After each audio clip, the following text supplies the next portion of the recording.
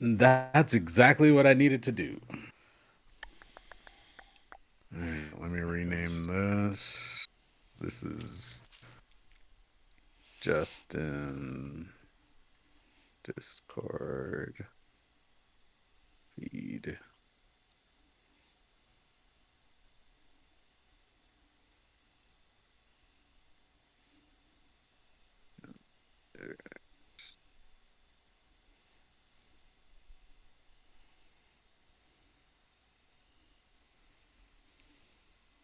Okay, go back to 0 file, save live set.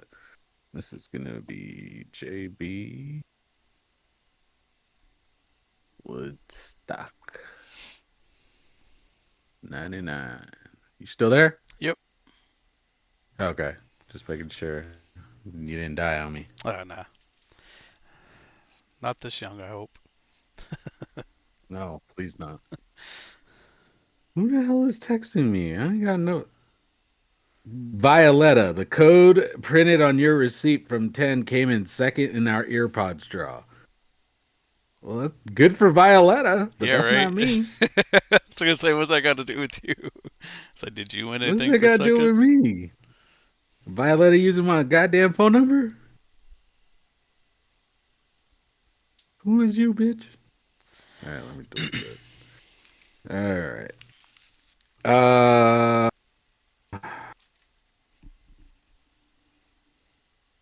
trying to figure out where to start off. So I guess I'll just do my normal intro and then we'll just do a basic like what? I guess like a basic overview. Or just do however you want to do with the intro.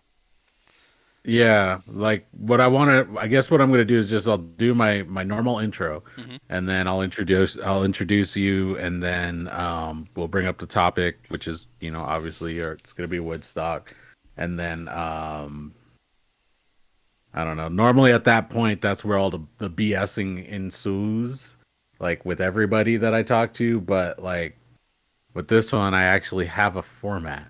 Oh, okay. Like I actually have notes. Like I have 12 pages of notes.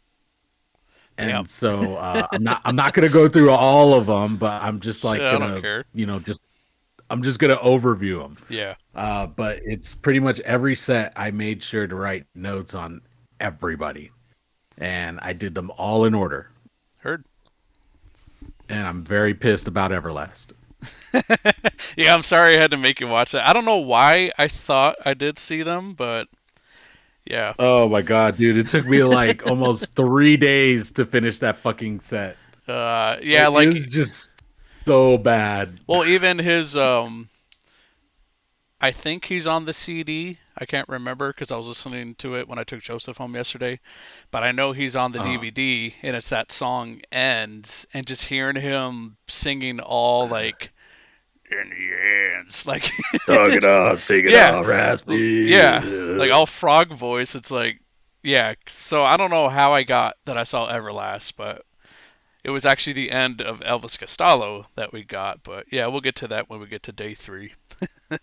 Dude, when they redid Trouble Man, or they did a cover of Trouble Man, it had to be the most horrible thing I've ever heard in my life. Like, it just sucked. Now you know Like, how I just straight felt up sucked. sitting through Creed. Oh, we'll get there. Yeah, We'll I know. get through that. That's why I'm trying not to That one say was too hard to much. watch too. Yeah. Yeah, that was hard to watch too. So yeah, we'll definitely talk about that. Oh God. So yeah. Yeah, what I'll do is, introduce you, introduce the topic. We'll talk about a little bit about it, but then, I'll go into the set list. Yeah, Now with the set list, do you want me to read everybody? yeah, you can. That way, so Okay. yeah, cause I did my experience of Woodstock on YouTube 2 years ago for the 20th experience for the 20th anniversary. So when I Yeah. spoke about the bands, I really didn't say what all that they played, maybe just like certain songs that stood out. But yeah, you could go through and say all the songs that Okay. they did and whatnot. Yeah. Well, I don't have all the songs. What I do have is I have all the artists. Hmm. I have a list of every single artist. If you want me to go through the set list, I can. Yeah. It's not that hard to pull that shit up. Yeah, it don't matter. Uh, all right, let me see here.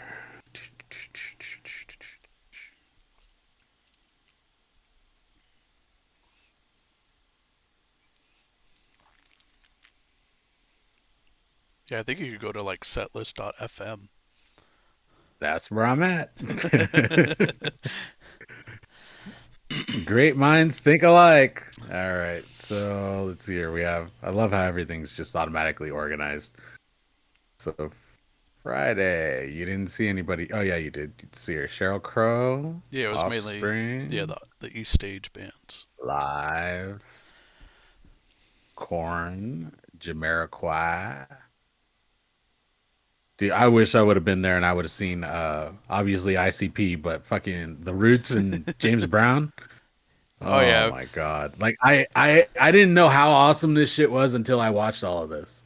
yeah. And Like it gets a yeah. bad rep, but dude, it was an amazing show. All right. So all of them. All right. So for Friday, Sheryl Crow, Offspring, Live, Corn, Jamiroquai, and DMX. Pretty much, That's cause everybody, right? yeah, cause when Okay. we saw Oleander, it was like 2 or 3 songs, and I have I can't tell you any shit about them. Sounds about right because I don't know anything about him either. All right. Let's see here. Dave Matthews Band, right? Yeah, Dave Matthews. No, I'm just kidding. Nah, I kind of wish I would have. Damn, Ice Cube was there? Yeah, he performed Saturday. It was supposed to be Sunday, but he performed Saturday. Fucking Ray hated the she hated hearing the Metallica set. Really? Yeah, she hates Metallica. Oh, I'll go figure. Yeah. I feel like this isn't everybody. Yeah, no, Who am I Saturday is only missing? 4 bands. Two, Kid Rock, three.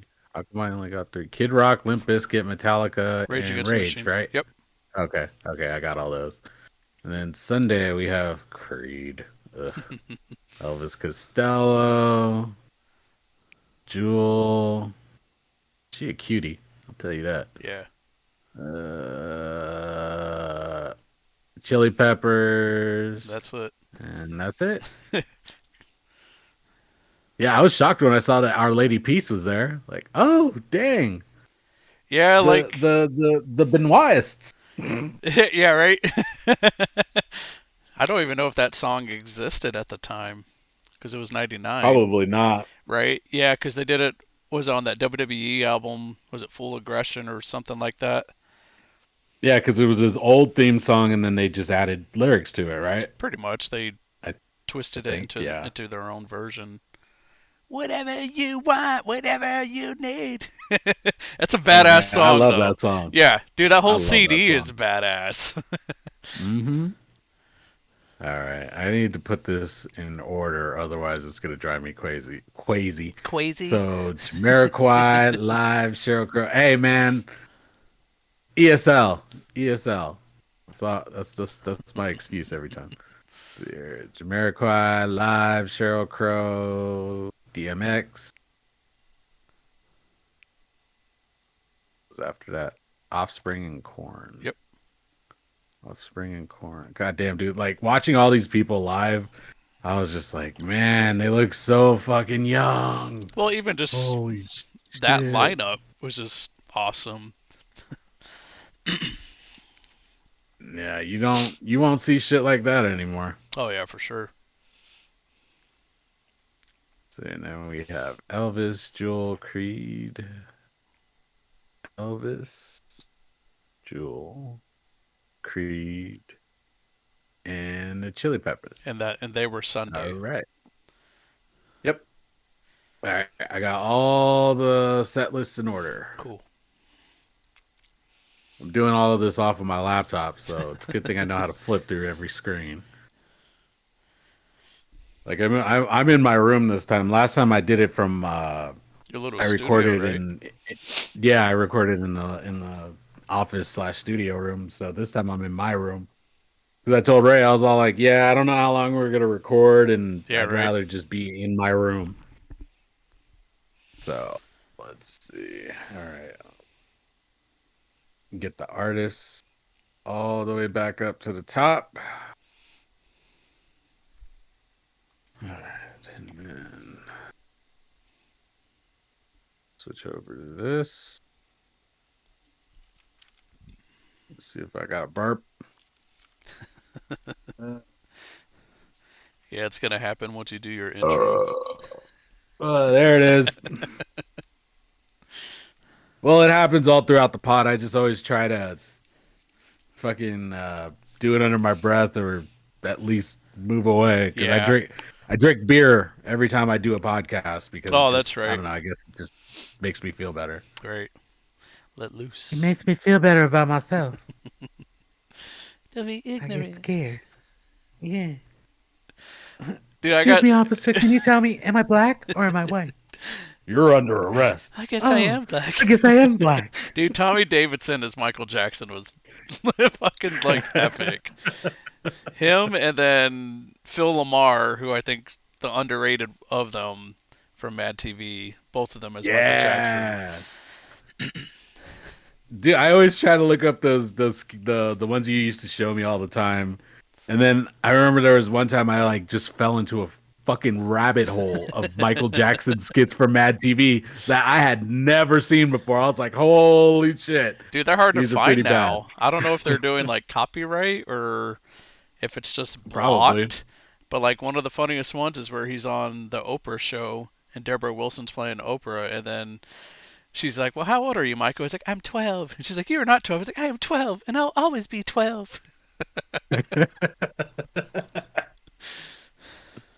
Oh my god. I love how we could do like the fucking Michael Jackson shit hella good. And Oh that's what I was yeah. telling Ray. I was all like, haven't you noticed that every time like I hear a song with like a good groove or a good beat, like I always like bite my bottom lip and I start doing Michael Yeah, right. Jackson like the head bob and I'm just like, fuck, man. Like my head starts moving side to side. And I'm like, damn it.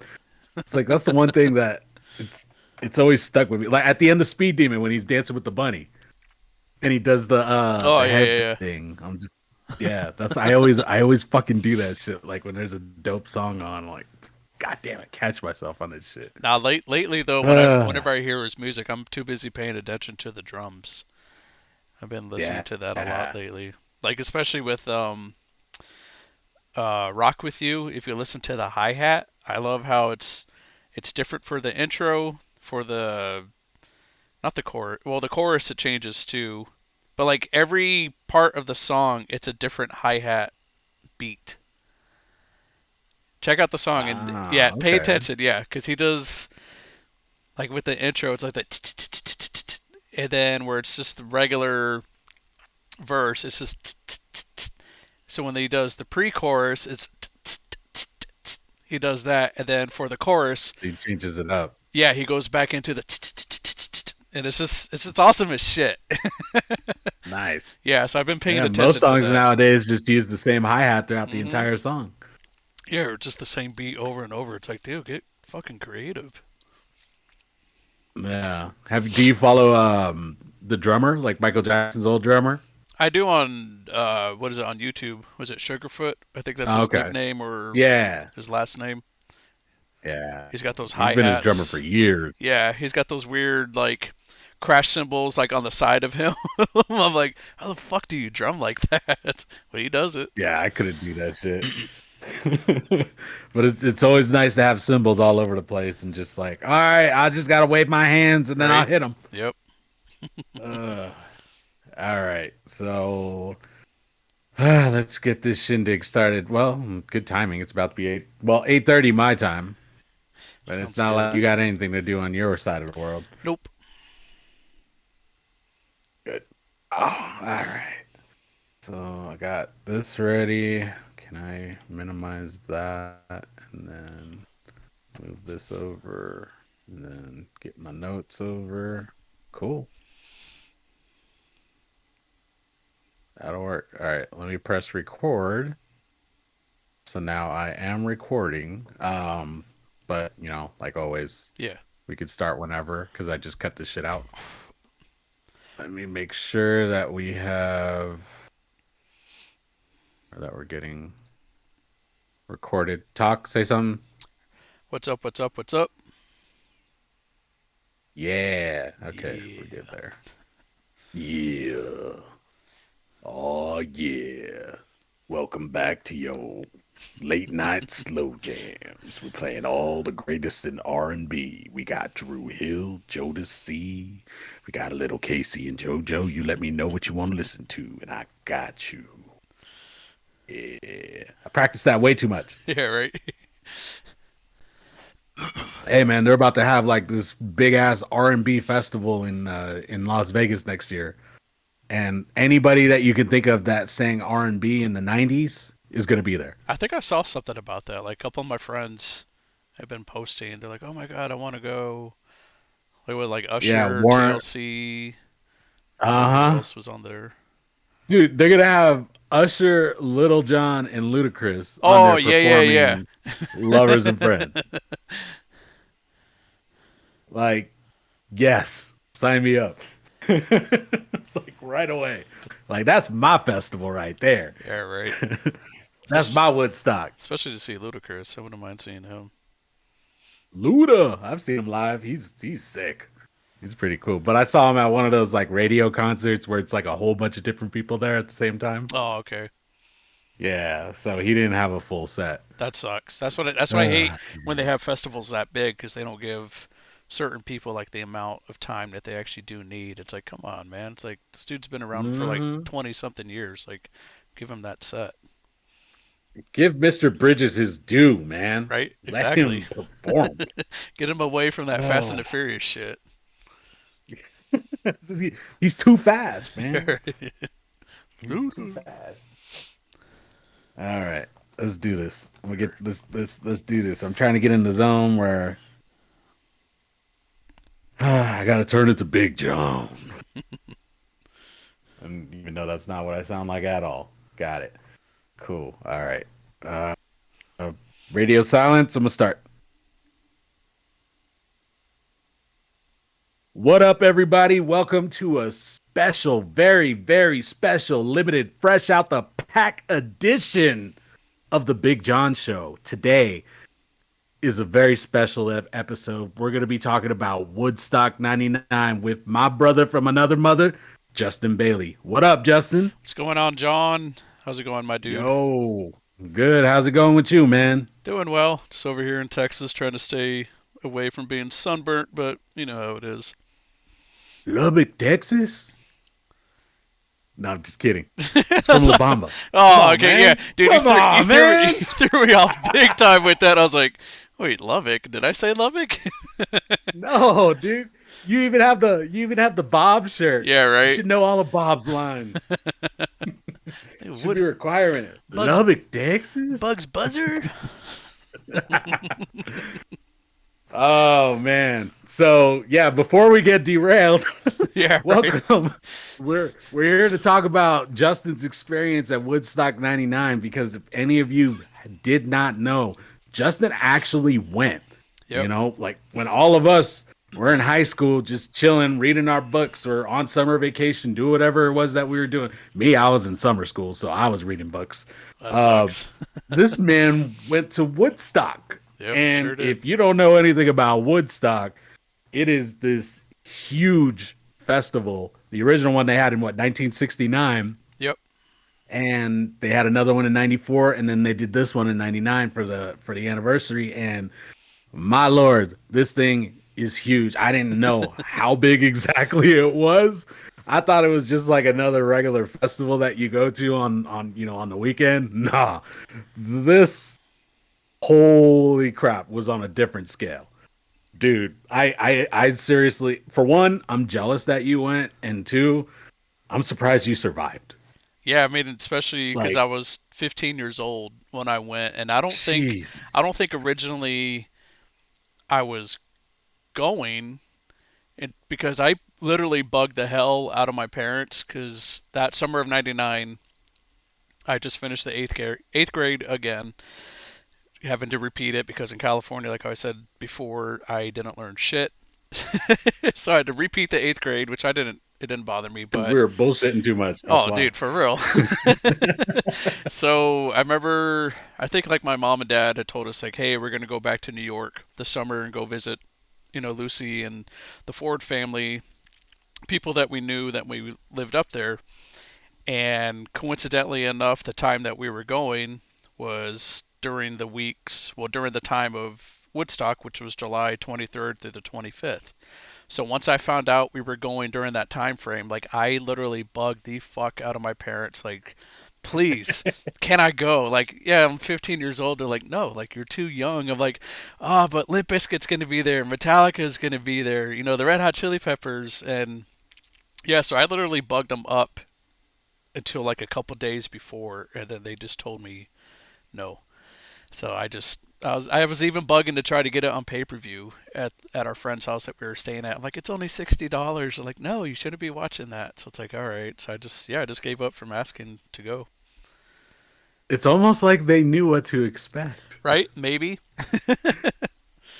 Like, and that was one of the things I wrote that down in my notes. That was one of the things I was going to ask you because I didn't remember. It's been so long. It's been over 20 years. Yeah. I can literally say that and makes me feel like an old geezer, but whatever.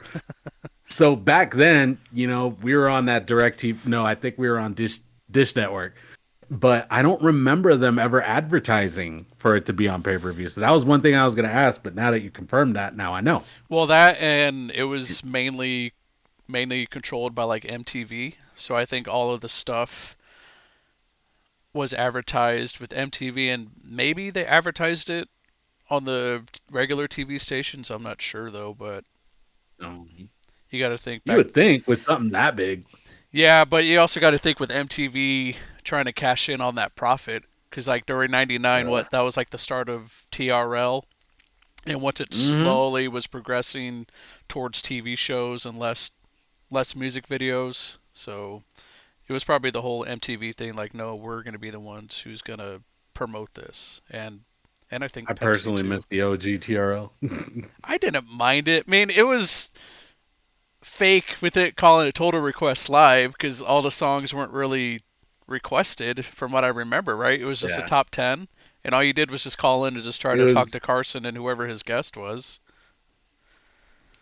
I you ended up voting somehow. I don't remember if you Oh, voted on yeah. like the MTV AOL channel, Right? Or even or calling in.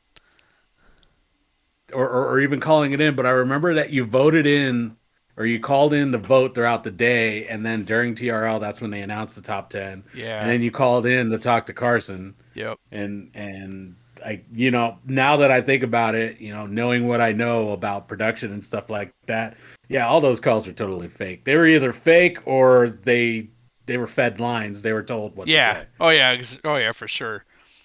I didn't think about it back then because I was like, oh, sweet, they're talking to Carson Yeah, Daly. right. They're talking to NSYNC. Oh God, don't get me started with them. I got plenty to say about them later. Um, so for Woodstock '99, this was held in Rome, New York, at the retired Griffiths Air Force Base. Which, Yep. holy shit, that place is fucking huge. Like for it, I didn't think about it. Like seriously, that was another thing. Whenever you told me that's where it was and stuff like that, I wouldn't think about it. Even though we grew up next to a freaking base, Yeah. like literally in our backyard, and I know how big that base is. I didn't think about it. Like it's a base, dude. Planes touch down, go up. Runways are fucking long. Yeah. It's got to be a big ass place. But I didn't think about that. So watching these documentaries and watching the shows gave me an idea of exactly how big it was. And God, I mean, one of the questions that I have: how far away could you see the stage? Like one of the, I know one of them was just like freaking humongous. Well, the humongous Like, stage, that was the East stage. So that was the one that okay, had, I guess, more of the popular bands playing. got it. And that was one of the pictures I sent you, um, where you could actually see part of the flight line. That was us, I think, getting off of the bus. So that's how far away. So if you look at that map thing that I sent you, yeah, where it says North Gate. That's us walking in, and then boom, there's the stage. So that's how that thing was. Yeah, fucking far. Because again, you Dang. got to think it's on a flight line.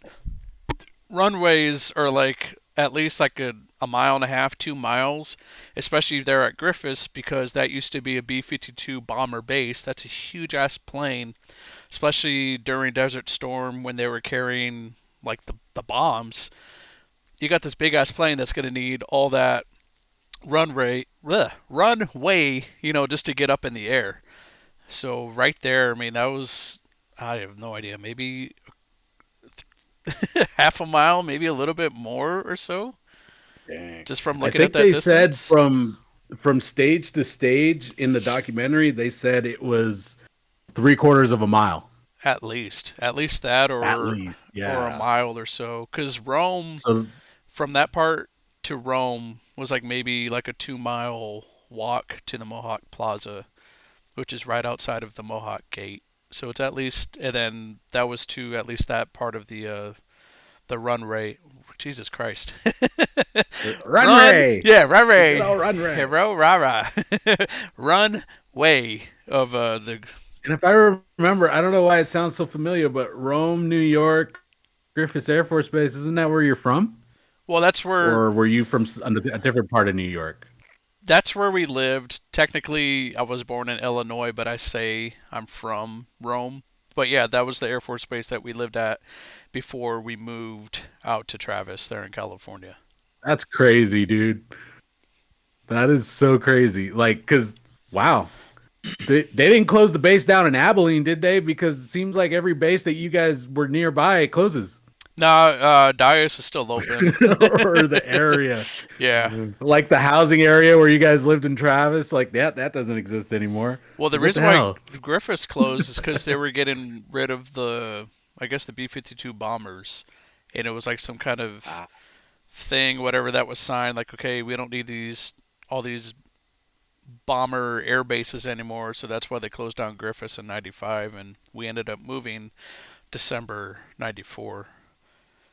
gotcha. Hmm. That's pretty cool though. It's kind of like a little homecoming though, but you got to see the base in a different way. Oh yeah, for sure. You know, it's almost In a like, big different oh way. wow, it's completely empty. Hmm. That's cool, man. So in case anybody was wondering, for Woodstock '99, they had a pretty long set list of artists. They divided everything up between three stages. They had the West stage, they had the East stage, and they had the emerging artist stage. And from what I've seen and what I've read, it looks like on Thursday they didn't have the emerging artist stage. They only had the West stage open. So was that? The pre-show was that kind of like a preview day or something like that. I think so because once Thursday we had gone over to the Ford family. Like I said, there were our next door neighbor to us, but my best friend ended up being Charles Ford. Like he was a couple years younger than me, but we went over to their house. I think it was that Thursday or the day before to be like, hey, guess what? Justin's going to Woodstock. But I was going with our friend's daughter, the Cologne family. They were our original next door neighbors there at Griffiths. So it was myself, her, and then some friends of theirs, which I can't remember their names, but it was just like the girlfriend, her brother, and then her brother's sister was our group. So that Thursday when we went over to the Ford family, we were just bike riding around. I think my mom gave me some money. She's like, "Here, buy yourself a shirt, so that way you can at least, be official." And it was Mhm. me, Charles, and then another friend. We're just bike riding around, and we were there in the Mohawk Plaza. So I ended up buying a shirt, and we were trying to bike ride onto Griffiths, but security was only letting people in with tickets because there was like a shit ton of cars waiting to go in. Like it was literally miles and miles and miles of cars. The line was so Yeah, long. dude, I was gonna ask you about that. Yeah, like the line was so long that people were just, because the cars weren't moving. I don't know if they were just doing like a search or what was going on, but people were just sitting on top of the cars just chilling. And I saw license plates from New Jersey, Pennsylvania, of course, like the local state areas. I think I might have seen some from like Texas and Louisiana and stuff like that. So people were literally just driving all over trying to get on to base to set up like either they're camping or just to get a good spot. But I heard that, yeah, that the West Stage, yeah, it was just kind of like a little warm up, just welcoming the people in that were just setting up. So that way they wouldn't be bored. Just get in there and be like, man, nothing's happening.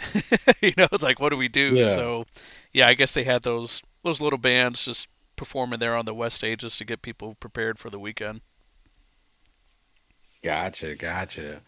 So that set list that I told everybody about, this is how it kind of sounded like. So on Thursday, on the pre-show day, on the West Stage, we had Frostbit Blue, KJ James, Little Big Jam, Gridley Page, Dojaliba, I don't know how you say it, Red Herring, Rattlebasket, In Bloom, Flip, Third Base, Vertical Horizon, Strange Folk, G Love and Special Sauce, The String Cheese Incident, Bernie Worrell and the Woo Warriors. That one was a little hard to say. Yeah, right. George Clinton and the P Funk All Stars.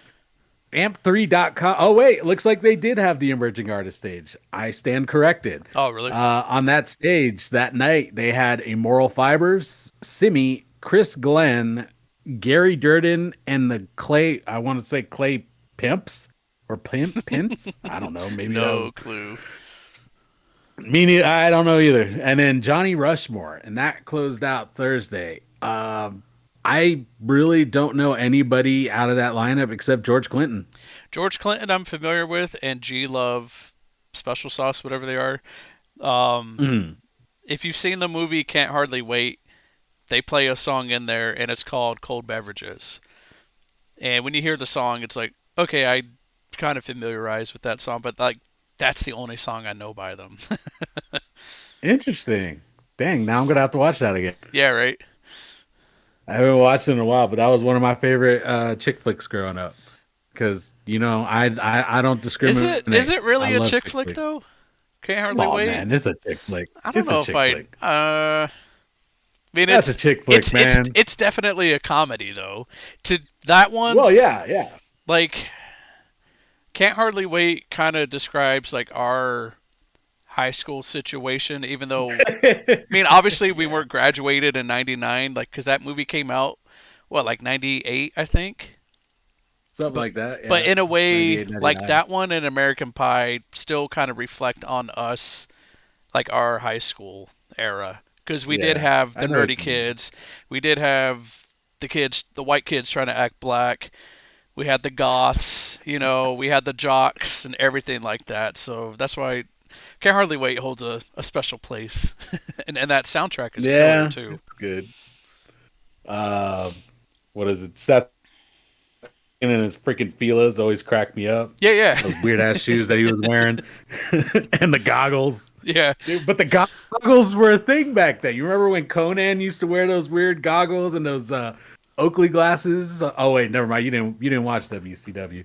You wouldn't know about that life. I watched a little bit of it. I watched like the first hour before Raw came on, and then I would It's watch like the I re needed to kill time somehow. yeah, and then I would watch the replay when WCW would have a replay right afterwards. It's like what the fuck? Ah, gotcha.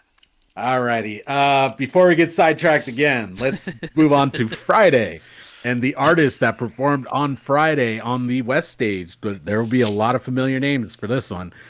We have Spitfire, Oleander, the Umbilical Brothers, Mo, Lit, Buckcherry, The Roots, My Boys, the Insane Clown Posse, George Clinton, and the P Funk All Stars. I guess he performed twice. Yeah, I guess that's pretty cool for him. I mean, extra Cool. money, hopefully. Yeah. On the East stage, we had James Brown, G Love and Special Sauce, Jamiroquai, Live, Sheryl Crow, DMX, The Offspring, Korn, Bush, And on the emerging artist stage, we have FON, Linda Rutherford, and Celtic Fire or Celtic Fire. I don't know. I always pronounce that wrong.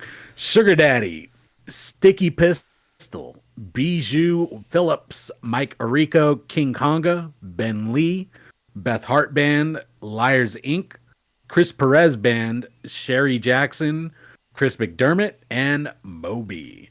Now, my question about that lineup, that Chris Perez band, is that the Selena Chris Perez? I'm not sure. I was actually wondering the same thing when I looked it up on Wikipedia just to make sure with everything, and I didn't click on it when I saw it. We'll have to look That's that up later. Yeah, that's the only Chris Perez that I could think of. I hope so though. You know what? Forget later. I'm gonna look it up now. And a thing about the E stage though, where it said G Love and the Special Sauce, whatever the fuck they're called, when they performed Yeah. after James Brown, that was originally supposed to be Sugar Ray.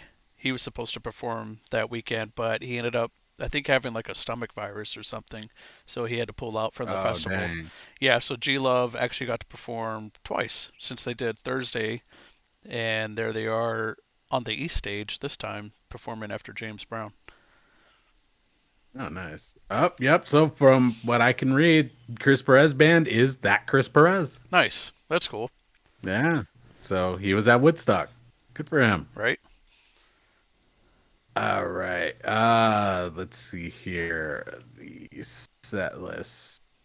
I left off on Saturday on the West Stage. Spitfire, Guster, Bruce Hornsby, Everclear, Ice Cube, Los Lobos. Damn, I would have loved to see that one. Hey, Mickey hey, Hart slash Planet Drum and the Chemical Brothers. dude, the Excuse Chemical me. Brothers would have been sick to see, Yeah. and even Ice See, Cube. Los Lobos. See, the reason why Los Lobos would have been dope to see is I'm pretty sure that they performed songs off of the La Bamba soundtrack. Oh, they had to. You have to, you know? Because they were the ones that did all the Richie Valens covers. Yeah, or else no one's gonna be like, who the fuck is this band? You got to do your Yeah, familiarized shit. absolutely. And on the East stage, we had the tragically hip Kid Rock. Or I'm sorry, I said that wrong, didn't I? You know what? For the sake of people's ears, I'm not going to say it the right way. So we have Kid Rock, Wyclef Jean and the Refugee All Stars, Counting Crows, Dave Matthews Band, Alanis Morissette, Limp Bizkit, Rage Against the Machine, Metallica. You will never see a fucking lineup like that again, No, people. Like, never. holy crap. Especially on Friday, when I was like engaging with people and just talking to them, everybody kept talking about Saturday night. Just like, dude, I cannot wait for Saturday. Limp Bizkit, Rage, Metallica. It's like that's the Yeah. all-star epic lineup just right there. And listeners, in your minds right now, whatever you're thinking that those shows, however they went, Limp Bizkit, Rage, and Metallica, one after the other, that's exactly what it looked like, Yep. and it was amazing.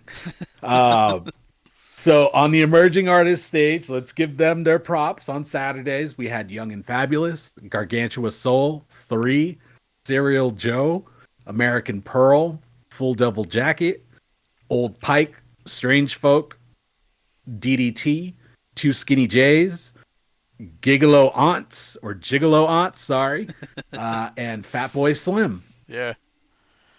And then on Sunday on the West Stage, once again, Spitfire, Mike Ness, Our Lady Peace, Rusted Root, Seven Dust, Collective Soul, Godsmack, and Megadeth. Holy shit, man. Yeah, even that right there, like with Seven Dust, they were like an up and coming metal band. Godsmack was an up and coming metal band, and then you have the classic of Collective Soul that's been around since like the early '90s, and then you ended off with like a classic metal band with Megadeth. Like that right there is just like Yeah. fuck.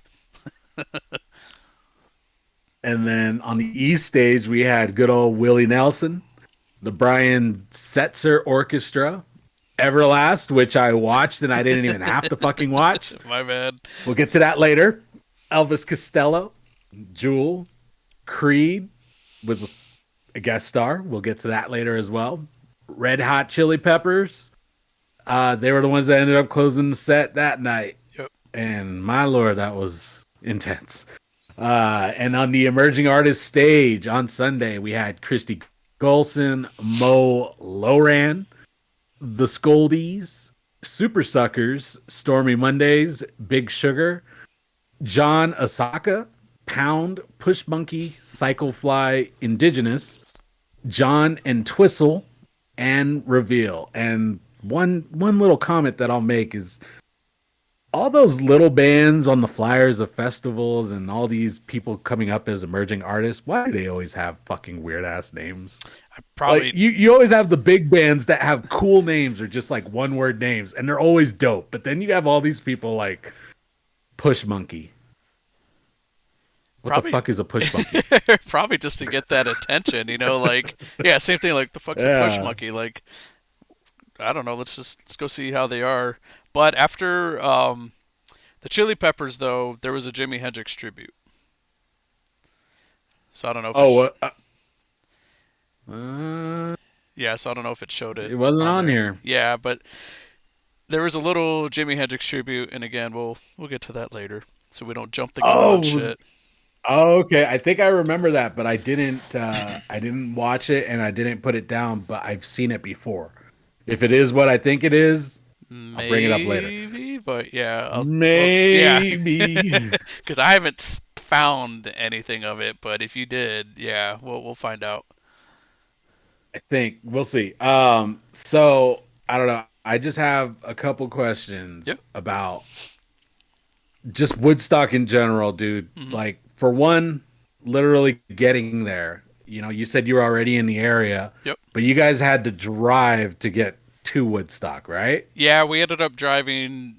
Yeah, because we were up at Dias, up at Abilene, and I think we had it. Yeah, we had that. Remember that? Yeah, that the high top van. Remember that we used in California to go to all our band concerts and I love that. I competitions. love that van. Dude, that van was That van was epic. cool. Anybody who's listening and you grew up in the 90s, you know exactly what the high top van is. It was like an upgrade of the minivan, super big. It had like these huge, like two back doors that opened up. Um, you could almost stand up in it. It had like a TV with Did it have the speakers. Widow Wadder? I forgot. Did it have a Widow Wadder? It did on the back so you could get on top of it. Yeah, the For Widow some, Wadder. Widow Wadder yeah, in the back so you could get on your woof. yeah. So yeah, we Sorry. ended up driving. I don't know if we went down to San Antonio to go visit my grandparents, and then if we drove from there to New York, or if we automatically left from Abilene and drove from there. But I think it took us like a couple days or so, with some stops here and there. So yeah, we drove that long ass drive, or my dad And did. then you guys had to drive the van to the base, or did you guys like take a Well, shuttle or no, something? no, we with our original next door neighbors, the Colognes, we stayed at their house because his name is Angel, and he ended up, I think, retiring, and they ended up moving off base, or they just moved off base, and then he just retired from there. And so the house that they live at now is the original house that they moved out of when we lived there at Griffiths. And so we stayed with them. So that's who Barbara is. Barbara is their daughter. She's 2 years older than me. And so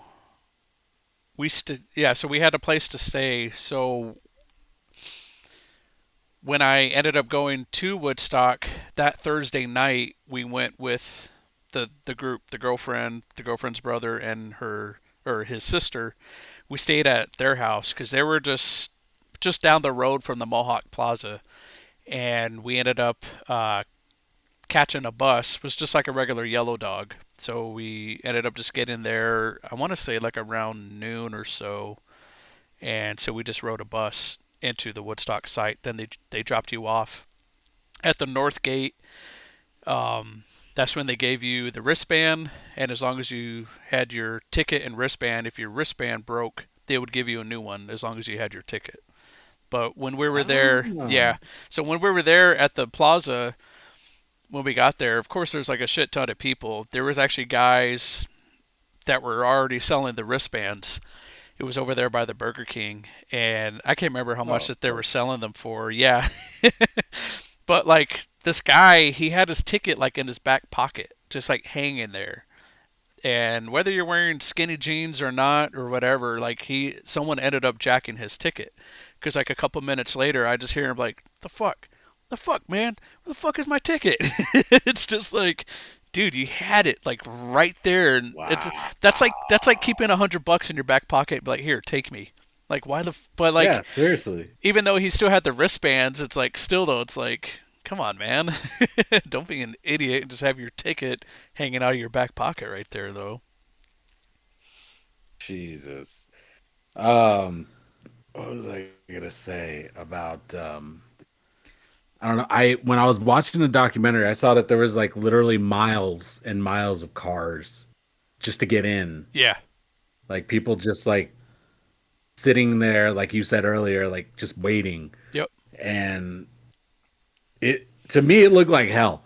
Like I wouldn't have been able to wait that long or whatever. Like, I'm glad that you were able to find a way to get in and that they had that thing to get in because if you had to get in, if everyone had to get in individually and have their own cars or something like that, dude, that was that would have been too much. Well, But it was mainly on mainly on Thursday is when they had the miles of cars because like I said, everybody was just wanting to get in there and everything. So and when they we camped inside, right? yeah, they camped inside or Okay. as long as you had your ticket and your wristband, you were more than likely free to get off the Woodstock site, so you could get out and everything. Yeah. Yeah, so it just varied. Um, yeah, but that was the miles of cars. When it was Friday, there was practically no cars. I think everybody was either in there or they were just slowly, coming in. But it seemed like everybody got there Thursday, getting ready for Friday. Oh yeah. So if I'm looking at the map, the bus loop is where you walked in at the south gate, or The north gate. the north gate. Hold on, I'm Okay. looking at my map Oh, real okay. I quick. see it. I see. Oh yeah. My bad. No, yeah, where it does say bus loop. Yeah, my bad. That is Southgate.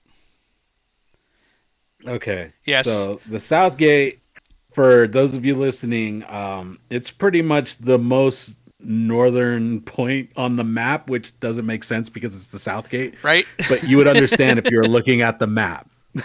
The way that the map is set up, that's where the south gate is. It's pretty much like dead in the center Pretty of where much. everything is. And you can walk your way around, but like just looking at the map, you would think, oh, okay, it's not too bad. But after watching the documentary and them saying it takes 3/4 of a mile to walk between stages, that's where I Yeah. was like, oh, fuck that. Well, that and Like even like I said, that picture that I sent you, and I have it here on my Twitch, but the one where you can see where it looks like a road, that's the flight line, and you see the stage in the yeah, distance. That's from walking in from the south gate and looking to the left. So that's how far that stage was. Like it was quite a walk. And then I kind of wish I would have taken a picture facing the right, facing towards the west stage, because that one seemed like it was a little bit further away, which I'm sure it was. yeah. But it's just such a trip to see, like, j- just the fact that I saw those documentaries, right? And I'm looking at these pictures and you're there. That's the part that always trips me out is the fact Yeah. that you were there. And so, yeah, man, like I honestly had no idea up until today and these last few days where I started watching all the sets of the artists that you watched. Uh-huh. Uh, I never watched anything from Woodstock '99 ever, Oh, this is all and first that's time. over. This is all first time. This was all fresh to me. So this is all 20 years later. I'm reminiscing on '90s music, Right. and anybody that knows me, I am freaking obsessed with '80s, '90s, and early 2000s music. because that was our thing. Yeah, for real. Anything up until like what 2003, 2004, that was us. That was the stuff that we all grew up on. Pretty much. I'll still listen to it Hmm. now. Like I've been buying up all these different albums, over the last 3 months. Like I've been buying all of Limp Bizkit CDs, I've been buying all of Korn CDs, I've been buying Kid Rock CDs, and I guess it was leading up to this, and I didn't even know it. Yeah, right. It was prepping me. So before we get into the artist that Justin saw, let's list the artist that he did see. He obviously nobody in their right mind, unless you were, you know, super Tony Montana, Scarface, coked up, could see every single artist every single day. Yeah, right. Maybe nowadays, with how everybody has their scooters and stuff, it might be a little more possible. Yeah, You might be able to see more artists, but this one, it's pretty much with the amount of people that were there, the amount of artists, you pretty much got to have it set ahead of time of, okay, so these guys are going to be at this place, these guys are going to be at this place. We got to pick which one we want to see, because we can't be at two places at the same time. And if we try to get over there, we might not even make it. We're going to miss these people. I went to, what was it? Warp Tour when okay. they were doing their last go around back in, what was it, 2016. Yeah, somewhere around there. And like I kind of I have an idea of like what you went through. Like we had a set list that told us what time the people were performing and what stage they were going to perform at, so we knew where to go and what time to be there. But we had to plan out, all right, obviously we're not going to see everybody, we got to figure out who we want to see, group it together if we can. And it kind of seems like that's what you guys did. Pretty much, kind of. Like, yeah. So the artist that Justin saw on, let's see here, what day was it? It was on Friday on the East Stage. He saw Jamiroquai live, Sheryl Crow, DMX, The Offspring, and Korn. And you know what? Now that I think about it, let's break this down by day, Yeah. and let's just start off with Jamiroquai. How when you were there for this set, did you get there at the beginning? Like, were you there for the entire set? Yeah, because once we got there Friday after our wild bus ride, because our bus driver was like this crazy old dude, just like it was like straight out of Twisted Metal. Fucker was just driving fast, and I think we had to stand up because it was just so packed of people, and people had like their ice chests and shit with them, so we had to stand up. So once we finally got there, went through the security. Like I said, if they gave us the whole rundown if our wristband broke, and we actually started walking over to the west stage. I don't know who we were expecting, even though I had my papers with me, but I don't know if they wanted to see Oleander or whatever. Till we found out it was Oleander, and we're like, all right. So we sat there for a little bit, took a break because it was a long walk. So we started heading back over to the east stage, and this was like around, oh god, after 1 o'clock, 2 o'clock ish or so, and that's where I think we started to do like a little bit of shopping or something, or they wanted to shop and just look Okay. around, and then we finally headed over to the east stage, and then that's where Jamiroquai got up on stage, said like, "Hey, what's up, everybody? Like I hear you guys like to get high, or let's have a good old high time." And then he broke into the song High Times, I think is what he has. And so we watched him for a couple of songs.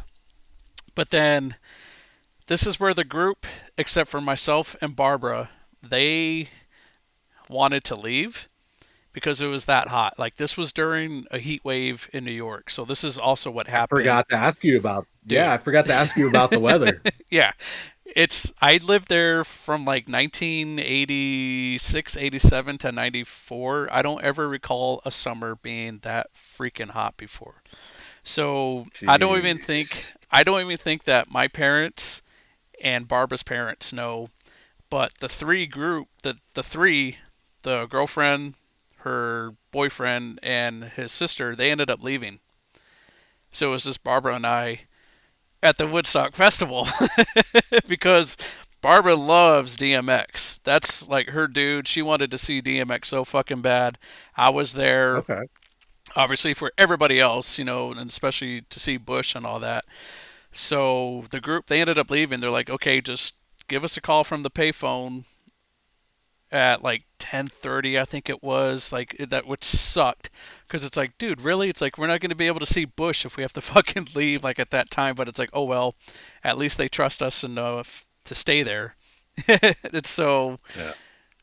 we that's where they ended up leaving, and I told, I think around that time Jamiroquai was almost near the end of the set or something. So I told Barbara, I said, hey, let's go in the crowd.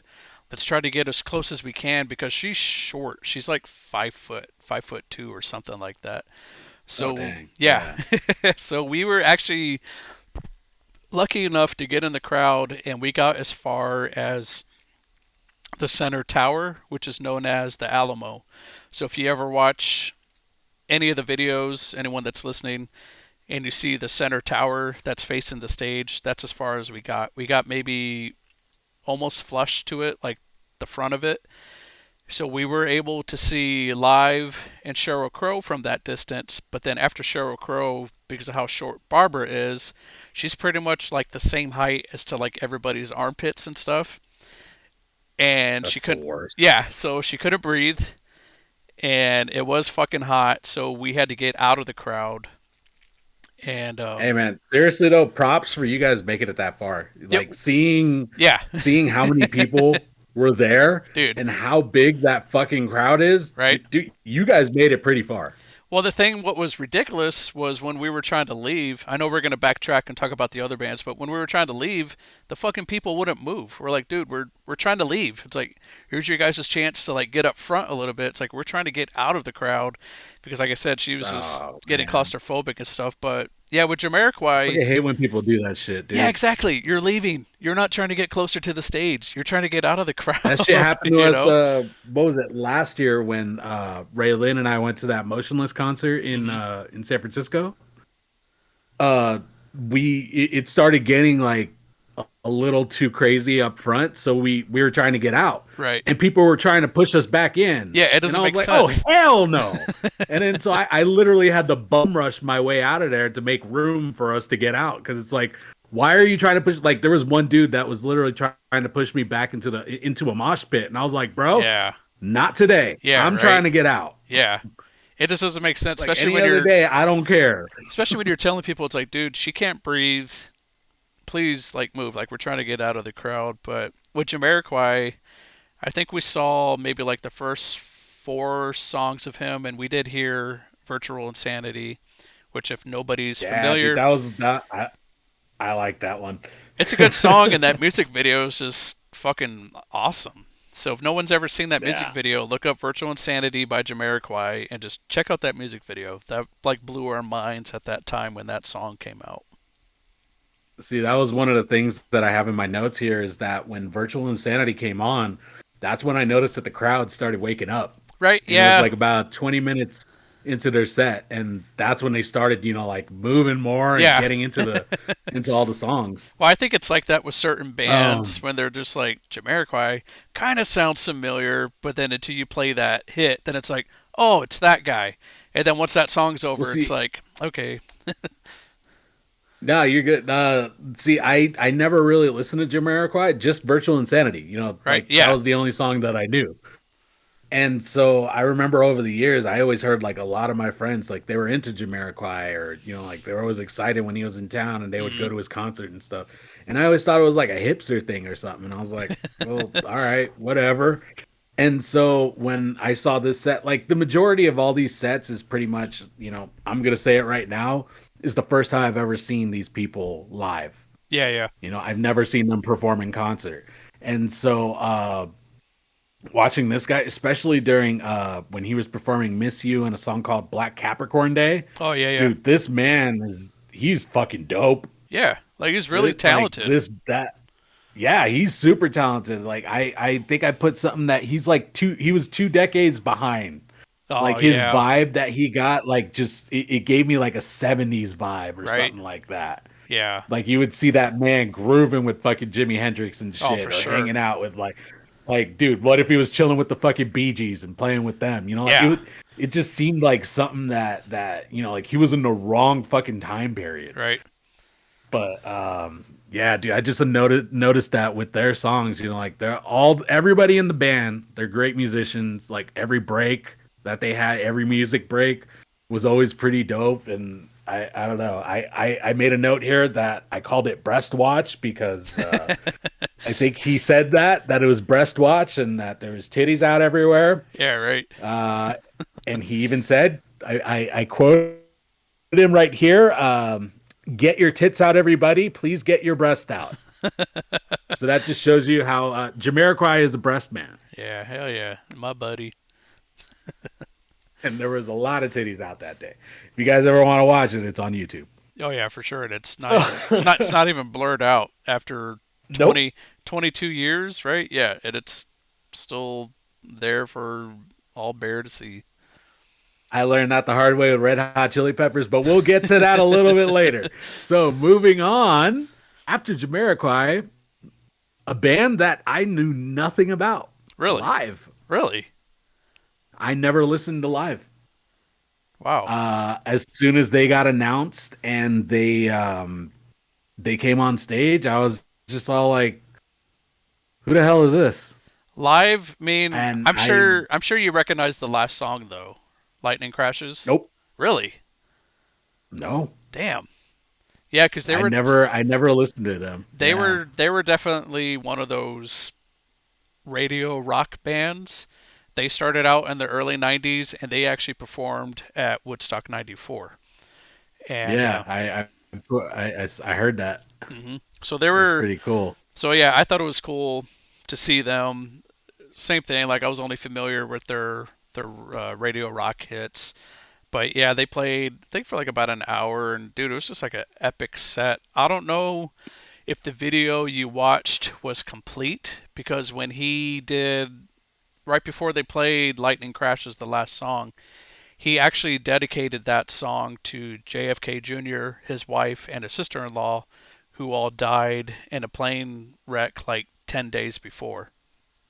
Oh wow, no, they didn't. Yeah, They didn't do the one that I saw. They cut out everything in right? between the songs. And that's what sucks because, like, that's most of the good shit is what's in between the Yeah. songs, like them just engaging with the crowd and everything. But yeah, so I thought that was pretty cool that he dedicated that song to them, and then they played Lightning Crashes, and then that was the end of their set and everything.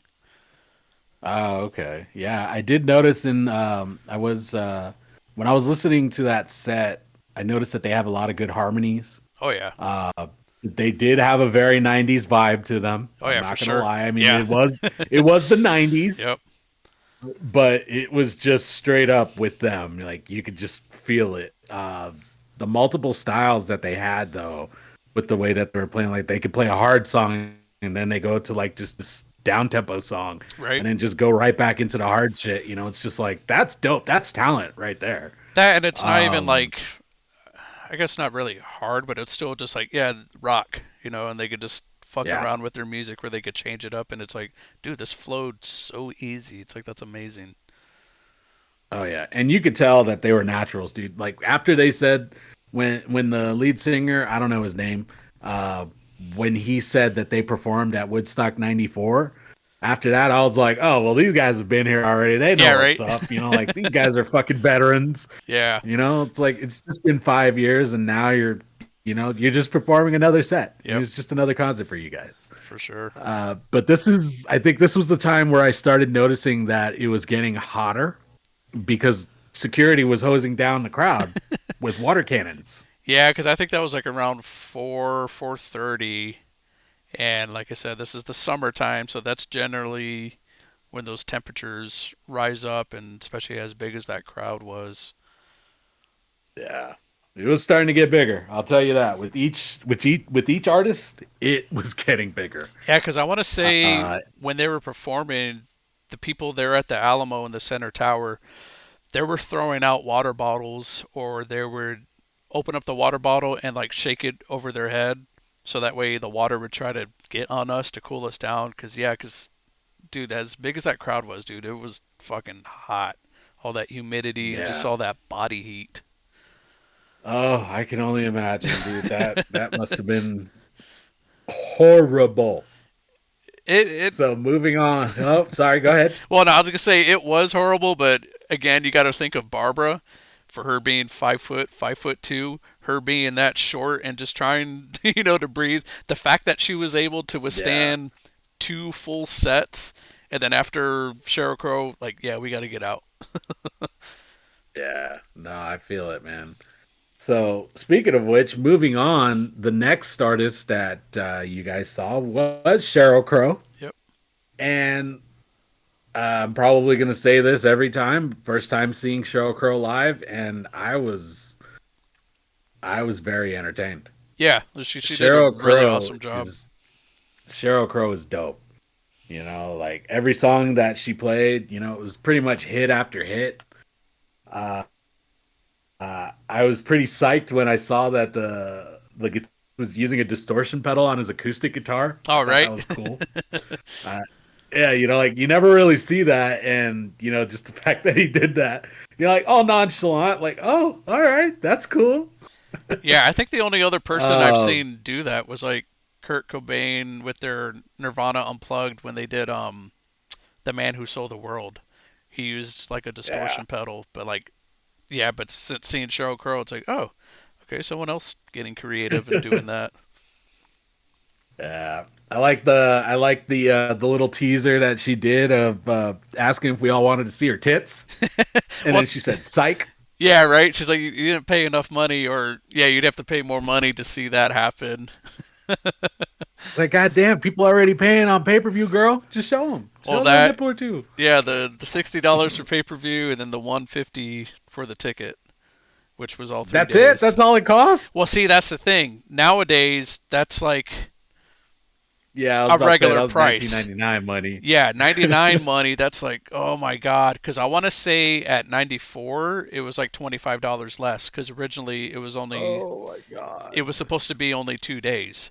But then at the last minute, they added an extra day. But then, yeah, at 99, it was 150 plus tax. So probably like around $200 or so. Man, I wish we still had those prices. Dude, for You real.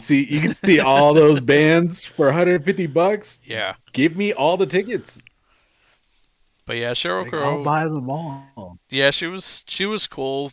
But before her, Andy Dick kind of did like a little entertaining of the crowd, and he came out and he was just chatting with the crowd, like doing just whatever, and he started to sing a song about his dong, to be He honest. probably was singing a dong, Yeah, singing and to a dong. well, when he did that, he actually ended up flashing his dick to the crowd, and then like security came up and like dragged him off of the crowd, or off of the Uh, stage, and then somebody else came on and started entertaining the crowd. Then they announced Sheryl Crow, and she played her pretty awesome set. I really loved hearing yeah. "If It Makes You Happy" though. I freaking love that song.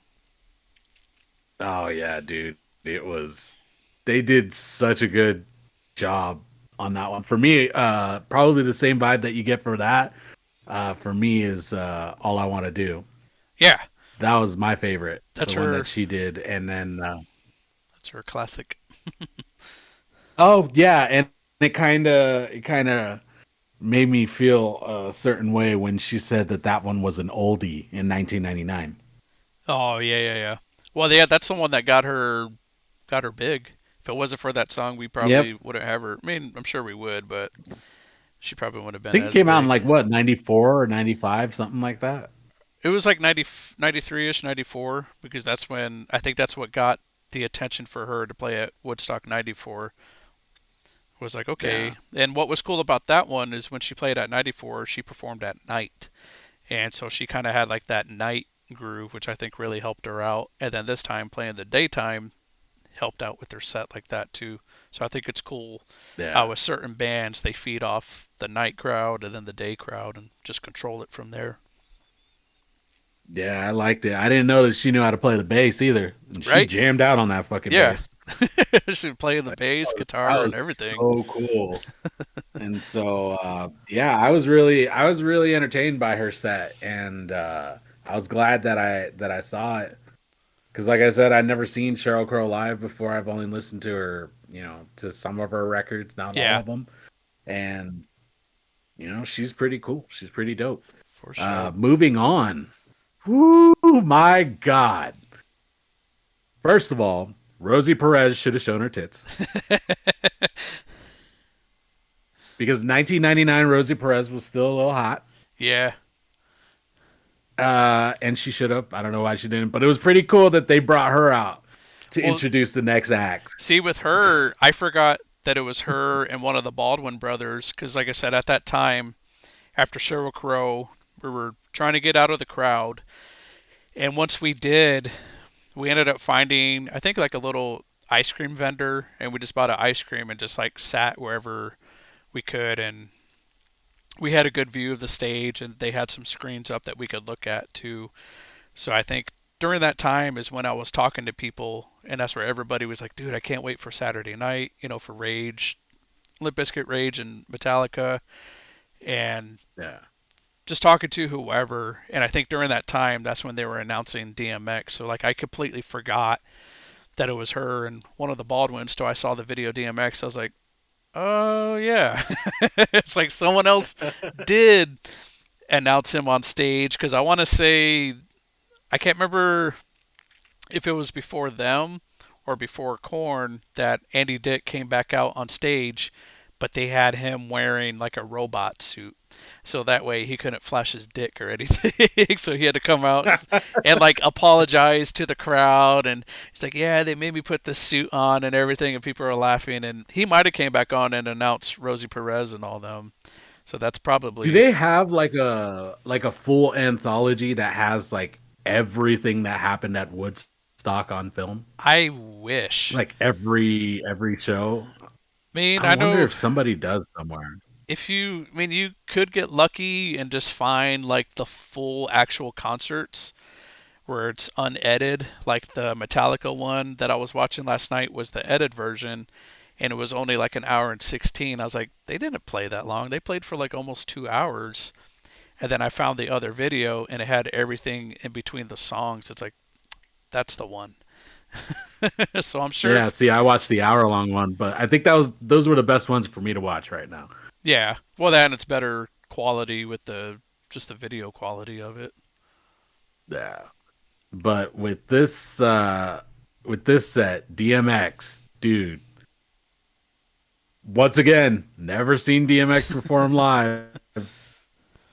His set was fucking sick. Dude, it was fucking fire. It's I just him and his DJ, and they controlled Yeah, that crowd in the palm of his hand like crazy.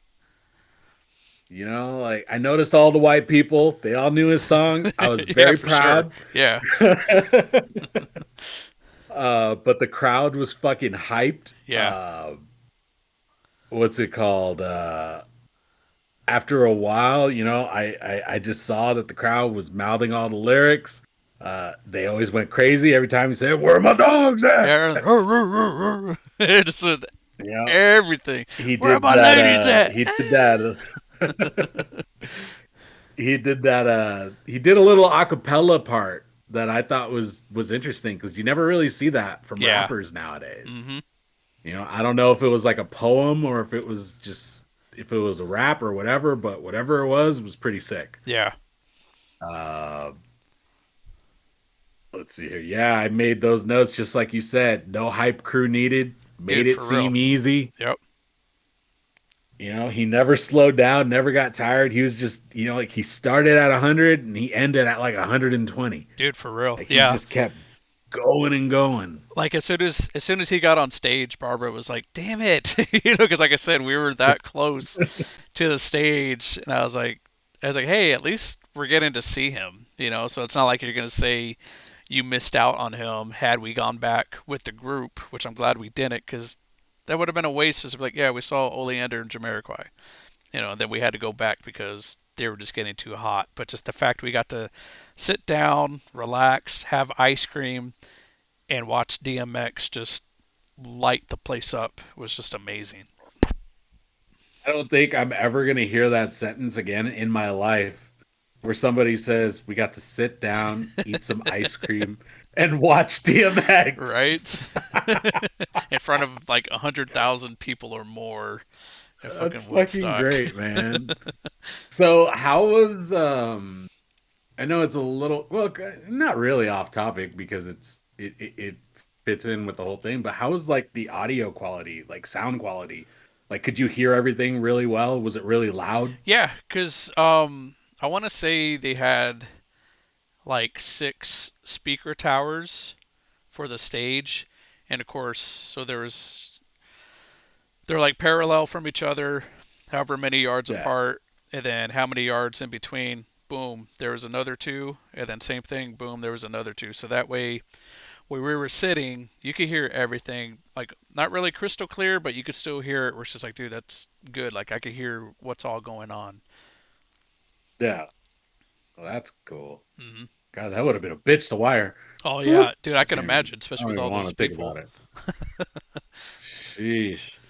Uh, I keep saying a lot. That's my problem. Yeah, no worries. But I noticed, yeah, the way that DMX closed out his set was a beautiful way to close. Right. I have mad respect for that. I'm sad that I'll never get to see him live in concert. I luckily got to It's see him back in 2010 or 2012 here in San Antonio because he was doing a thing. nice. Yeah, he was doing a thing where he let local artists open up for him, and of course they had like a 5 to like 15 minute set depending on who it is. So one of my coworkers, he ended up being one of the ones that got to open up for him. So he got can't remember if he got like 5 free tickets, and I got one of them. So it was cool to see DMX at least one more time. That many years ago. Yeah. Yeah, and I know the people that made the Woodstock documentary that's on H Max. Free plug for you, HBO Max and documentary. But I guess they're making a whole bunch of other ones, and Oh, one of really? them's going to be on DMX, Oh, nice. and it was like recent, and I'm just like, damn, like all this stuff with fucking DMX that was going on, like in the last year or so, Right. just fucking kills me. Hmm.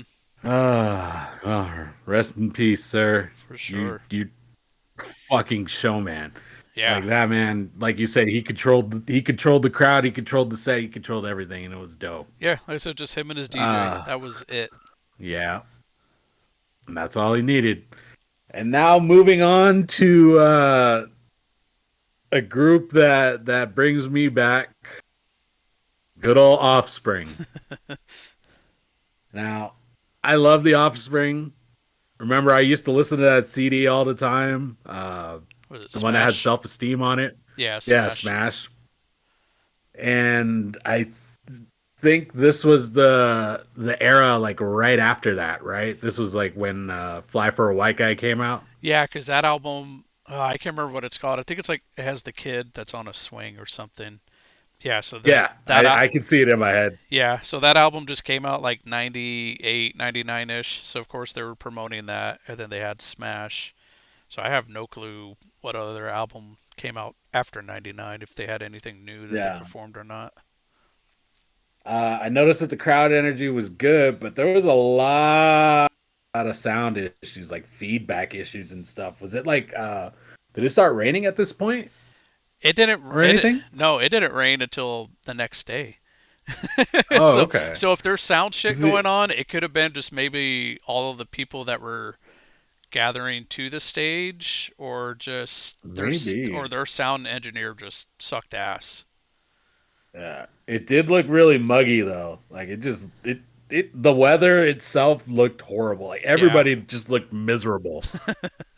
Well, that it was just them standing there in that heat, and then like I don't recall bottles being thrown on the stage, but then like when I watched videos of it, I was like, dude, how the fuck did that stage get so like dirty because when you watch their Oh yeah, I noticed that too, yeah, dude. you look at the performance and it's like there's just bottles everywhere. Like I don't know if they did it when they did the whole like, oh, we have a special band, the Backstreet Boys, and they had the dummies up on stage. Maybe that's when they throw in the That bottles. was that was one of them. Let's see here.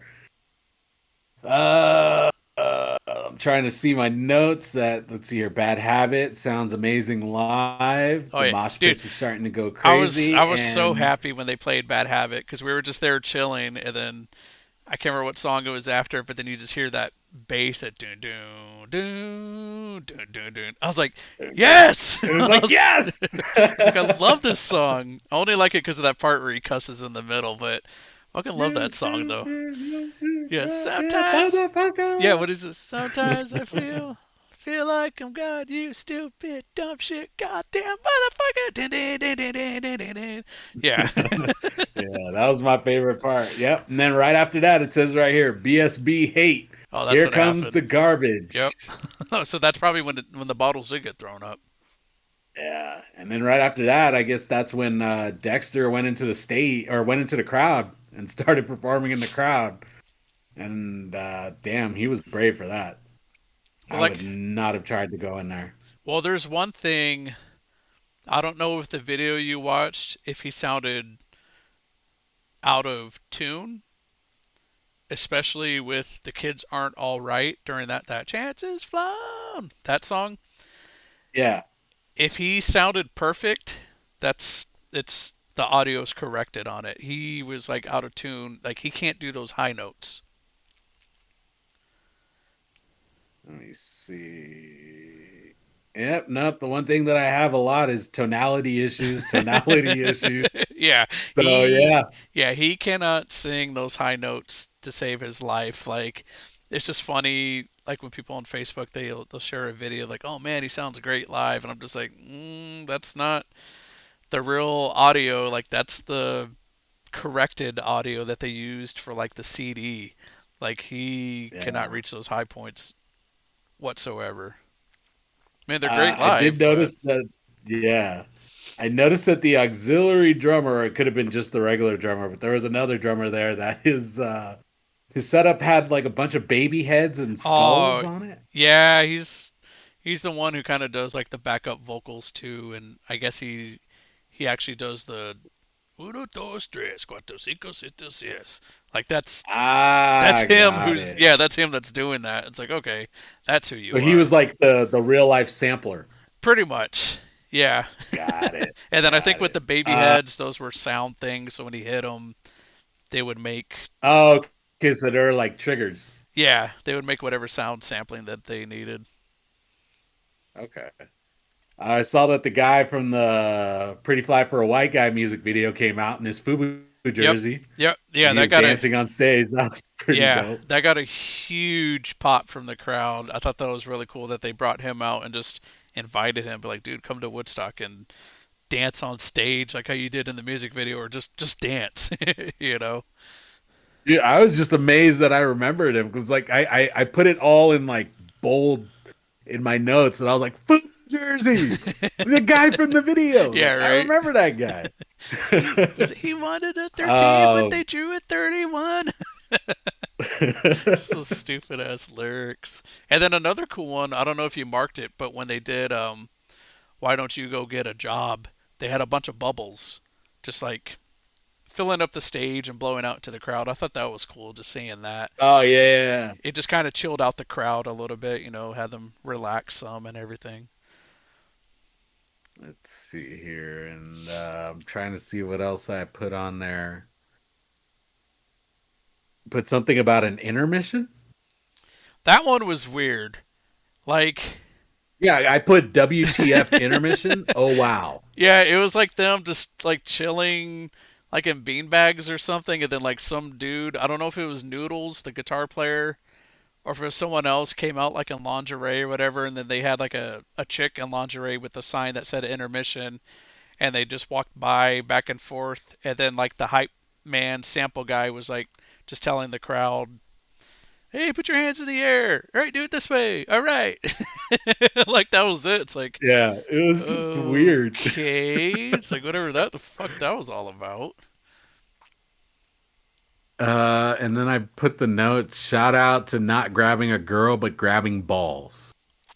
Oh yeah, that's where he was talking about the crowd surfers or the chicks, because how they, Oh, that's right. yeah, because how, I mean, it was hot, so there were a lot of topless chicks around, and that's where he's saying, hey guys, just because a girl is crowd surfing with her top off doesn't give you the right to grab them. So he's like, all right, girls, so if you see a guy doing that, grab him by the fucking balls, or something like that. That's right. But Now I I'm, remember. Now I remember. but See, I I'm, have a horrible memory, and I just watched this. yeah, dude. Yeah, it's the weed. It's taking over. But I was glad And that then we they. have. Oh, sorry. Well, I was just saying I was glad that they ended it with self-esteem, though. Yeah, yeah, dude. I know that the number one note that I put at the end was El Salvador flag because it was right there, dead in the fucking middle of the fucking screen. Oh, It that's was great. right there waving, just Salvadorian flag, just right there. I was like, oh snap, my people. Yeah, right. But yeah, dude, that they were pretty cool with aside from the tonality issues, and they were so fucking obvious. Yeah. Uh, it was they were a pretty good set. You know, it was exactly what I expected from the Offspring, and it just brought me back, and I enjoyed it. Moving on, probably one of the sets of the night, Corn. Oh yeah. Once again, never seen Corn live, any other videos or anything like that. Uh, so watching them was an experience, and it's not a bad one. That sound check that they did at the beginning was fucking sick.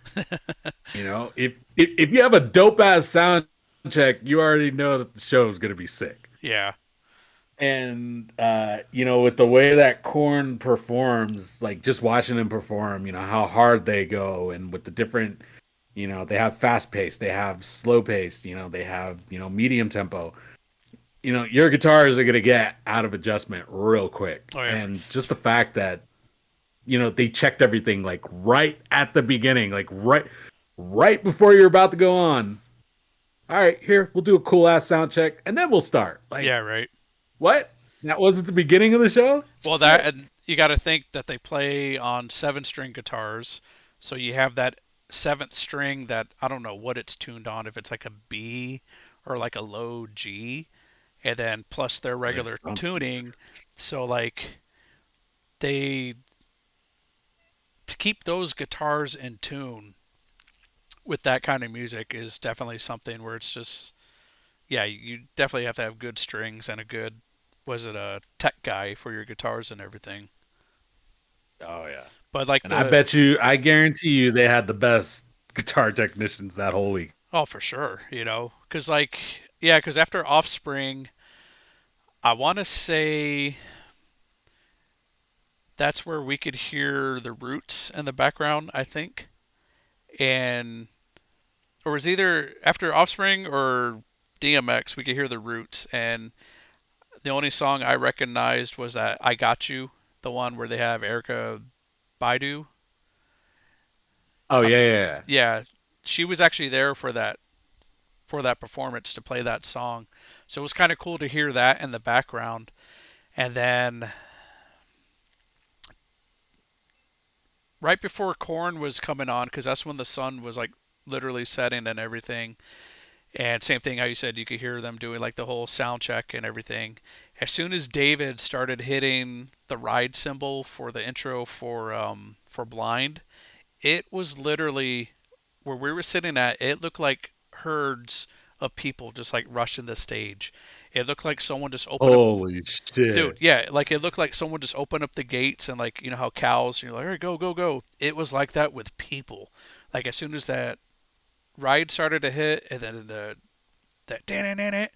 and then we just look over to our right, and people were literally just like rushing to the stage. So once that song kicked off, with Jonathan saying, "Are you ready?" and you see the crowd was literally like it was just a sea of people just jumping up and down. and it was just insane just seeing that from where we were sitting and just hearing how fucking loud that music was with the bass, the drums, the guitar, and just everything, dude. It was just epic. Like they needed that nighttime presence to perform because I think had they done that during the That's what I day, was gonna ask, dude. yeah, I was about to ask that if they waited intentionally for the sun to go down for them to start, I think they needed to because I which think they had to. yeah, because had they performed during the day, I don't think it would have been as powerful as it was at night. Because even when you watch the video for Blind, you see how the stage is all lit up purple. You see the banners are looking all colorful and standing out, and then like somebody Yeah. had snuck in like bottle rockets, and they're fucking firing them from like the middle of the crowd. So just seeing, Dang. yeah, so just seeing that going off and just hearing the crowd just getting ready for Corn, because you got to think, I think it was '98. That's when Follow the Leader came out. So they were Yep. getting ready to release. What was the album after that? Issues. Yeah, Issues. So like Issues hadn't came out yet because like during their set they're like, hey, you guys, you want to hear some new music? Well, we got some new music, and I I think remember that. That's what I was gonna ask. yeah. So That it was falling away from me, but they didn't. He didn't know the whole fucking song. well, the lyrics are different, so Yeah. it wasn't quite finalized. So I guess they had tweaked it like after that, like okay, here's the real version, and then they played. There was one other one. I don't know if it was Beg for Me or something else, but yeah, they did two songs from from Issues, and then everything else was pretty much Follow the Leader, and then the first two albums before that. Because with me, I only was familiar with Follow the Leader, so when they played any songs from that album, I was familiar with that. But then when they did like Twist, and he was all doing his Oh, dude, weird, those are my favorite. doing like Twist, Chi, when he came out with the bagpipes, I was like, what the fuck is going on? And then they did the Shoots and Ladder, like the nursery rhyme thing. I was like, whoa, okay. It's like this is some cool ass shit, you know? By the way, shout out to Pookie because now I know exactly where he got his wardrobe choices from. Because seeing Jonathan Davis on stage, I kept thinking like I kept thinking it was Pookie, like Justin Oh, really? Hudson. I kept thinking it was him. Yeah, because that's the way he dresses. You know, like he'll wear. Well, he won't wear like a kilt, but he'll wear like Yeah. shorts and a wife beater and just chilling. And some chucks and some long socks. Like, all right, so that was the style back in '99. Obviously, we know where Pookie's stuck. So cool, got it. Yeah, good old Jonathan But I Davis. noticed, dude, that that set was so sick. Oh my god. Yeah, pretty like Barbara and I, we only got to see about like 75, like 80% of the set, which still isn't that bad, especially seeing Corn for the first time. And I was really hoping that we would have been able to see Bush because I think that was like one of their first shows, like in a little while. But Okay. so at that time, we had to look for like the pay phone. Jesus, the pay phones. We had to look for those at the Woodstock site to call them to be like, hey, we're gonna get on the bus, meet you back at the Mohawk Plaza. At nighttime, we couldn't find shit. So there we are, Was looking. was nothing lit up It's like or it everything was just disappeared. Yeah, like nothing was really lit up except for like the tents to buy like food and everything. But I guess like where the payphones uh were, we just forgot where they were. And so we ended up riding the bus back to the Mohawk Plaza, and then we called them from like the Burger King from a payphone out there, and we're like, "Hey, we're at the Burger King." And of course they got a little mad, but it's like, "Hey, at least we're fucking calling," you know. yeah. But it was still awesome to see Corn, especially like right there at like pretty much like the height of their career, just getting that big, and dude, just how insane the crowd was for them and everything. Oh, absolutely, dude. Like throughout that whole set of all my notes that I'm putting down, I just keep putting, okay, crowd's getting crazier. Crowd's getting crazier. Okay, I Yeah, think this is the craziest the crowd has been so far. yeah. I Like, don't know if it was just because it was that new metal or just I don't know what it was, but the crowd, like I said, everyone was just psyched, man. yeah, they were perfect for it. And then like nothing got thrown at the stage. Like I guess they just knew better. It was just during Offspring. They're like, fuck Backstreet Boys, we'll throw stuff at the stage.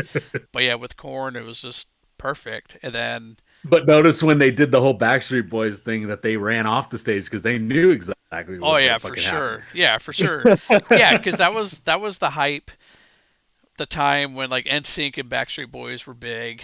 Uh, Yeah. who else did you have? Like Britney Spears, Christina Aguilera. So in a way, it's kind of weird. 98 degrees, all them Yeah, shits. 98 Degrees. Like it's kind of weird how they weren't at that festival, but then in a way, I guess it's good that they weren't at that festival. Yeah, no, that was not their scene at Yeah, for all. sure. Yeah, they would have No, gotten they would have hell gotten no. eaten up or something, or that's when the riots would have happened was because of that music. Now, the one thing that I caught at the end of Korn's set was the announcement that the MC made, or he was all like, "All right, ladies and gentlemen, just so you know, in the hangar, there's going to be a rave all night long. If you don't want to sleep and you want to party, Oh yeah, like, yeah.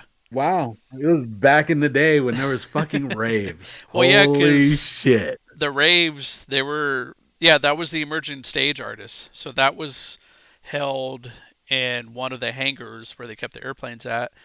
One of the hangars was the emergent stage artist slash rave, and then I want to say the other hangar, they were actually just like showing movies in there so people could get out of the sun and just chill and relax. So Okay. yeah, I think that's when Moby performed that night. I don't know how long his set was, but I didn't know who he was until he did that song with Gwen Stefani. It's like, oh, you're Moby. It's like, okay, at least I think that was him. Ah, Yeah, that was him. Yeah, that weird music video where he's all bald and like she's all licking his head and everything. yeah. Moby Southside. always I, did I some think that's weird what the shit. song was called. Southside or something like that. Something. Yeah, it was something I know weird what you're though. talking about. Yeah. So that was the end of shit. What day was that? Friday? Yeah, Friday, because after that, when That we got was back to the Friday. house and we told the other group, we're like, yeah, this is what you missed out on. This is how close we got. We were sitting on the back porch discussing Saturday, and we could hear Bush performing in the background. So Holy shit, that's dope. yeah, so I mean, it wasn't like super super loud, but it was enough where you stepped out in the background, you could hear the music like almost clear as day. Like it in a way it would kind Yeah, of sound like if someone had their music playing across the street that was not quite at full volume, but loud enough where you could hear it. That's how it was with Bush performing at night. that's pretty cool, man. I like that. Yeah, so it was cool hearing them in the background and oh cool, we could have been seeing them, but here we are. Like we're not seeing them, but we can still hear them. Yeah, but I would rather have been in that crowd to see them. I don't know how the fuck it would have been to be in Oh, that crowd definitely. during Corn though. Now that I'm thinking about it, it's like good. Woo! Yeah.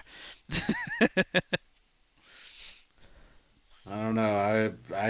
I might have enjoyed it, but I probably wouldn't have at the same time. Yeah, cuz dude, I those might have watched from the out. yeah, I think the outside would have been the safer place like where we were sitting cuz like I said, it was just herds of people rushing to the stage and just watching the videos. They're in like canned sardines. Like it's literally shoulder to shoulder, front to back, back to front, just squeezely tight in. I would have. I don't think I would have been able to handle it. Yeah, me neither, man. Me neither. So that was the end of Friday's sets, and now we move on to Saturday, and probably my favorite set of the entire weekend, Dude, it was my which favorite made day. me, dude, it like this set gave me much respect for this dude, like even more than I already had. Motherfucking Kid Rock. Yeah. Holy shit, man. I never knew how much of a performer this dude was. I literally, like, the way I explained it to Ray Lynn was I thought Kid Rock was just this weird ass white dude with long hair that raps. Right? Yeah, like trying to be. Oh, here's a white dude trying to rap because he had Eminem at the time Yeah. well, he's from Detroit too, right? Yep. Yeah. So you had here you go. It's like oh great, here's another white guy trying to be a rapper, but then yeah, when you actually do watch his performance, it's like, dude, this motherfucker can. He's another one that could control the crowd. It's like this guy Yep. knows what he's doing. He knows how to perform, He controlled the crowd. I didn't know he was a musician. right? Yeah, that You talented and know, the everything. fact that he was jumping from guitar to guitar, he jumped on the fucking bass. He jumped on the fucking. He was scratching for a Yeah, bit. I don't remember if he played on the keyboards. He probably did. right. I like just seeing him run around and the energy that he had, and the fact that I appreciate any artist that can make their music sound exactly how it sounds on the CD, and that's Yeah. how it sounded like with this dude. Well, the crazy thing with him, I think with that Devil Without a Cause album, that was like his fourth or fifth album. Yeah, So he didn't get that popular until that album came out. It's like, damn, that is insane. yeah, dude, and like I've been bumping that CD nonstop since I saw this performance the other day because it's an awesome album. Yeah. You know, I never listened to it before, and you know, I like I said, I have a newfound respect for Kid Rock. I loved his jokes. He said Monica Lewinsky is a hoe and Bill Clinton's a fucking pimp. Let's see here. What else did I put? You had little Joey C Yep. crotch chopping everywhere he was going. Yep. Little Josie. And I remember the one thing that definitely caught my eye was when he busted out the double platinum plaque Oh yeah, yeah, on stage. And I'm just like, double platinum in 1999. Like, yeah. that's one hell of a fucking flex. Right. Like, damn. Yeah, 'cause what was it? When we got up Saturday, again, we were just planning everything out. So when we got there, it actually took us a while to get there, because when we got to the Mohawk Plaza, the place was fucking packed even more than it was on Friday. So Oh, yeah. we're there waiting for the bus, and the buses they would only leave with like a few people. It's because everybody was trying to rush on the buses and just try to get there because Saturday was so stacked of all the performers. So there was like some of the security guards or police, and one of them actually got on top of the bus. And what made it funny, because I didn't say it in my YouTube video, but he was gay. So when he got on top of the bus, he's like, "People, come on! Like, we're not gonna go if like if you're rushing the bus, like you need to listen and behave." So we're just like, "The fuck, dude!" Like early, but eventually everyone did calm down, and they were letting more people on the bus. I can't remember if we had to stand or sit that day. We might have stood again just so everybody could get there. So it was actually no problem getting onto Griffiths this time. All we had to do was just show the wristband and I think our ticket. And like, all right, go ahead. So we ended up, I think everybody was hungry, and we walked over to where some of the food tents were. And when we got over there, it literally straight up smelled like shit. And Oh, no, no. yeah, so if you look at one of the pictures, I think that collage picture I sent you, there's three guys covered in blue. They're actually covered in the stuff from the porta potties. Oh, God. Yeah, so they're covered in that chemical. And so, like, everybody else is trying to eat. I didn't want to buy the food because I think it was expensive as fuck. I think I might have just, someone had like a chicken sandwich and they just tore me off a piece and I just ate that. But yeah, the food was expensive. I think it was like $8 or something for like the chicken sandwich. For like a fruit salad that they called it was just as much, if not maybe even more. So I was like, no, I'm good. I'm gonna save my money, and I ended up buying some patches for my backpack. Like I ended up buying Limp Bizkit, Corn, Metallica, and then two of Primus. And I think it was like buy three get two free or something for like $15 or some shit like that. So I ended up buying those, and I kept my backpack with me because it had like my camera in there, and just in case anybody else wanted to buy stuff. So they get their food or whatever, and then that's where we headed over to the east stage, and that's where we caught pretty much like the last quarter or so of Kid Rock.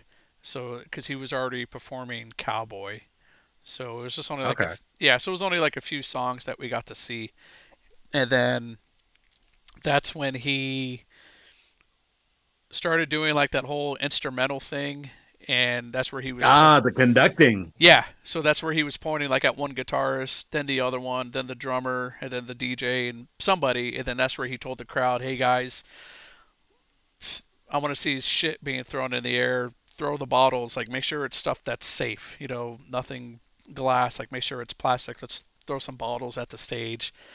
And that's where I think same thing. One of the pictures I sent you of Kid Rock, you could actually see the bottles being thrown in the stage, and it was literally just like a Yeah. sea of bottles being thrown up there, and you could hear like Joe C just like ah shit, just because of the carnage that was happening, and then that was the end of Kid Rock, and I was like, damn, like that was some pretty good shit that I saw. You know, like I said, even though it was the last three songs, it was still cool, just that whole energy and vibe. So Yeah, dude, he can fucking rock that shit. yeah, for real. Like I that's why I wish we kind of would have gotten there early so we could have seen the beginning of a set, especially to hear when they open up with Ball with the Ball. Because I liked how when you watch the video, he kind of did it like James Brown does. They do like kind of like an introduction type thing where it's like a 15 fucking minute thing going on before they finally play the song. And they kind of did that with Ball with the Ball. It probably wasn't 15 minutes, but it felt like it though. But it went into it like real smoothly and everything though to get the crowd all hyped up. Yeah. Oh, I remember. Like, and when what's it called? Throughout all these sets and stuff like that, did you guys like did they have video screens and stuff like that so you guys can see the sets, or it was just you either hear it and see it over there or you don't? I want to say I'm trying to remember if they even gave out anything because I ended up like the set thing that you see on the picture I sent you and that's here on my Twitch. Those I ended up printing off the computer, so that way I knew what was going to be at what. And then Mhm. even with the map site, it didn't really say the times of the bands. Um, Actually, let me check this thing real quick. I want to say, whoops, I want to say if this one did or didn't. Yeah, so even like this pamphlet thing about Woodstock 99, it says what bands are performing, but it doesn't say the times. So I think it was just one of those things where it's like if you're there, you're there. Like it shows the set times for the emerging artists, but it doesn't show the set times for the actual main stage bands. So I think you just had to, Ah, yeah, you just had to look it up online and just print it out for yourself. yeah. It's like if you know, you know. If you don't, you're screwed. Yeah, because they would show like on the screen. So like when Kid Rock would be done, they would show like, okay, here's who's coming up next, and then here's who's currently like on the West stage. Like if you want to go see them, go check out Everclear or whoever was performing, you know, at that time and day. Oh, well, that's pretty cool. At least you get an idea. Like, oh, okay, well, I don't want to see, like, say, okay, so Limp Bizkit is coming up next. I don't really like Limp Bizkit, but I see that Corn's on the other state. Cool, I'm gonna go see Corn. So, Yeah, like, yeah, if kind of like they're shit like that. yeah, exactly. So like they try to, I think they try to make it out like that. So if, same thing, you're like, oh, this band's on. Well, who's playing at the other stage? Well, who's at this stage? Okay, I'll go over there then, or whatever. Gotcha, gotcha. Alrighty. Well, like I said, I have new respect for Kid Rock. It was an amazing set. Like I said, to me, that was the set of the weekend. Like Yeah, between him and DMX, it was just fucking magical. what And the what was that? well, I was gonna say Kid Rock's was pretty good, but I think he got definitely upstaged by the other band that I saw. But in between that time, I'll let you finish on Kid Rock before what I'll say next, Oh though. yeah, no worries, no worries. I'm pretty much done with Kid Rock, and I was gonna say we're gonna move on to Limp Bizkit, and I love Limp Bizkit. I wasn't too impressed with their set. Dude, come on, you got to give it another try. You got to give it another I try. really wasn't. I swear, dude. Like I love Limp Bizkit, but for some reason, I don't know what it was. Well, I know I you don't know what said it was. I know you said you were irritated because of like the hot mic, especially during Show Me What You Got when it was Yeah, just whistling there super was a loud. lot of mic problems, dude. A Yeah. lot of mic problems. Uh, that's the one thing that I noticed on here that I kept putting like, let's see, there was audio issues. It seemed like they were mellow. Let's see here, reverb overkill, feedback city, Well, mic problems. I'll get into why there was mic problems and stuff, but before the whole Limp Bizkit talk, after Kid Rock, the group, so everybody but me was getting tired and hot, and Okay. they wanted to leave, and I'm just like, son of a bitch. I'm like, are you kidding me? Like, this is the second day in the row that this shit is going on. So even Barbara wanted to leave. So if she wants to leave, you know it's that bad. So we all get back to the house, and I'm like, I want to go back. You know, it's like, come on. It's like I'm 15 years old. There's no way this is going to be my Woodstock experience. So Yeah. what I ended up doing, I think they ended up saying like, well, see if your dad wants to go. That way you could go back. So I ended up calling him at Lucy's house and be like, Dad, what are you doing? He's like, nothing. I'm like, can you go to Woodstock with me? It's like Barbara will break off her wristband, give you her ticket.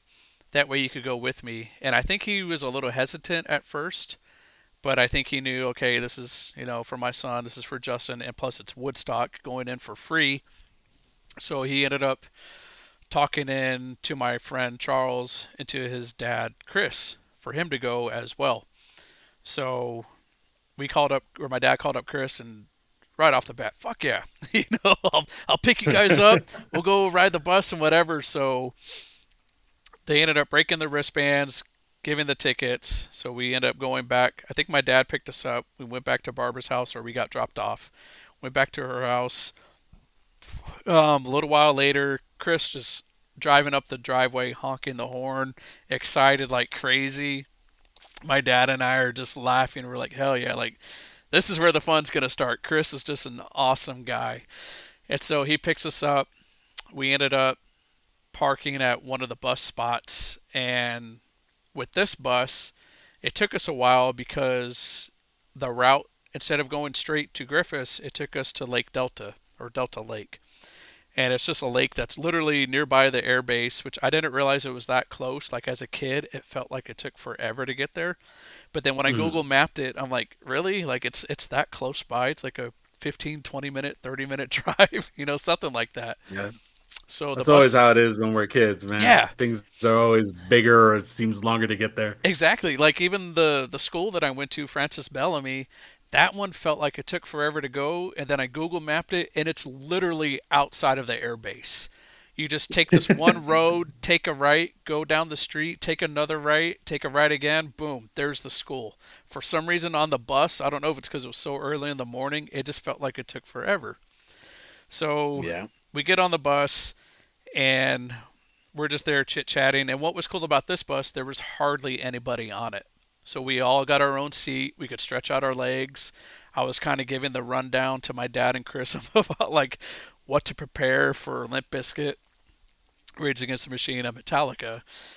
And I was telling them about mosh pits. No, I think that was later when I told them about it. But I was just like, yeah, just get ready. I'm like, they're heavy music. So there was also a guy that was on the bus that was flirting with the bus driver because it was a female. She's like a young college girl. And so he was there just saying like how beautiful her eyes are, how nice her smile is, and just everything like that, making her blush. So we finally get to the Woodstock site, and my dad and or I go through first, and then my dad's like, "Oh yeah, wrist, my wristband broke." They're like, "Oh no, yeah, no worries. Let's just see your ticket." Gave him a new one. Boom. Chris tries to go through and he has an open container. And they're like, no, no, no, no, no, no. Like, you can't bring that on here. It's like you either chug the beer or you throw it away. Because he had like two beers with him, a little shot thing or two of tequila, and like beef jerky. That's just how Chris rolls, and everything. So we had to wait for him to chug his beer, and same thing. Yeah, my wristband broke, and so they gave him a new one. And then that's when we got in the site. I was like, okay, that's the west stage, nothing to see there. So we're heading over to the east stage. Like this is where Limp Bizkit's going to be. And once we got there, I want to say that's where Vern Troyer mini me from Austin Powers where he announced Limp Bizkit on stage because you can see him Oh up shit, on. that's right. Yeah, so all you hear is, you want the worst, you got the worst, the one, the only, Limp Biscuit. And so, of course, that's when Significant Other came out, so they used that intro to come out on stage. And yeah, right? Always, you want the worst, you got the worst. So they get out on stage, go into Just Like This, and that's where I was telling my dad and Chris, I was like, all right, be prepared for mosh pits. And they're like, mosh pits? And one literally formed like maybe like 15 feet away from us. And I was like, pointed at them, I'm like, that's a mosh pit. And they're like, oh That shit. thing over there. Yep. It's like that whirlpool thing you see going on, people just pushing each other and running around. I'm like, that's a mosh pit. I'm like, just be prepared if one breaks out, either stand back or try to move out of the way. So yeah, so in between that, that's where yeah, quite a few time passed between that because Limp Bizkit didn't get on to like about 7:50, 8 o'clock. So Wyclef Jean performed, Counting Crows, Dave Matthews Band, and Alanis Morissette. So it was pretty much like 4 hours or so of music that was just lost in between that or so. Was that between Kid Rock and Limp Bizkit? Yep. Or oh wow, Yeah. So had that's we a that's a big gap. yeah, that's So what's had you crazy. stayed, you would have seen all of those bands. Yeah, I intended on wanting to see those bands, even though Everclear was on the West stage. I would have loved to have seen them, but at that time, I mean, I like some Counting Crows songs. I like some Dave Matthews Band song. Alanis Morissette, that's probably where I would have left the stage. you know, Yeah, same. only like maybe like Ironic and Hand in My Pocket, but like that's about it though. Got it. Yeah. So with the Limp Bizkit set, like I said, man, like I like the songs, Right. that I knew. With the exception of I guess it was probably just the sound issues that just kept screwing with me, But like I have notes on here that of certain things that that I saw that I liked. Like there was one, seeing Diddy and Ice Cube on the stage Oh yeah, yeah, while Limp Bizkit were performing, and that was a trip. yeah. Uh, and then I saw Kid Rock on the stage. Yeah, he was up there. So was Fieldy and Jonathan Davis of Korn. I want to Yeah, say Dexter from Offspring. He was on the stage too, watching from the yeah, it's side right almost there. like I think because yeah, like you said earlier, this was the height of Significant Other, so Yeah, this was like Limp Bizkit at its prime. So of course everybody wanted to come see fucking Limp Bizkit perform. yeah, because I think that album dropped either like a couple weeks before or a couple months because that album was still fresh and everything. Oh, that's right, summer of '99. Yep. Holy crap! Yeah, damn, damn, man, you were there at the right fucking time. Holy especially shit! especially that concert itself just having certain bands, yeah, like it was right at the peak of like certain albums or just that band itself was just like perfect. And then, like, literally 1 year later, if they would have done it 1 year later or something like that, or if they would have done another one, you would have ended up having bands like Linkin Park, Papa Roach, Blink 182 fucking probably. Blink 182, maybe Green Day, Yeah. Well, that's what I was like, surprised that Green Day didn't play because they performed at 94, and even though they had a short set because of the mud fight, like I wish Green Day would have came back. Primus, I was really looking forward to, but they decided to do Ozfest instead, which was understandable because they came out with their Anti-Pop CD, so I guess they just wanted more coverage with that. Um, I wish Cypress Hill would have performed there too because they were at 94. But yeah, mainly them. I wish those three or so would have been there, and especially Aerosmith. I wish they would have been there too, but yeah. they just like, nah, we're good with Armageddon. Now with okay, quick side note. Wayne's World 2, when they did Wayne Stock, were they basing that off of 94? Yeah, because around that time, I think Okay. that's when they were getting ready for Woodstock '94, or they already did Woodstock '94? Okay, I only asked that because I when I was watching a documentary today, there was a city official that they were talking to, Mm. and he looked very, very familiar. He looked exactly like the permit guy that they were talking to in Wayne's World 2. Remember when he said, Oh, Kevin "I'll Pollock. make sure to cross." Yeah, Yeah. he looked exactly like him, and I'll because he had one eye bigger than the other. Uh, well, no, remember in the movie he had a like a glass eye or something like that. Yeah, He's like, I'll give so my I'm right wondering if eye they were for it. making fun of that guy. Maybe. Ooh, I wonder. Yeah, because I saw that guy in the documentary. I was like, dude, they have to be making fun of this dude. Like, it has to be this guy. That's hilarious. I don't know. I saw that shit and I started laughing. I was like, no fucking way. That's crazy. But yeah, like with Limp Bizkit, like I said, I enjoyed it, but I don't know. I just felt like something was off for me, and it probably was the sound. Being a sound guy, like if sound's fucked up, it just screws up a set for me. Yeah, like You that's know? the only thing I could think of because when they played that song Thieves, that Get the Fuck Up, to me that's what really turned their set right there and got everybody rowdy just because it was a cover song, but the way how they played it was just so epic. And during that Yeah. song, that's when I got elbowed in the nose and ended up getting a bloody nose. Oh So, shit. yeah, it was from all of us just jumping up and down. Where he's like, when I say get up, you get the fuck up, and then get the fuck up. And of course, we're there jumping up and down. I remember my dad just being like, get ready, shit like that. So of course, I mean, you have to jump with the crowd. It's impossible for you to just stand there. Like you have to go along with the flow of the crowd. Oh yeah. So when we were jumping Absolutely. up and down, just someone just accidentally elbowed me in the nose, and I could just feel just wetness like around my mouth, and that's where I just kind of rubbed it, and I was like, shit, and then like my nose was bleeding.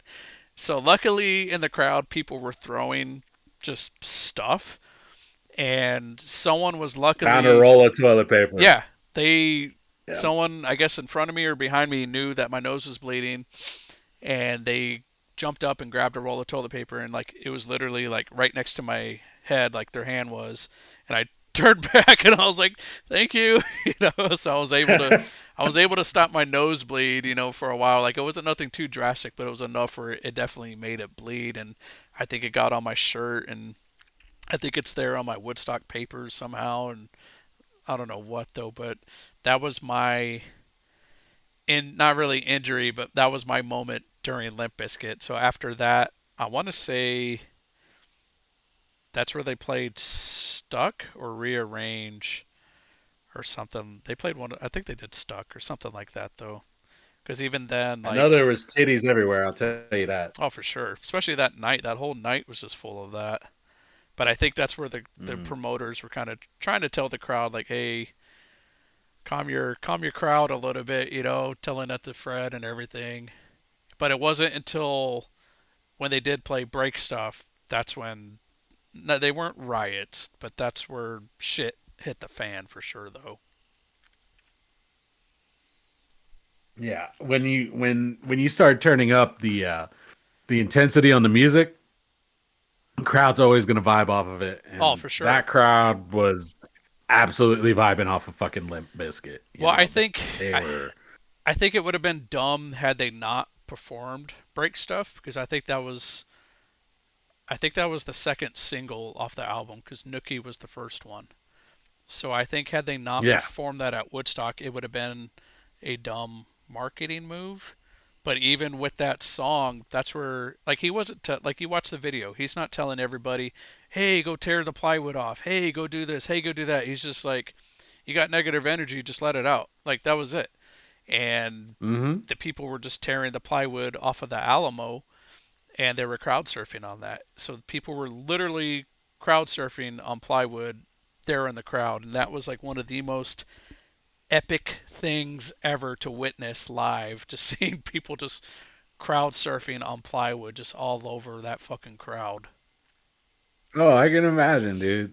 You don't see that shit. Normally, when you're at a concert and you see someone crowd surfing, it's just them. Yeah, Yeah, for No, real. these people were literally standing on the fucking plywood, Yep. and it was getting passed around. Yeah, and it was just like a lot of people were trying to get on him, or you had like a couple, but it was just cool seeing that. And then when you were saying there was mic problems, I think that's when they cut off his mic just to try to calm down the crowd in a way.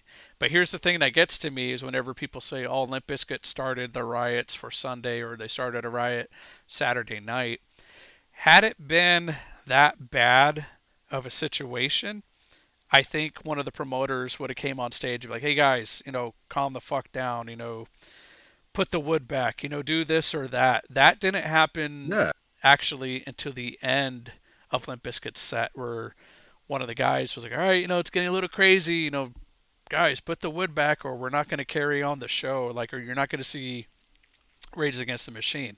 So like, there's even I think interviews with either Fildy or Jonathan Davis where they're like, "Oh yeah, I was disgusted by Limp Bizkit and what they were doing." It's like, dude, you're up there jamming out to them. It's like, if you're so disgusted, why didn't you do something then? Or just yeah. or Why didn't you something guys though. grab a mic and say something? Yeah, exactly. You So, know? but it wasn't like I said. It is bad because they were tearing down that piece of the plywood, but it did eventually get put back, and so it took a while for them to Yeah, perform Nookie, and then Nookie kind of mellowed out the crowd a little bit, and then especially before they started playing Faith, because Fred Durst wanted to go out in the crowd. He wanted to go on that plywood and be crowd surfed to one of the towers. And of course, the crowd was like, "Fuck no, like we ain't gonna crowd surf you over there." So that kind of mellowed out the crowd too. yeah. You can only mellow it out with for so long, especially with the next two bands that are coming up. Oh yeah, for sure. I mean, and Oh my god. just having those next two, anyways. I mean, I know people nowadays like, really, Rage Against the Machine and Metallica. It's like, dude, like you got to give them more Like, props than you yes, do. Rage Against the Machine and Metallica. Yeah, especially after Limp Bizkit. Like I said, I still say for Limp Bizkit, not playing break stuff and having that crowd surfing shit going on with the plywood. I don't think their set would have been that memorable, and I don't think they would have been as talked of about the whole riot thing, you know, Yeah. because yeah, with them playing That's that, probably the vibe that I got. Like I told you, where I said I wasn't really too impressed. That's probably the same thing where it's like, okay, all these other things happened during the set. Okay, so that made the set cool. But other than that, would it really have been talked about? yeah, I mean, I think the only thing they might have still talked about would have been Thieves, like I said, that Get the Fuck Up song, just because Yeah. of how everybody was during that. But then, yeah, because you got to think after that, they played, I think it was like Stuck, Rearranged, Break Stuff, Nookie, and then Faith. And then even with Faith, he had all the ladies go up on the guys' shoulders, and then that's when they performed Faith. So yeah, I think it was just certain aspects of that. If they had not performed Break Stuff, it probably would not have been as talked about as it is today. Yeah. I feel it, man. I feel it. Uh moving on. Like we said, we have Rage Against the Machine coming up next. Oh yeah. And common theme with me. First time seeing them perform live. Never seen them perform live before, and I tell you what, I fell in love with Tom Morello. Dude, yeah, he's one of the main ones Holy shit. that got me into playing guitar. I mean, all the credit still goes towards Jimi Hendrix, but I think Morello, I'll give him the credit for effect pedals. Yeah. Dude, that man is just a beast. Yeah, it's just Like insane that that was the one thing that I had in my notes, like consistently. It's like fucking Tom Morello. Holy shit, Tom Morello. just that whole band, they vibe so well together. Yeah, dude, they had amazing energy together. Hmm. Like I was impressed the entire time. I saw that the crowd was singing along with them. Oh yeah, for sure. Uh, what's the uh vocalist name? The lead singer? What's his name? Zach De La Rocha. Okay, so Zach. Yeah. He the one thing that I noticed that no matter what he was doing, like if he was running around on stage or he was doing something, he was always on point. Oh Like with yeah. the songs, like he never missed a note, he never missed a beat. He was always on point. Like just god damn, man. And the thing I've always loved about Rage is with their setup, everything's wired. So like with some rock Yeah. bands like Metallica, like their guitars they use like that wireless shit whatever so they can walk around freely. Mhm. With Rage, like everything is just wired, and I don't know, I just like the old school setup of that. Oh yeah. Yeah, I definitely I know what you mean, man. Being plugged in directly to a mixer is Yeah. completely different than the wireless. Like the wireless, it gives you that, you know, that ability of freedom. Yeah.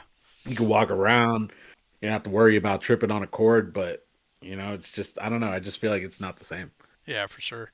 Like it definitely can't sound the same. Yeah, right. Uh, let's see here.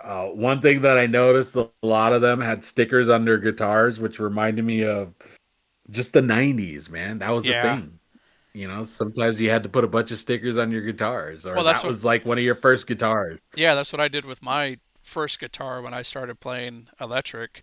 Was I ended up putting a bunch of stickers on there. I think I have like a Doctor Evil sticker, a Primus Skeeter sticker, an Alien sticker, a Walmart smiley face sticker. When I moved to Germany, I ended up getting a it's like a bit of Bitburger, which is the beer.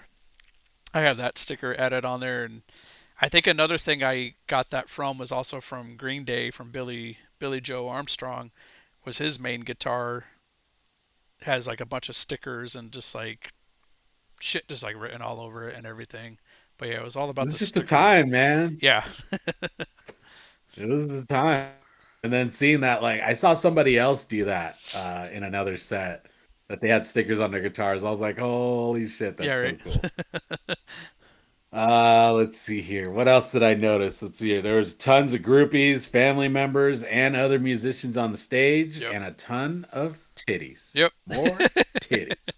Yeah, because that All night, the titties, dog. I want to say after Limp Bizkit, before obviously Rage, they were making announcements about a storm possibly coming through. So they were just saying, just get ready. Um, yeah, so like the humidity of that night was definitely fucking hot like crazy. Like my dad's and mine's glasses would keep fogging up. Uh, During Rage, I don't know what song, but our there was a crowd surfer that was coming by, and he ended up accidentally like kicking us in the back of the heads, and he knocked off our glasses, and we were both like shit, like our glasses fell off, and people actually backed away, grabbed out their lighters, and was helping us look for our glasses. So instead Nice. of yeah, so it was cool, and yeah, we found our glasses like right off the bat, but it was cool that everybody backed away, got out their lighters, and was there searching on the ground because like, yeah, these guys' glasses got knocked off, and we ended up finding like, all right, we found it, and everyone's like, hey, and went straight back to the music. Yeah. That's cool, man. I like when people do that. Like that happened with Ray a couple times with some of the concerts that we went to that she got knocked over. Uh huh. And it's like you would expect people to just start walking all over, like especially Yeah, if you're for like sure. by a mosh pit and stuff like that. Yeah. But no, every time, like especially with the shows that we go to, people just back up. They move away and they help her back up. Well, Or that's I what help we're her up, yeah, and that's what we shit. were expecting, especially because it's Rage Against the Machine. We're like, shit, this is gonna end bad. Gonna be blind the rest of the night and the whole weekend. I don't have a backup pair of glasses. That was like my only pair of glasses. So luckily, Yeah, the Woodstock crowd was nice. Got out their lighters and helped my dad and I look for our glasses during that. that's good. I did notice that security was a bunch of dicks during that set. I don't remember why. I think it might have had to do something with the front row or something that I saw something going on, Oh, and really? yeah, I don't know. It It was must have probably been just something that it caught my was eye. probably just that heat. Like I said, that's the only thing that I could think of. Yeah, but the one thing I noticed is that the majority of people that were enraged were wearing long sleeves.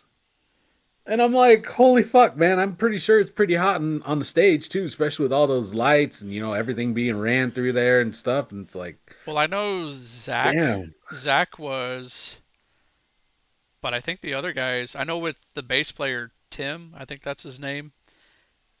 It looks like he has a long sleeve shirt on, but like it's his tattoos that go down to his elbow.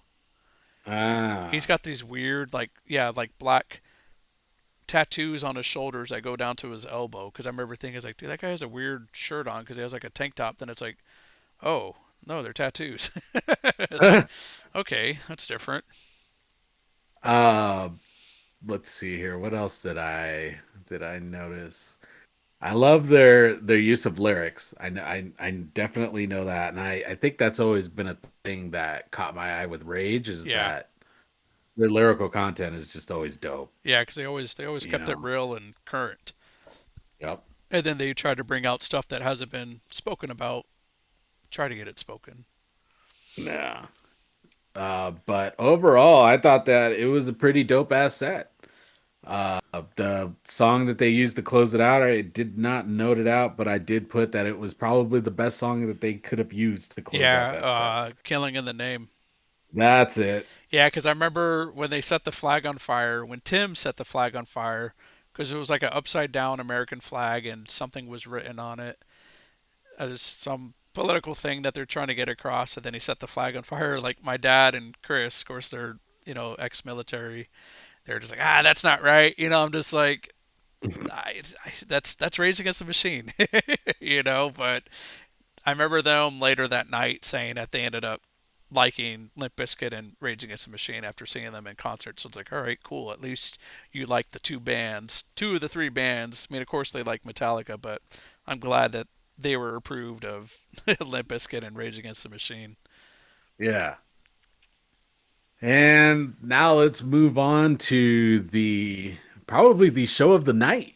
Yeah. The one that everybody went there for, Yep. or at least stayed that late for. Good old Metallica. Yeah, because there were Um, another one that performed at 94.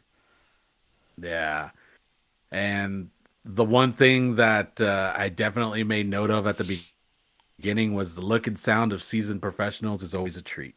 The fact that they started their set just in tune, Oh yeah, yeah, you know, on tempo, never lost track, like, and it's just seamless. yeah, Like they've done it for years before. They've been together since what, like 83 or something like that. yeah. Somewhere around there when the Kill 'Em All album. Yeah, I think it was 83.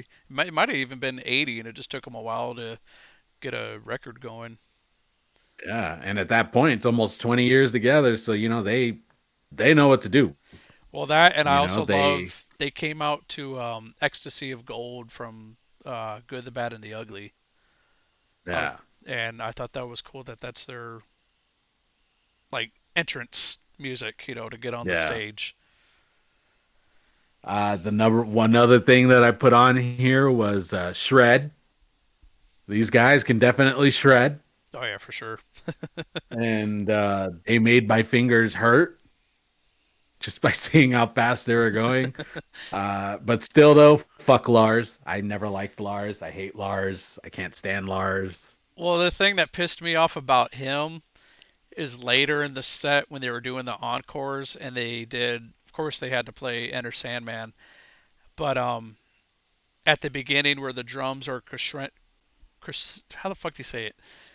Crescendoing. Yes, when the drums are doing that, he ends up missing the cue on the crash cymbal.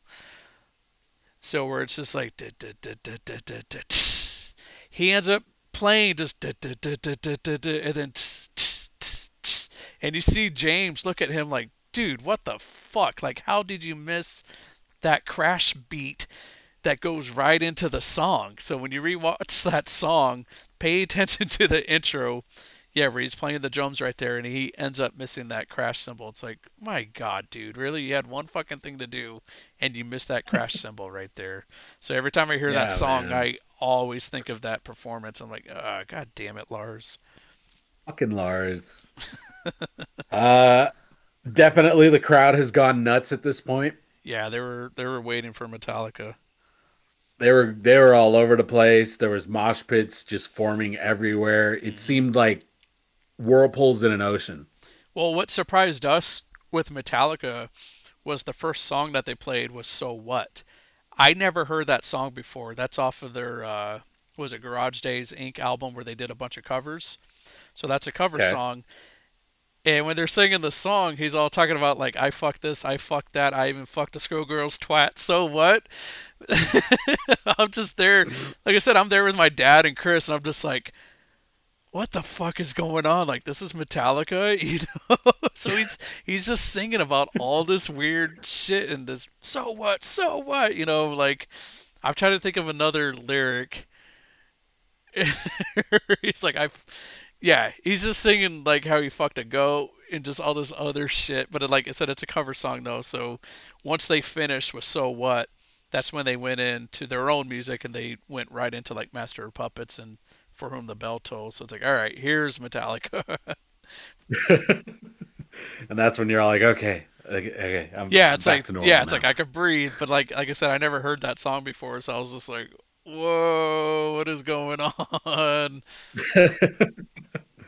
The one thing that I did, I've always loved Metallica's instrumentals. You know, like when they Oh, when they have a just long jam. instrument break their Yeah. songs.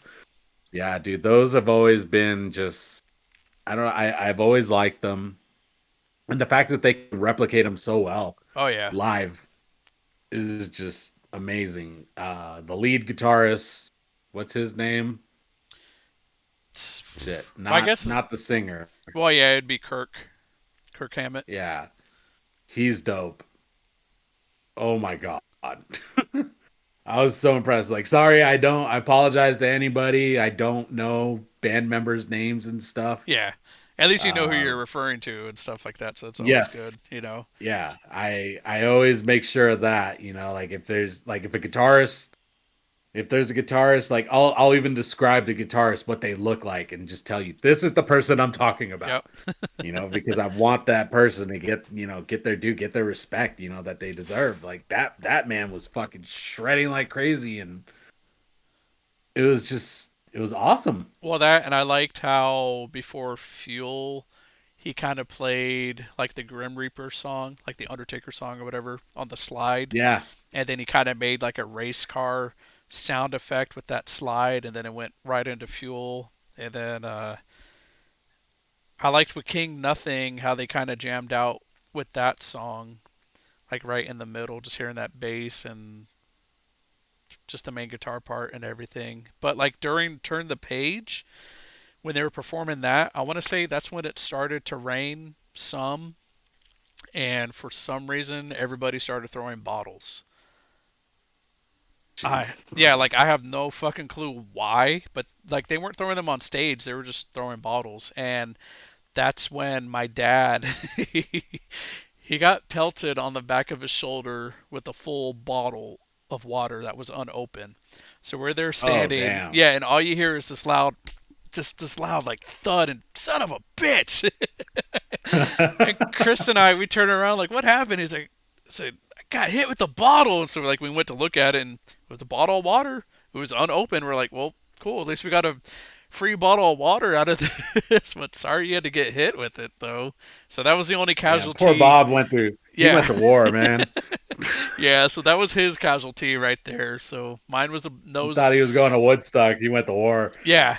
So mine was the nosebleed during Biscuit, our glasses getting knocked off during Rage, and then he got pelted with the unopened bottled water during Hey man, Metallica. to me that just sounds like y'all had a great time. Well, yeah, like it added to it. It made it even more fun. So like, Yeah, it makes it more personal. yeah, so like we were there like drinking from the bottled water, and I want to say we had like maybe like about a quarter left, and there was like this young chick. She asked us, she's like, "Hey, you mind if I get a drink?" We're like, "Yeah, sure." And we're like, "Just keep it." And she just took a sip and like gave it back. We're like, "You could drink the rest of the bottle, you know, if you want to. Like, we're good with it." Because at that time we were trying to get up as close as possible to the stage, and I want to say we got a little bit further than where the Alamo was.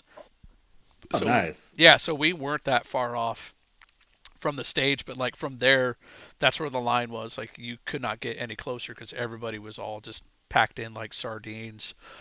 So, Dude, I feel bad for the people that were at the front row, dude, like I front, like right there in the fence. I can't imagine, Hell no. having to pee and eat and just water to hydrate and all that shit, being up there all day if they did, especially during corn for Friday night, for how crazy At least that was. the at least the good thing is that, like if you really aren't feeling too good or feeling like crap, you can probably let security know and they'll pull you over. Like the only downfall from that is you're gonna lose your spot. Yeah, like that happened to me actually at Ozfest 2003. Um, I got like the second person away from the front railing for the second stage bands, and I can't remember what band it was after. I think it was after Killswitch Engage because I was wanting to see them because I ended up looking up some of their music. I was like, okay, I dig this, and ever since then I've been a Killswitch Engage fan since. But it was so hot that day because it was like the beginning of June, and I could already feel myself like dehydrated. I'm like, dude, I need to get out. So I told the security guard, like in between bands, I'm like, dude, can you pull me over? Like, I feel like I'm gonna pass out. And yeah, he's like, yeah, bro. He's like, here, let me hug you up real quick, or whatever it was. So he ended up pulling me over the guardrail. And the thing that sucked about that, though, on a side note, is they ran out of water that weekend somehow.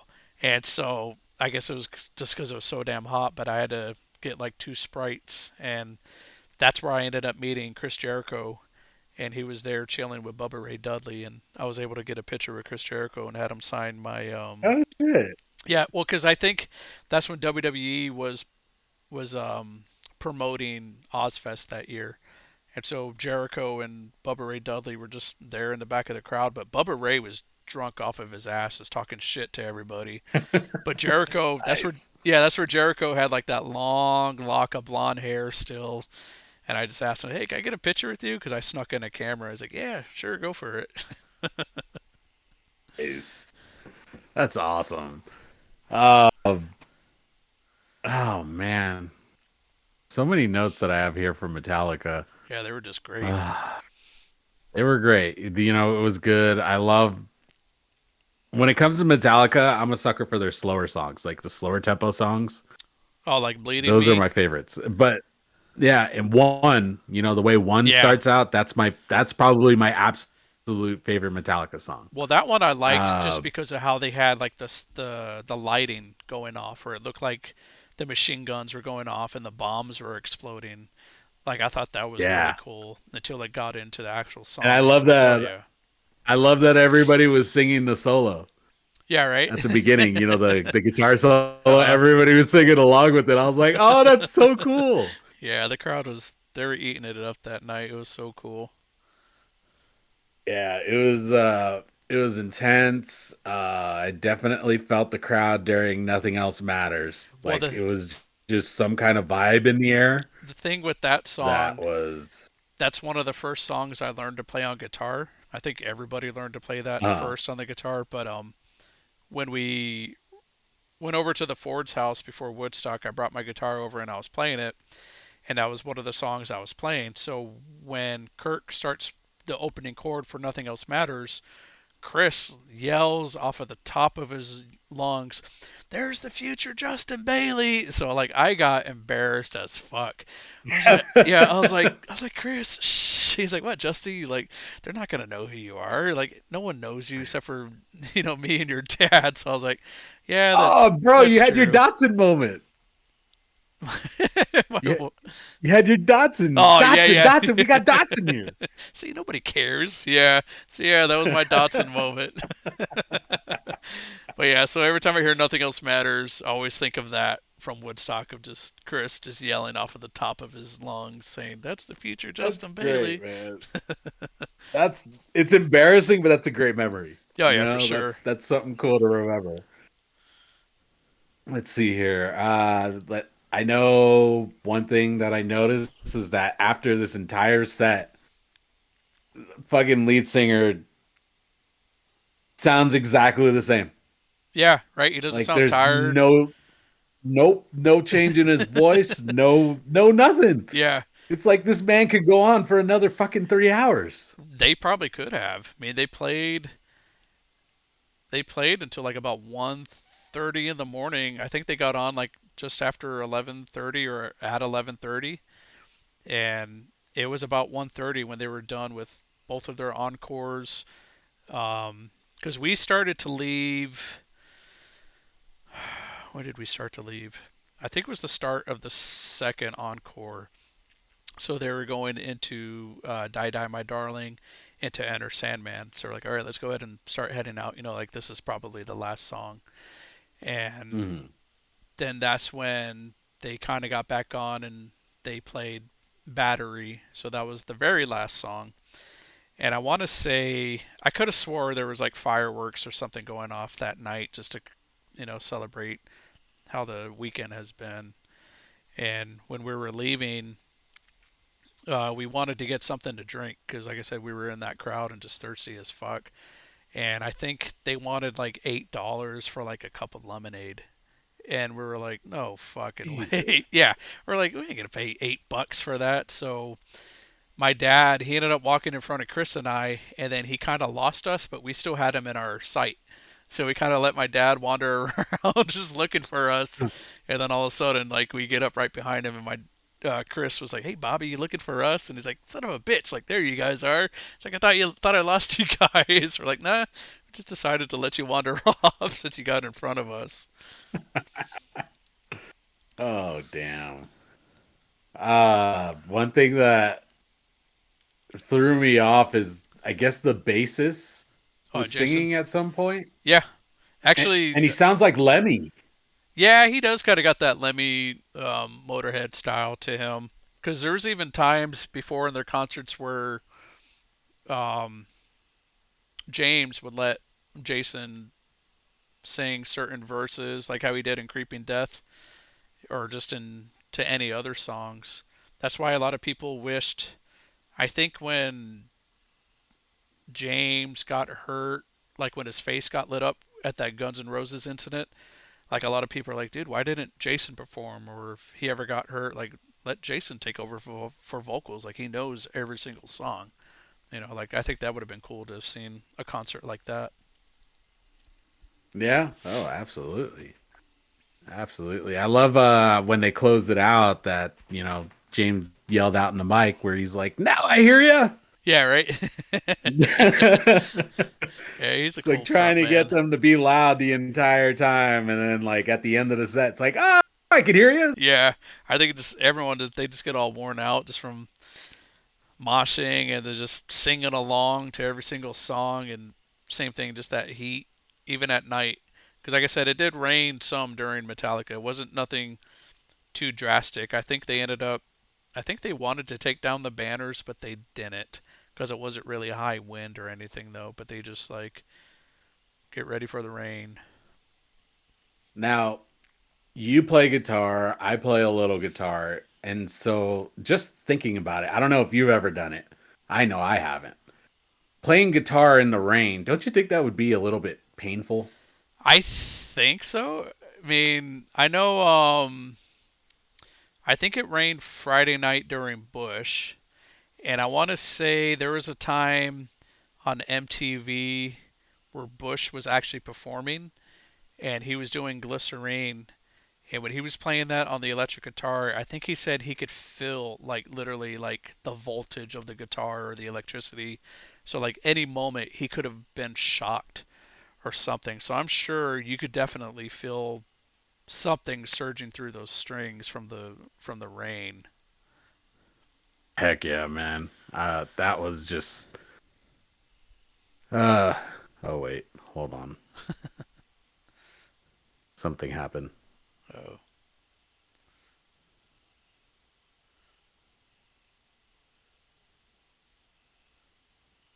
I don't think we missed much.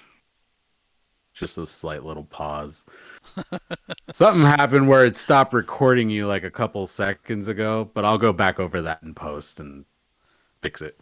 So we're good. We're good. heard. Sorry for the live crowd. Sorry for the Yeah, live right. crowd. Yeah, I Just a got I got little I got 6 viewers, so like I have people just a little chatting, but hiccup. it's all good though. That was my fault. Like I was right here watching, like I was listening to you talk, and then all of a sudden your like your voice waves disappeared. I was like, well, that's Oh, not normal. yeah, right. Yeah. Speaking But of I'll like fix that. electricity and everything.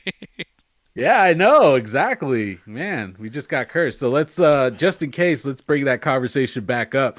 My question is, would you think it would be painful to play guitar in the rain? And you said that, he said he pretty much felt the voltage in his fingers while he was playing. To me, that'd be scary as shit. Yeah, that would be because you don't know how strong that shock is going to be. I mean, it's been a while since I played electric guitar, but still, just anything plugged in, and you got to think you have it around your neck. Both of your hands are touching the strings because you need your left hand, or if you're, whatever, to touch the strings on the fretboard. And then even though you have a pick and it's plastic, I mean, you're still going to rest your hand, there for the pickups or anything though. So Mm-hmm. I'm sure that shit's going to shock you like crazy. Will it kill you? I have no freaking clue. But yeah, See, the I one thing that would I don't know, I think the one thing that I'd be more really concerned about is, like with the wet strings and sliding your fingers up and down the strings, like do you think it'll probably like oh could it cause you to like cause burn your friction. fingers and stuff like that? Yeah. I have no idea. But like Yeah, even see, that's something I wouldn't want to do. like at 94 that whole weekend was nothing but rain. So I know when Nine Inch Nails when they performed, they actually ran out into the mud so people wouldn't throw mud at them if it did happen. And so the whole time that they're playing their instruments, they're all muddy. The keyboards are all wet. The guitars are all wet. The drums are all wet. But yet to me, even though Trent Reznor hated it, he said that was their worst performance. I still think that they did an amazing job with what they could with their instruments not working 100%. Oh, absolutely. And then I It's know like you when, can only do so much. yeah, and with Aerosmith, they didn't end up performing until like super late in the morning because of the rain, and I think they ended up being late because of that. But like one of the guys described it as like a cow that peed on a rock. Like that's how hard the rain was coming down. And when Green Jeez. Day performed before the mud fight started to happen, I think it's during when I come around, someone throws mud right there at his right hand where he's strumming the guitar and it's just covered with mud and yet he still carried on performing like three more songs after that song and then that's when the mud fight broke out with Green Day. So like Oh, damn. even though that's mud, it's still just like, dude, I can't imagine playing my instrument with mud, how slippery that would be, yet alone thinking how it would be to play in rain coming down on you. Yeah. Oh, I feel it, man. Yeah, definitely. That was I couldn't even imagine, dude. And I get mad when my hands get sweaty when I'm Yeah, playing the guitar. yeah, right. So just to think with rain, it's like, I don't know, Rain or mud or any other kind of fucking bodily secretion, I guess. right? You never know. Shout out to Flea. Anyways, let's start with we're gonna move on to Well, Sunday, with and this is the Saturday, final. Oh, what? Something else happened Saturday? well, us trying to get back Oh, to, there you go. Yes, yeah, continue. with that, like I said, Metallica they played till about 1:30 in the morning. Same thing. We Yeah. were trying to look for the something to drink. Found my dad. So we go to the bus loop there at the South Gate, and we are there waiting for our bus. And we ended up talking to a few people, and they're like, yeah, we've been waiting here for a bit, still waiting for our bus. We ended up seeing more buses passing by and passing by. I want to say we ended up waiting there for at least an hour, so it's like 2:30 in the morning to find out that the bus that we were waiting for no longer was getting people. Oh shit. So the security guard came over and was like, "What are you guys waiting for?" We're like, "We're waiting for our bus. Like we're trying to go back to the Mohawk Plaza or no, it wasn't the plaza, but it was some place that was nearby that wasn't too far." They're like, "Yeah, that bus ended like hours ago." We're like, "What the fuck?" It's like, "Yeah, if you guys go on this bus, it'll take you back like well, yeah, the one that he suggested was take the Mohawk Plaza bus and then you'll just have to walk." So we ended up doing that because my dad and I we wanted to get there Sunday to Woodstock early enough to see Willie Nelson because he didn't get on to like about noon or 1 o'clock, something like that. So Okay. once we finally got back to the Mohawk Plaza, we ended up walking over to Dunkin' Donuts because they were 24/7. Burger King was 24/7. McDonald's, I don't know why they weren't 24/7. Like they were idiots. It's like, dude, you guys are losing out on so much money by not being open. So It's probably because there was way too many people. Like, remember when it we could used to be, go to band reviews and then right? another, and we would show up to those fast food places, Yeah, and all of a sudden a shitload of kids just show up. right. Like, what are you gonna do? It could have been. Imagine if a shitload of fucking tired, cranky, drunk, or high Yeah, Woodstock goers stopped at your fucking McDonald's. Oh hell no! yeah. I mean that could have been the reason why, but to me, I just felt like man, you guys are losing money because like I said, Burger King was banking, Dunkin' Donuts was baking. So we walked to Dunkin' Donuts and they had like a $5 deal where you got like the how many ounces is this? The 20 ounce soda and like two donuts for like $5.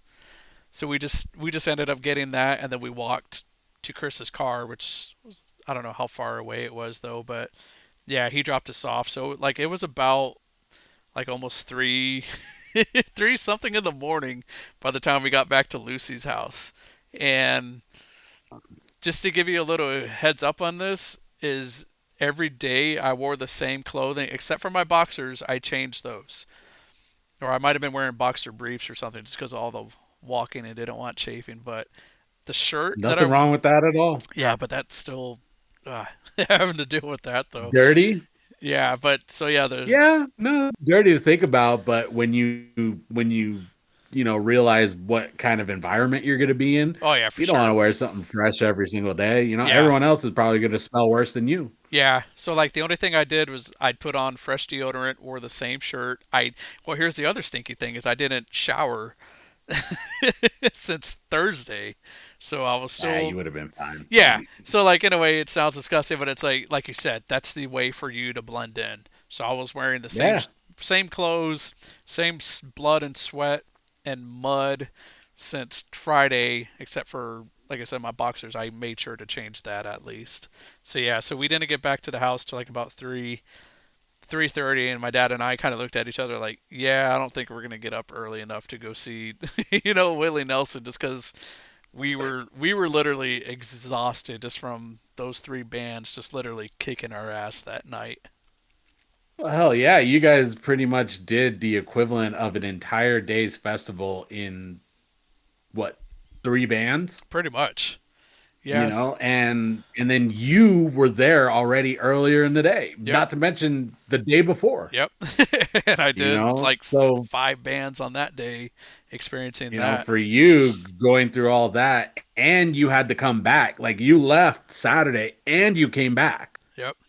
Yeah, so what So, yeah, that doesn't, I don't blame you for being fucking tired in the morning. yeah, so Sunday before the whole band thing, uh my dad was still going to go.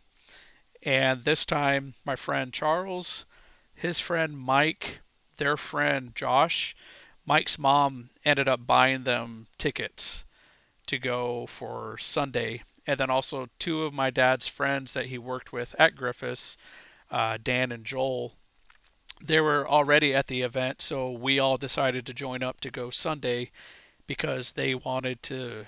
Joel and Joel and Dan really wanted to see Godsmack that was performing, and I think Megadeth.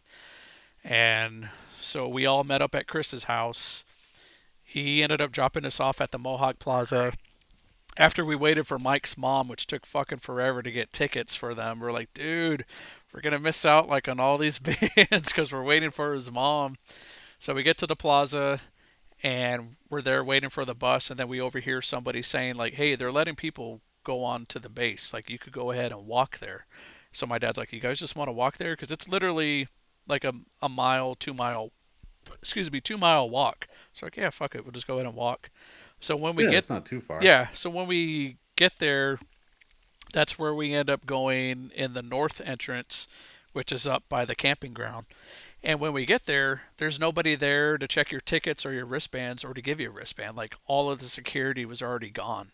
So this was probably like 2, 3 o'clock in the afternoon already, and there was like no security. So when we were walking by the tent city, it literally looked like a tornado had gone by. Like all the Oh tents, shit. yeah, there was like the tents were already like ravaged. There was trash completely everywhere. Like there was already trash everywhere when we got there Friday. So seeing the part of the tent city pretty much like destroyed, and even some of the wall. And speaking of the wall, it was already people were already sneaking in Friday. Like they didn't have like a huge piece like knocked down to make it noticeable. They had like part of the bottom plywood like kicked out. So people were already sneaking in Friday to go to Woodstock. So here it is Sunday. Wait, No, so they didn't use like just the standard Griffiths Air Force Base wall that was there? They had to build an additional wall? well, no, they had the whole wall surrounded the whole site, but there Like wasn't. the Woodstock wall that it Yeah, says what it's called? yeah. So Uh, they, because um, you only had those two entrances, but since again it's there on that flight line, how long that distance is, there's not that much security like in between those entrances. So people were already like kicking out some of the bottom of the plywood and just sneaking in right there. did they have designs on this entire wall, like the Woodstock logos and stuff? They did. I don't know if it was the entire wall, because I think the entire wall was like 2.5 miles that surrounded it. But I know right there by the entrances there was designs. It said like Woodstock, peace, love, music. I think there was stuff that was painted like for Jimi Hendrix and painted about the bands and just hippie shit. Just painted all around. I'm trying to see if I could find out how much it cost to produce. Oh, there it is. $38 million to produce Woodstock 99. Yeah. And like I said, And I tickets bet for you at 150. least two of those million were for the fence. Oh, I'm sure. Yeah, for all that plywood and then the structure just to hold it up. That's just like it just boggles my mind that they would put a fence up like that and expect people to stay out. It's Well, not like nowadays where it's like if there's a fence, you definitely know you're not getting in. yeah, because I know even at the original Woodstock, they had just a chain link that didn't keep people out. So they tried to Yeah. recreate that at 94. That didn't keep people out. So here they were thinking a 12-foot high wall was going to keep people out, and it didn't because, like I said, there's certain Heck no. yeah there were certain parts because they were just kicking it from the opposite side, so the inside of it, so that way those from the outside could just just sneak right in. Wow. Yeah, there's always going to be people that will find a way in. I mean, well, definitely pre 9/11, it was a lot Oh easier to yeah, do stuff like for that. sure. Nowadays, yeah, you good luck. I mean, it can be done, but screw that. Yeah, I'm because I'm good off that. yeah, after we walked in, that's where we went over to the food tents, and we actually got something to eat there. And like out of all the pictures that I lost, the third day were some of my best pictures because there was a picture of Charles and I, and I want to say we were there like eating our sandwich, but we had like this face like a look of disgust just because of the smell of the porta potties because it was in Oh, that jeez. yeah because it was in that same area of the blue porta potty guys, and of course there was trash everywhere. My dad was trying to look for a bandana from one of my uncles, so me, Charles, and the boys were hanging out by the body painting tent, just seeing what was going on over there. 15-year-old kids Hmm. and younger. And I want to say Dan was wearing a poncho because the weather that day was kind of cloudy, and some mud people had came by and they were giving people hugs, and they got mad at Dan because he was wearing a poncho. And because when I saw my dad, he had some mud on him. I was like, "What happened?" He's like, "Oh, the mud people came up to me and hugged me. Then they looked at Dan and they got pissed off at him because he was wearing a poncho." I was like, "All right, well, at least you got blessed by the mud people because I got blessed by the mud people Friday when we were entering the crowd because they were throwing mud, and I think my right shoulder got hit by mud, so that was my little blessing of the mud people right there. Nice. Yeah. It's man, the more and more I hear these experiences, dude, I'm just like so jealous. Like I know it sound like to the listeners, it's probably gonna sound, like gross and stuff like Oh that. yeah, And for sure. they'll probably think, well, why would you want to do that? It's like, why wouldn't you want to do Yeah. it? It's just something that to see all these bands in the same place at the same exact time. Yeah, obviously you're gonna have to go through some shit, but in the end, it's worth it. Well, that, and then also at the time, from what we know now, you didn't know that was going to happen then. So every time Yeah. when people they'll look at my Woodstock experience videos and like, man, how can you laugh about that or smile about that? It's like, dude, like I got to experience it. It's like there was no telling all of that was literally going to happen. Mm-hmm. And that's the cool thing, man. You have that experience that not too many people have, if any, people that have. Oh yeah, for sure. There you can't what's it called? Maybe down the line someday you will run into somebody and say, "Oh, you were at Woodstock 99 too?" Yeah, dude, I was there too. Let's talk about it. But for the normal person, it's like, "Oh, no, I saw Limp Bizkit when they went to Sacramento in Yeah. like 2003, but Well, that, and I think man, Woodstock sounds cool." it's also different for people who aren't in the New York area, because I'm sure half of that population was there. So to hear somebody from Texas, like, yeah, I was at Woodstock, be like, wait, what? It's like, yeah, that was my first concert at 15 years old. Be like, dude, what? So like, if you hear How that, did you get there? yeah, so you hear that up in New York, it's like, oh yeah, I was there too. It's like, it's not the same. That's why I wish more people that actually did go to Woodstock that were from out of state or out of that area would start making videos. Like, dude, just tell us how your experience went. It's like, I was 15. I know there's plenty of people that are still alive that went to that. Even I wish more Definitely. people that went to Woodstock 94 and 69 would just make a video like, dude, tell us your experience. How was the brown acid at 69 that was real bad that made everybody trip? Like, how was the rain at Woodstock 94 that pretty much ruined their weekend, but people still stay there to see the bands and everything? Yeah, dude, it all looked like such a great experience. And the fact that, we're about to start talking about Sunday, Yeah. it just or the Sunday sets actually, it kind of makes me sad because I know that feeling of doing something for a few days for a weekend, like say it's a weekend event, and then getting to that final day, you're just like, I don't want to go because I don't want it to end. Yeah, for sure. Like this is such a cool experience that, I don't really want to end it. I don't really want it to end. Like when it comes to that day, like the final day of an event, the one thing that always comes into my mind is thinking the next day, like, oh, none of this shit's gonna be here tomorrow. Yeah. Like this is gonna be completely cleaned up, everything's gonna be gone, and it's gonna be ready for the next thing. Yep.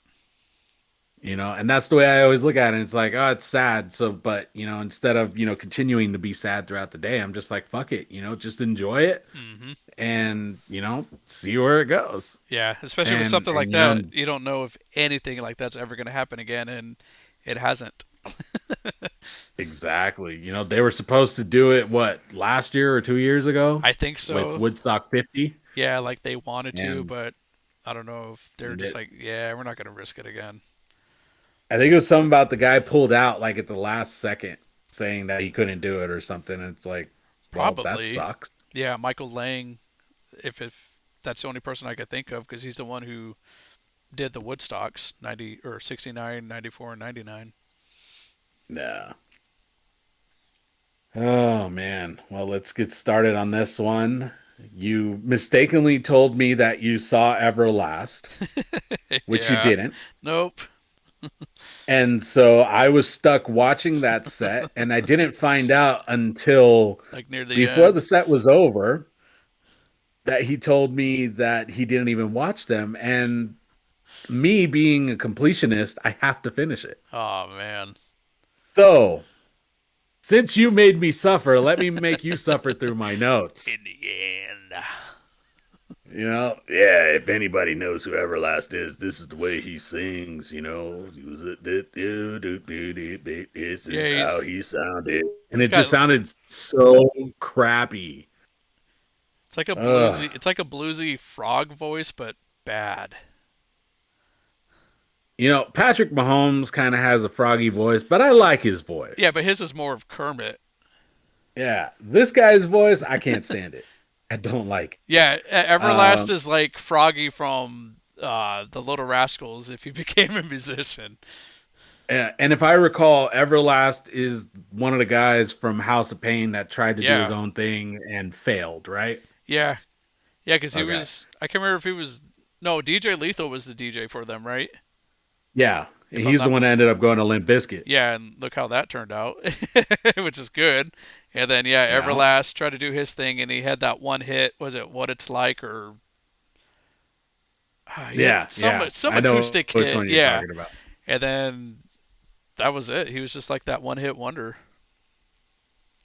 Yeah. And from the notes that I wrote down on during this set, you can tell he wasn't too good. Let's see here. One of them was "This feels like a filler act." Was he Oh, good in '99? geez, I don't know. Uh, let's see here. The band sounded good. Respect for covering Trouble Man, but his vocals were horrible. The DJ is way too bassy. Oof. Like literally, you couldn't not hear the bass over the music Oh, damn. coming from the scratching. Yeah. Jeez. Let's see here. He did a remix of something. I forgot what song it was.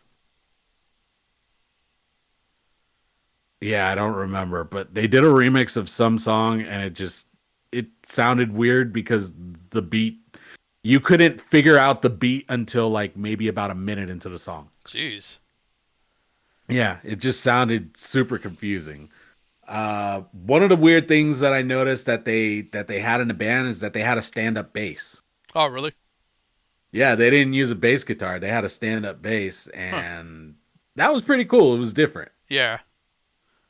Let's see here. Up, yep, there's the note. Forgot about the songs he was known for. There it is. What it's like. Yeah, so it is what it's like. Okay. Yeah. See, the crowd didn't seem too into the set. Don't blame them. The band at the end sounded out of tune. And then my final note, just found out Justin didn't watch them. What a waste of time. Motherfucker. Yeah. So we'll move on from Everlast and we'll move on to another person that I have never listened to any of their music other than a cameo appearance in Austin Powers. Right? We're talking about Mr. Elvis Costello. I'm glad you remember that. Oh yeah, I because he did. he does announce it, ladies and gentlemen, Elvis Costello and Burt Mm. Bacharach. Exactly, exactly. That's why I remembered it. And then I remembered the "What do you get Yeah, when you fall yeah. I was in trying to love?" remember what song it was. That was it. Yeah, yeah, because it's in Yeah, That's I Why You Shag remembered Me. that. That's right. Yeah. So as soon as he ran out, like the one thing that you said that you came in and late, or you saw the Yeah, whole set. no, it was like probably mid set or so because we were going over there, obviously to see the Chili Peppers, and Yeah. but even though we got to see all the other two bands, well, including him, it was like all right, trying to get a good spot to see them. Yeah. So I noticed when he ran out on stage, this man like literally ran out, grabbed the plug, plugged in his guitar, and just went straight singing. Yeah, that and I No, liked it was him and then a guy on the piano. Steve Naive. Yeah, and like that's all he That needed, was his name. and the crowd they loved Yeah. it. It was Yeah, dude. That's the one thing that I love that about his set is that it was just the two of them. yeah, it was And if it wasn't the two of them, it was just him. yeah, And let's see here. The crowd seemed pretty they seemed a little bit into it, but the ones that were more into it were the hippies, yeah the for sure. drunks, Yep, and or the ones on drugs. that or just the old timers like Elvis Costello. Yeah, those are the ones that I saw that they knew the songs. A lot of the younger generation, they didn't know the songs. They looked like they were using that time to rest, Yeah, pretty much. to chill. At this point, they started singing. He sang the song from Austin Powers. Hmm. And I love how he introed it. He's like, "So, has anybody seen any movies lately?" And everybody screamed, "Austin Powers!" And then Yeah, he cause that started singing the song. yeah, cause that movie came out that year, that summer. Yeah. Let's see. At this point, I noticed the camera director loves fine ass women. but he throws in some twos and threes to create perfect balance. So at this point, I figured Thanos is the camera director. Let's see. He doesn't stop. He just kept playing. I noticed that. Like he just kept moving. I mean, from the videos that I saw, it was just song after song after song. I don't know. Did he have any like did he have downtime between sets? Was he talking too? He might have to the crowd from what I remember, but I think he was just one of those ones. Just all right, next song, next song. Yeah. Let's see. Yeah, this part definitely caught me off guard is I wanted to say a shout out to the cameraman because the cameraman was doing a good job. You remember how there's that camera that was right there at the front of the stage? It was on the track, Oh yeah, yeah, and they were using it to get those good close up views of the singers. right. And so I guess the cameraman kept getting close to Elvis, and he didn't like it Uh, because he straight up like he looked annoyed, and he told him he was just all like, "Can you do me a favor and get out of my face so I can play the guitar?" the true guitarist or true musician. And my shout out to the cameraman is because he didn't move at all. He just stayed in his fucking face. Oh jeez. But you could tell that he was getting pissed. Like he was legit getting mad, and you know it doesn't happen that often. But with Elvis, yeah, he seemed like that kind of guy of you're distracting me, dude. Stop it. Like I I'm mean, just trying to play my guitar, bro. that would get annoying because you got to think most of the times when these musicians are performing, they don't have those cameras in their face like that. Yeah. So they're here at a big ass event being televised all over the world. Of course, they're going to get those cameras, up in their face, and they just want their space and everything. Mm-hmm. So I kind of felt bad for him. I did feel bad for the cameraman, but then again, I was just like, well, he's doing his job. Yeah, right. He's got someone in his ear yelling at him. I don't Yeah, give a fuck what right. Elvis says. Yep. Just stay in his face. Stay on them. They don't care. Song that he sang that I absolutely enjoyed was called "Pump It Up." It seemed pretty cool. I think it was during the encore. I'm not sure. More titties. More people. From this point, I definitely saw that it was the biggest crowd so far. Yeah, I think it's because everyone was getting ready for Jewel that was up next. Yeah, and That not and to it could mention have the been for him. Sunday. Yeah, I always notice that like for events and stuff, like Friday's always all right, there's some people here. yep, Cool. Saturday, oh, there's a little bit more people. That's cool. Sunday, holy fuck, where did all these people come from? yeah, And it's always like that with some events. Let's see. After I noticed the crowd, there were some man titties. I saw the man titties. And that was it for Elvis Costello's set, which honestly, it wasn't that bad at all. I thought it was actually pretty damn impressive. yeah. Like I said, for him and the guy on the piano, and even just him solo on the guitar. Like I said, I think it really helped out with the crowd. Especially from how Saturday night was. They needed they Heck yeah, they man. needed to be tamed down some. But even like with Brian Yeah. Setzer, I wish I could have seen him because he sings that was it Stray Cat Strut and Rock This Town. He's like that old. He's into like that 1950s kind of like rockabilly music and stuff like Oh, him. okay. Yeah, like him. I think he would have been amazing to see. And if I'm not mistaken, I think the guitar that Elvis Costello is using is actually one of Brian's. Like something happened to his and he needed a guitar at the last minute and Brian was like, "Dude, use mine." Oh, is that why he switched the guitar out? I think That's so. cool. Yeah, I think something was up Yeah. with his. Like he just didn't bring a backup or I don't know, some shit happened to his. Yeah, I definitely noticed that. Let's see. Yeah, now we're moving on to the next one, which is Jewel. And this actually surprised me. I did not know Jewel was at Woodstock. Yeah. That one threw me off. So when I saw that, you saw Jewel and that she was on the set list, I got a little excited because I kind of like Jewel. Yeah, I've You know, always liked her. she has some good music. Hmm. She's a good musician. She's a good guitarist, and so I thought this one was a fucking treat. And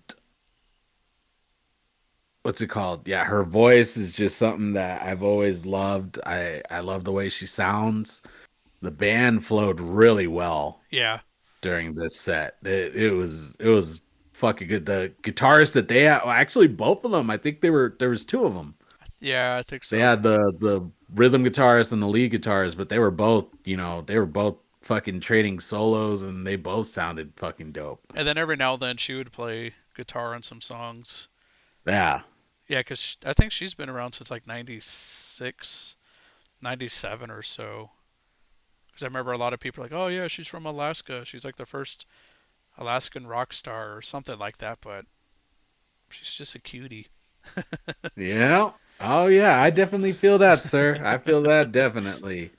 I love that. I don't know if it was that she had the wrong song on her set list, but they started. I guess they were gonna play a different song, and then they had to switch back to a different one.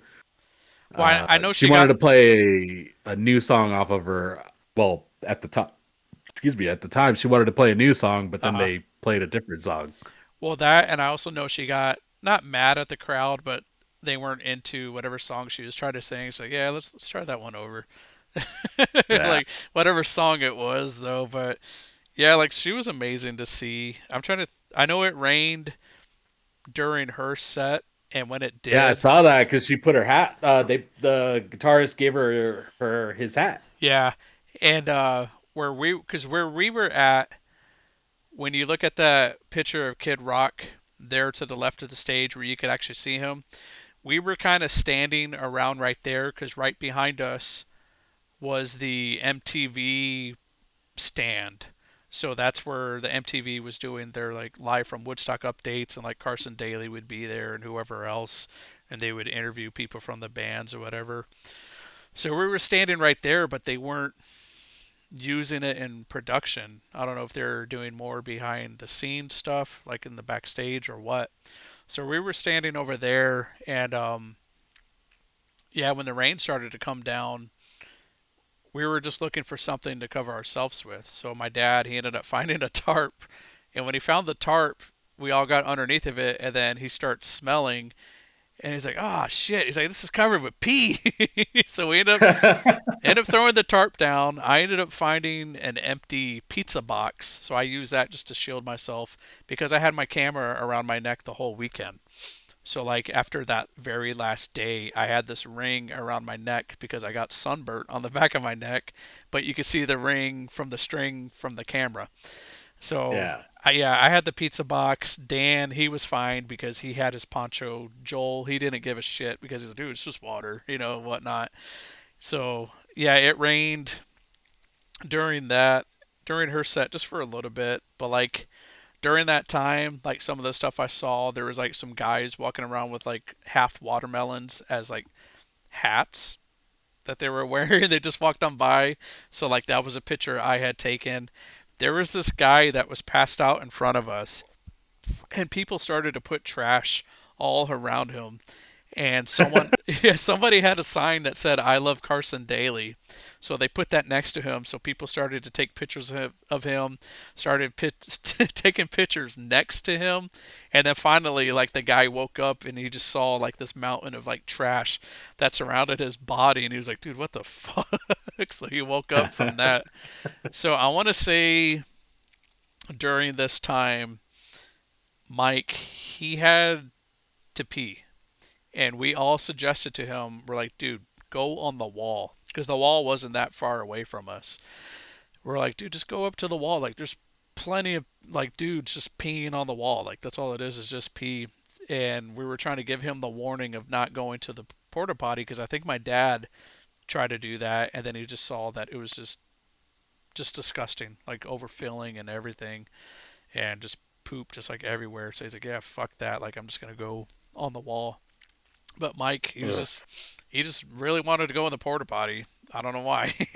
So that was the only things that happened during that, and I think that was around the time when Dan and Joel ended up leaving because on the screen after Jewel, it was showing that Collective Soul was going to be performing over on the West stage. And like I said, originally they were supposed to perform, what was it, Saturday, but they ended up switching spots with Ice Cube.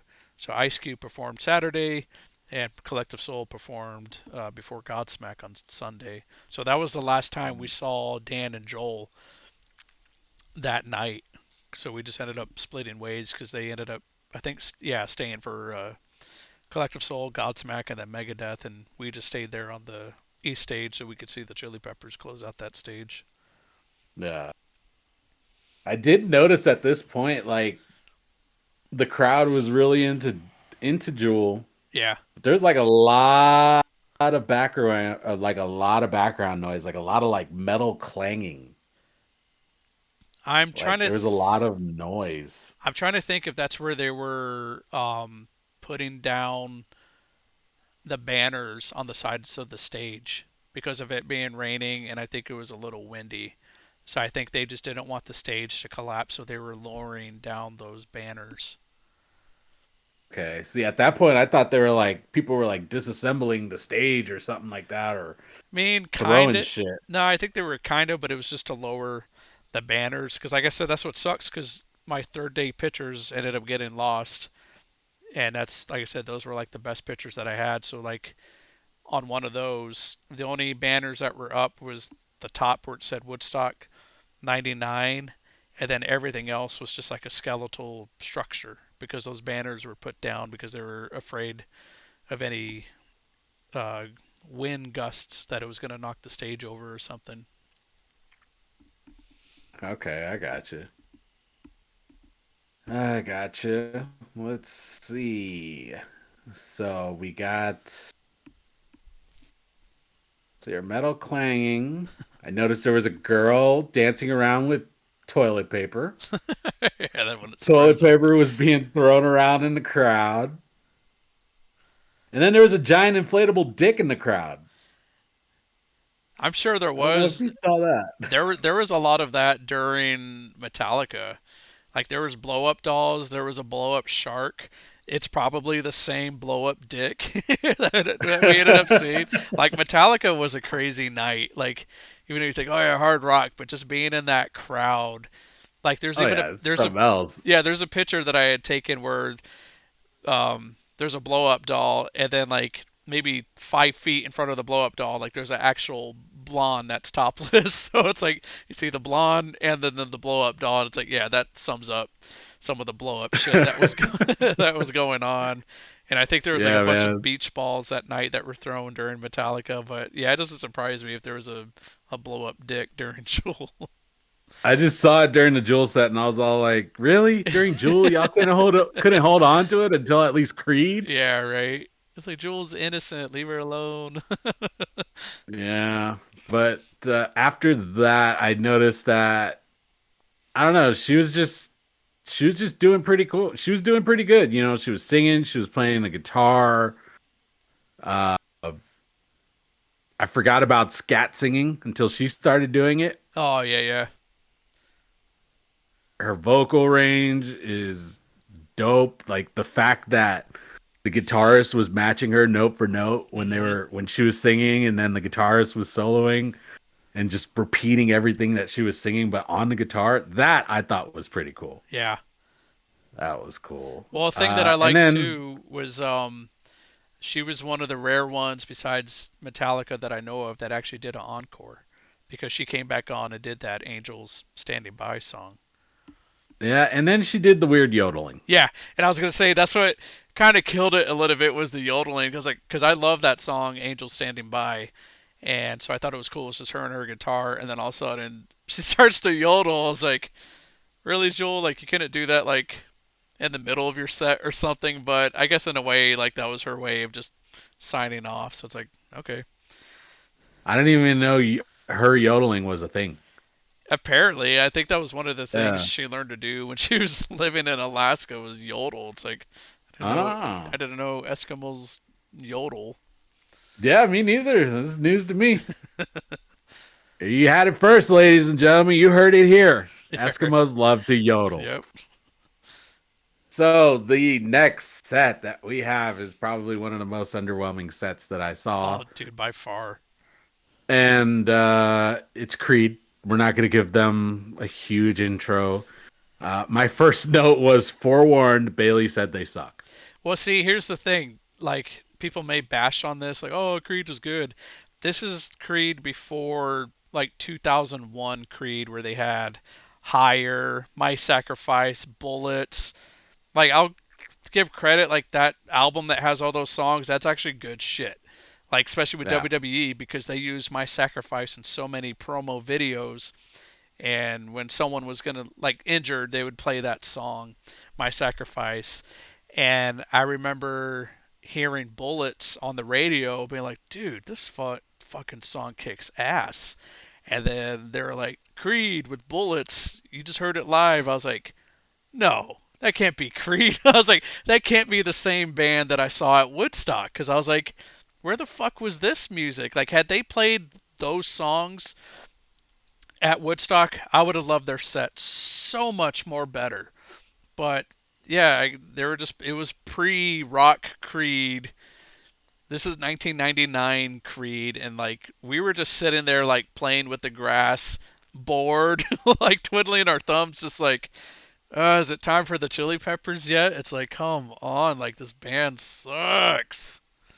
been the same way, man. You know, like when you told me that they sucked, I was just like, oh crap. So Yeah, this is pre the good songs Creed. yeah, You know, yeah, like and the it's true. one what is it? That one song that opened up the what was it? The Scream 3 soundtrack. What If Oh by yeah, yeah, Creed. yeah, I love that song, dude. And yeah. and I thought they were gonna play that in there, and I was all like, wait, Scream 3 Right? came out way after that.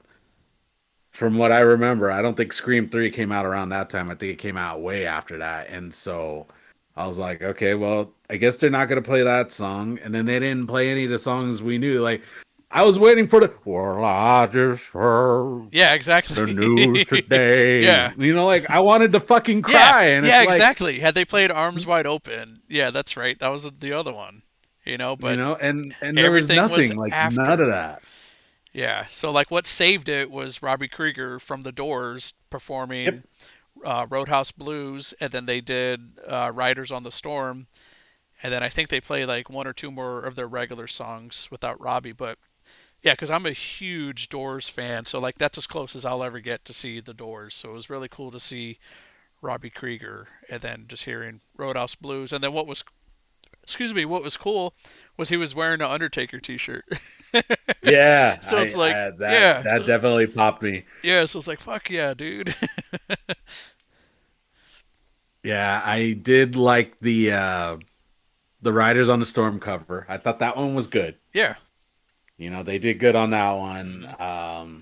Other than that, everything else sucked. The Yeah. guitarists, they have no reason to be singing. They suck. Yeah, I can't remember. Um, Tremonti, I think his name is Jeff Tremonti or something like that. I mean, like I said, at the time they sucked, but now, like, of course they've aged and their music has aged. It's like, yeah, they're better now. Even Tremonti has his own band, and I think Van Halen's son plays with that band on bass. So it's just like, all right, it's cool to see where they are now, but then it's like, dude, you guys are garbage. yeah. Oh yeah. That was just like super hot garbage. I noticed everybody was just standing around. Yeah. You know, there was no action in the crowd, and I don't know. I was just looking forward for that to that set being over. You Yeah, know, it like I was. just wanted it to be done. Yeah, it was definitely a buzzkill, and so it's like, thank God for the Chili Peppers are next. That's what I was about to say. You know, we had to wade through the shit waters. Well, you literally. Yeah. Yep. And so we're finally getting to what I pretty much think should have probably been the closer of the weekend. I don't know if it was, probably wasn't. They were for the East stage, and Megadeth was the closer for the West. And I think Megadeth ended just a little bit earlier than the Chili Peppers because there was supposed to have been that Jimi Hendrix tribute right after the Chili Okay. Peppers. Yeah, so Red Hot Chili Peppers is They're up next. This is the last set that Justin saw. Yep. And we were welcomed by Flea jumping up and down, Yep. naked, In his birthday suit. which I guess is a common thing that he does that all the time, or it's just normal for him to do that. And I did research to find out if he was on drugs or anything, and apparently he was sober. Yeah, it's just Flea being Flea. Like at 94 when they came out, they were dressed up as light bulbs. So they performed Give It Away. And they only did it in that one song. And that's actually Yeah, when Dave Navarro had joined the group, and he said he hated having to wear that light bulb suit because you could barely turn your head. Like it was like the original Batman suit with Michael Keaton. Like you had to turn your whole body just to look to the left or the right. You know, you couldn't physically turn your head. And yeah, yeah, that one he was clothed at 94 when the Chili Peppers played. But yeah, when Flea came out butt naked, because after Creed, we told my dad, we're like, hey, we're going to try to get a little bit lower into the crowd. So he's like, yeah, that's cool. It's like, just come back to me once the show's over. Like, yeah, yeah, we will. So we got maybe like 20 yards further into the crowd, you know, or so from where my dad was. And yeah, so when Flea came out, yeah, they said he came out all butt naked, shaking his dick around, just being Flea being happy, and he starts playing his bass, and he's doing the intro to Around the World. Well, the thing that's weird with the audio is the only way I could describe it is like when you have headphones on and you plug it into the jack and it's not in all the way, and you could slightly hear the music but not all the way. ah, yes. That's how the music sounded. So like some people were kind of like booing because like we're like, dude, we could barely hear the music.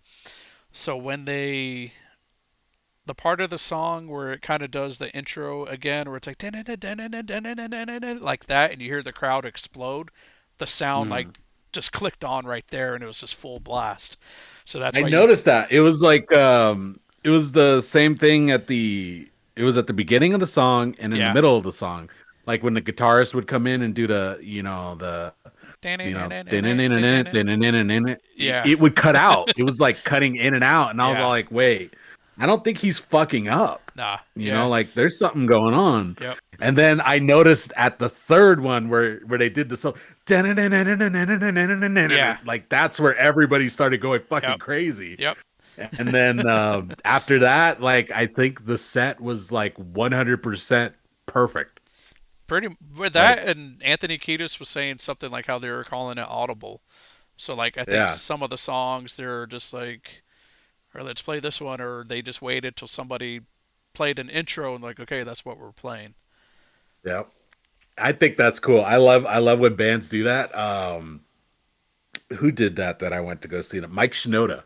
Oh yeah, So when he was doing his solo tour back in what was it, 2016 or 2017, he uh he never had a set list. oh wow, What he did was, you know what? I'm gonna play all the songs that everybody likes, or I'm just gonna play what I feel. yeah, He has all of his songs loaded up on his laptop, and he just picks the songs, and they go from there. And he'll even ask the crowd. He'll be like, "Oh, well, what do you guys want to hear?" And then the crowd tells him or whatever. He picks the song, and then instantly he'll play it. Like you can come up with like some kind of Linkin Park C track, right. and if he's feeling it that night, fuck yeah, I'll play it. That's crazy. And I love bands that do that where like they know their music, they know their shit. They're not afraid to deviate from a set list where they're Yeah. just like, you know what? I don't feel like playing this song right now. I feel like we need to do this because of this vibe. Well, it's like with Primus. I've seen them 5 times, and Mm. they're one of those bands where they just love to jam out. So of course, like their song will be 4 minutes long, and it ends up being like a 10-minute song because they're just there just jamming. So they're definitely one of those jam bands if you ever check them out, or if anybody's that's listening's never seen Primus, get be prepared because they just love to jam to their music. One thing I definitely noticed, this was prime Red Hot Chili Peppers. Yeah, Like, I would agree with it because Californication just came out. John yep. Frusciante had just came back to the band like the year before to record Californication. So seeing them with John was definitely a special treat. Because like I said, at 94, Dave Navarro was with them because they had already kicked John out. So it's cool that it went back to a circle where like, all right, cool, John's back with the band. Yeah, man. I was it was just for me, it was just hit after hit, Pretty much. and you can literally play the entire Californication album from start to finish, and that could be a fucking show right there. Oh yeah, for sure. And I love that album. That was the album that made me fall in love with Red Hot Chili Peppers. That one, Stadium Arcadium, just like everything that pretty much came out after that is the stuff that I loved. And I remember you and I were really big on what was the song for Beavis and Butthead? It was the Love Roller Coaster cover Yeah, that they did. yeah, that But one was dope. but what got me into the Chili Peppers was actually Coneheads with Soda Squeeze. Oh, that's right. So that's when I started getting into Chili Peppers. So like when the Blood Sugar Sex Magic album came out, so yeah, I would Give It Away, Under the Bridge, Mm, those songs. But definitely when Soul to Squeeze came out for the Coneheads album, that's where yeah, that's why they're like on my top 5 all-time favorite bands. yeah. See, I didn't appreciate them when I was younger. See, I started listening to Guns N' Roses back in 1991. Oh yeah, I had no reason to be listening to Guns N' Roses yeah. when we were like what 6, 7 years old, Yeah, about 7. and so I had the bootleg tape that we bought at some flea market in El Salvador. All right, and so I was listening to Use Your Illusion one, the one that had November Rain on it, and Oh I just yeah. kept playing November Rain on repeat. And so, like I didn't get to listen to Red Hot Chili Peppers. Like I knew who they were. Yeah. I knew the music that they made. I just didn't they didn't interest me at the time. And so when Californication came out and the first time I ever heard Scar Tissue, that was the song. That was the song that did it for me. Dude, I love that music video though, where they're all sitting like in Yeah. that beat up car and they're all beat up and just driving in the middle of the desert. That's probably like one of my favorite all-time music videos. Yeah, dude. And then just that CD, like I said, you got what? Other Side, you got fucking What, Road I can't Tripping, even name them. Just Californication. like damn near half the albums on what Been Around the World. Yeah. They had so many good songs on that CD. Like pretty much that whole set that they did was pretty much that CD because like I said it just Yep. came out and they did a And then few the older stuff. quality from the band, dude, it sounded exactly like the CD. Yeah, Like everything sounded perfect. Like you said, when the kicked on, it just didn't turn off from there. right. Like they were just spot on. They kept fucking playing and it just sounded great. Everything was dope. The guitarist who you say what would you say his name was? John.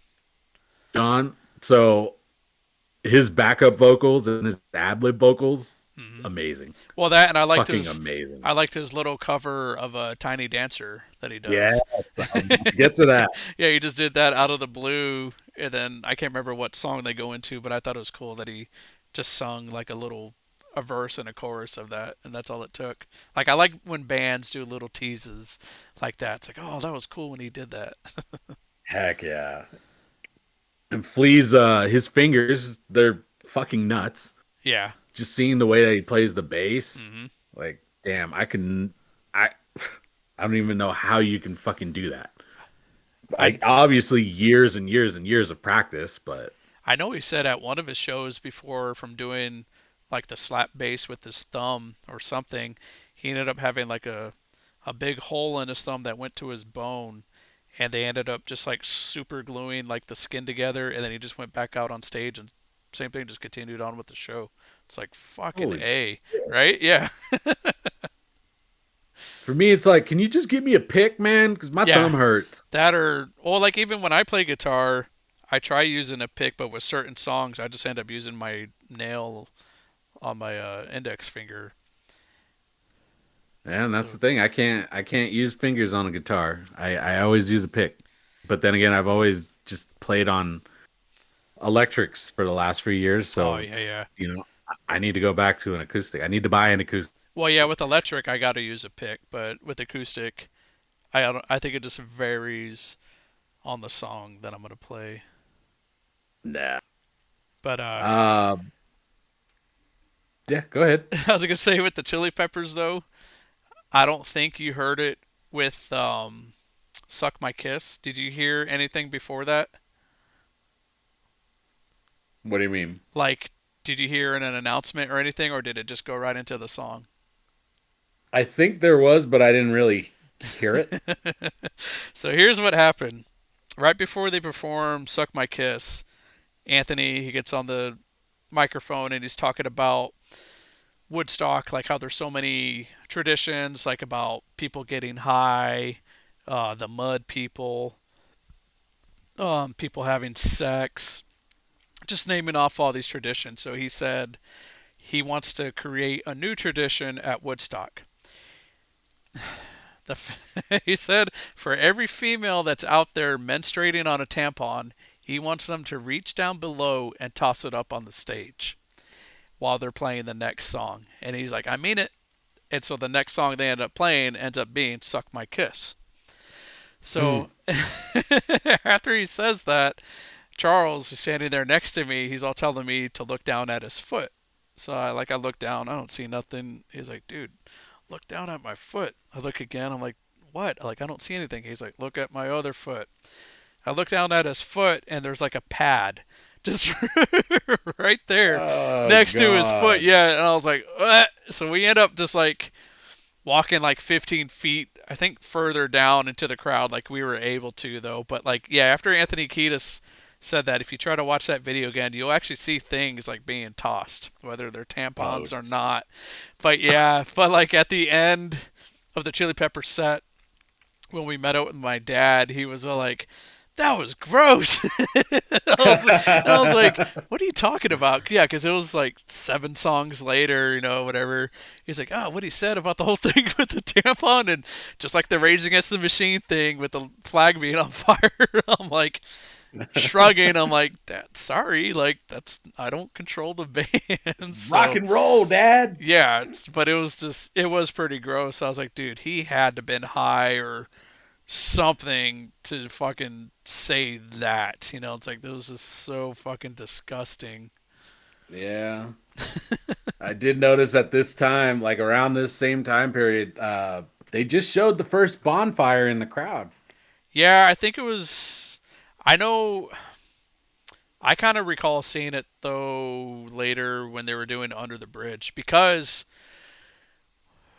how there was that resourcefulness of the candles that you see during the Under the Bridge I heard about that. I when heard about the candles. yeah, because when we were not where they do the tickets at the security at the gate, but I guess we were already in. There were like protesters or whatever for like anti-guns or whatever.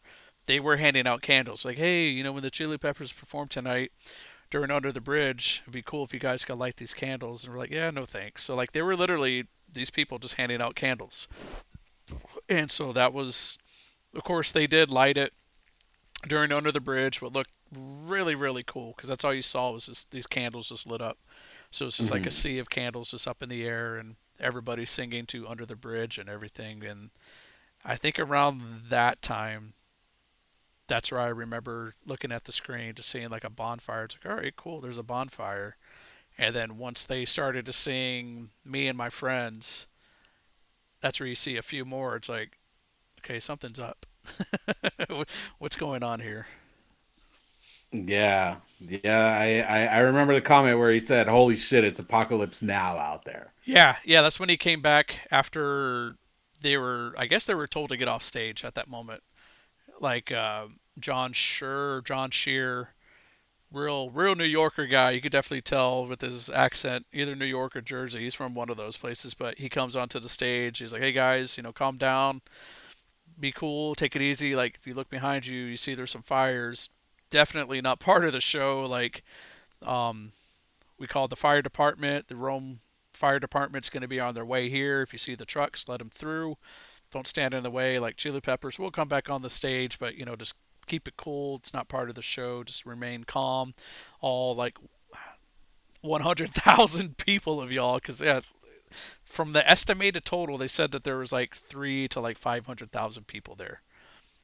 Oh, So yeah, that whole weekend was just packed with people. So of course, yeah, they get back on stage.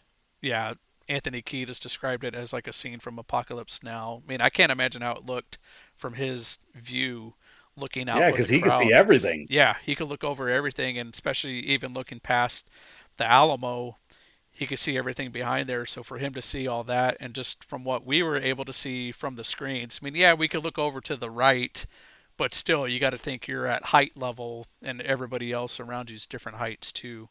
So Yeah. they did what was it, Sir Psycho Sexy, and then yeah, they did play Fire by Jimi Hendrix, but later on, that's where they were saying that Jimi Hendrix's sister was there for the tribute, and she knew that they played Fire before and just thought it would be a fitting tribute. And ironically, at a wrong time, with actual fires going on, for them to Yeah. play that song. So that's another song that I think was fitting for them to play, but had they not played it, the weekend might have played out just a little different had they played something else, kind of like with Limp Bizkit. Had they not played Break Stuff, maybe their set might have not have been as remembered or blamed for the riots and stuff like that. So now my question is, did they plan to originally cover fire, or did they do it because they saw all the fires? No, I think they only did it because his sister had asked. Oh, okay. Because I think when they got off the stage, she knew, okay, here's my chance. Since they're playing audible, they're just making up their set list as they go. Let me see if they'll play this, in remembrance for my brother. So like in a way, it was Oh. fitting. That's why I think you hear Flea saying, "You want to do it? You want to do it? Fuck yeah!" They're just like, "Yeah, let's do it." Like in a way, it was fitting for them to play that song "Fire." And if you hear them playing, they're playing it like at a super fast tempo too. Oh yeah, You yeah, I know, noticed that. I mean, But once it's again, it brought me back to Wayne's World.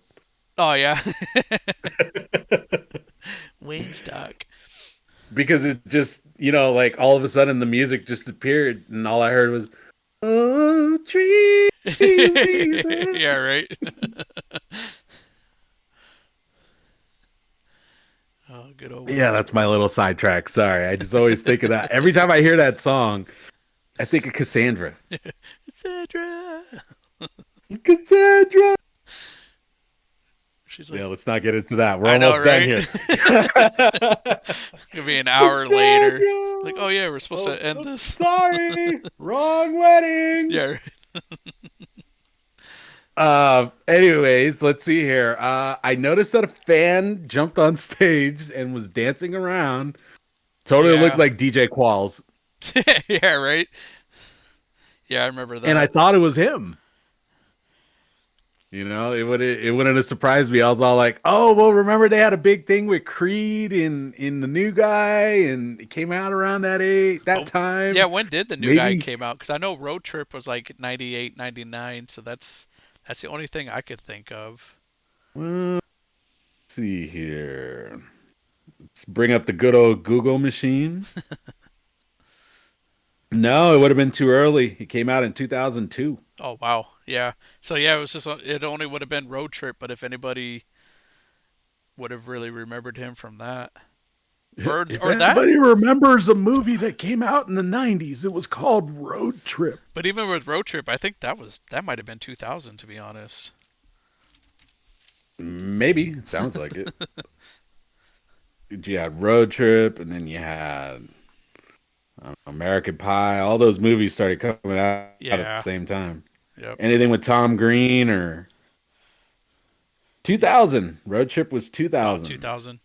Yeah, because American Pie, I know that was 99 for sure. Yeah. Let's see. I'm seeing if I have anything left for Red Hot Chili Peppers. No, just like I said, fire and automatically thought of Wayne's World.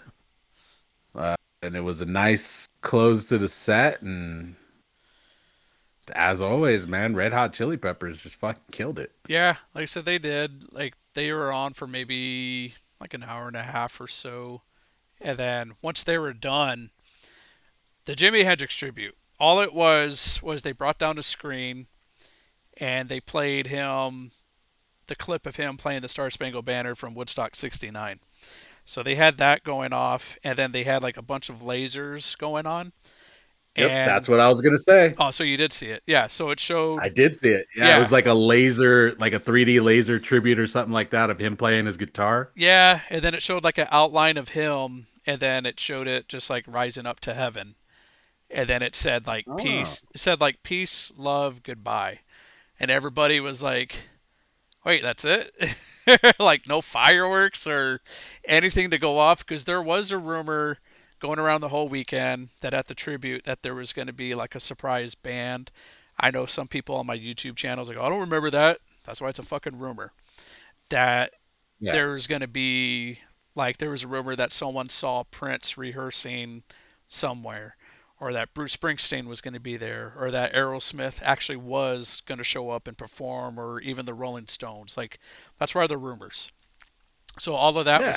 all of that was being tossed around, and so yeah, like that was it. So we met up with my dad. He was back where he was, and like I said, he was all disgusted about the tampon thing.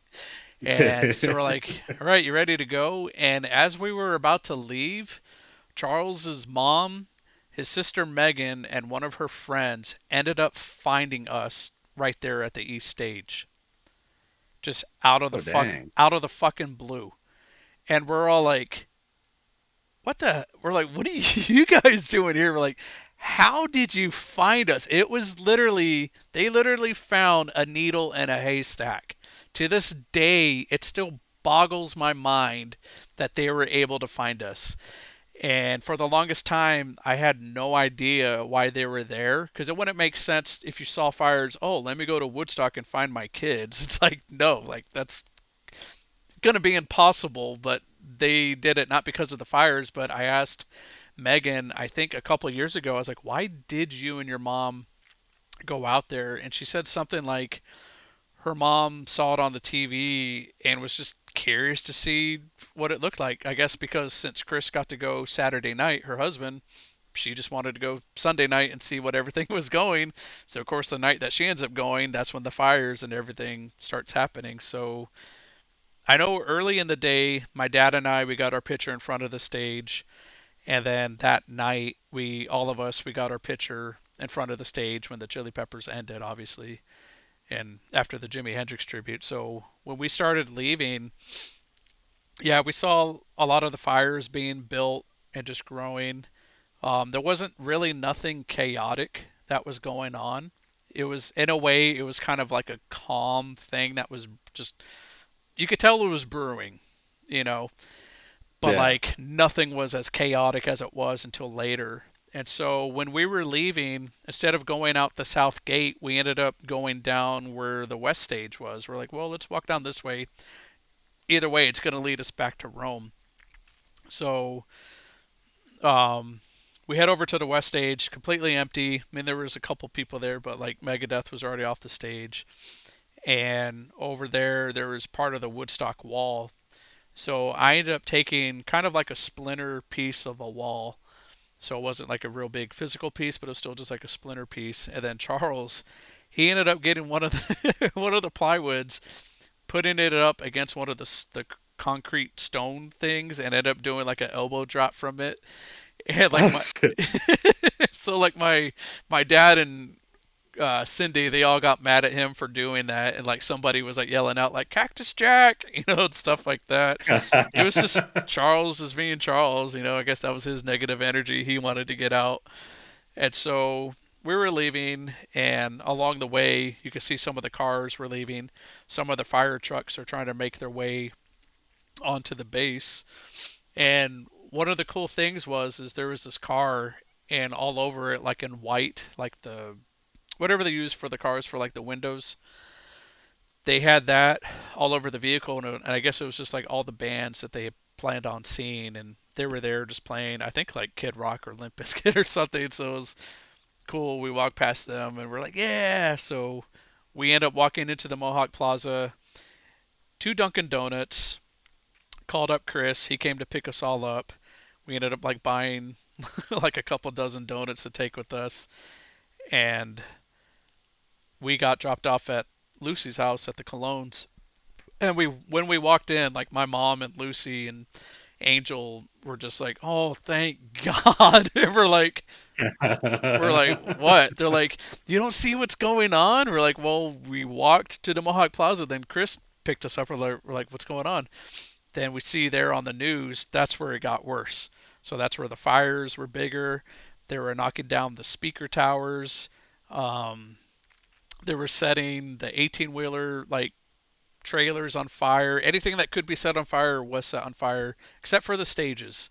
I thought it was cool that they didn't set the stages on fire. They were just doing everything that was in the middle, which was like the food tents, the merchandise tents, of course all the trash that was all laying around, like that was fuel. Even though it did rain, you still got all that trash that was everywhere. So yeah, it looked pretty Yeah. bad once we got back to the house. And then it was like the next day just seeing, it was weird because like the next day it was all like overcast and gray, so it kind of fit the setting for the day after that event, because even though it did rain on Sunday a little bit during Joel, it was still sunny during Creed, and the Chili Peppers had that nice setting. But the next day it was just nothing but gray, and that's what every single news channel, newspaper was. I think on one of the front papers it showed a girl reaching into an ATM machine and her face was looking right at the camera, and there she is on the front page. So it's just like,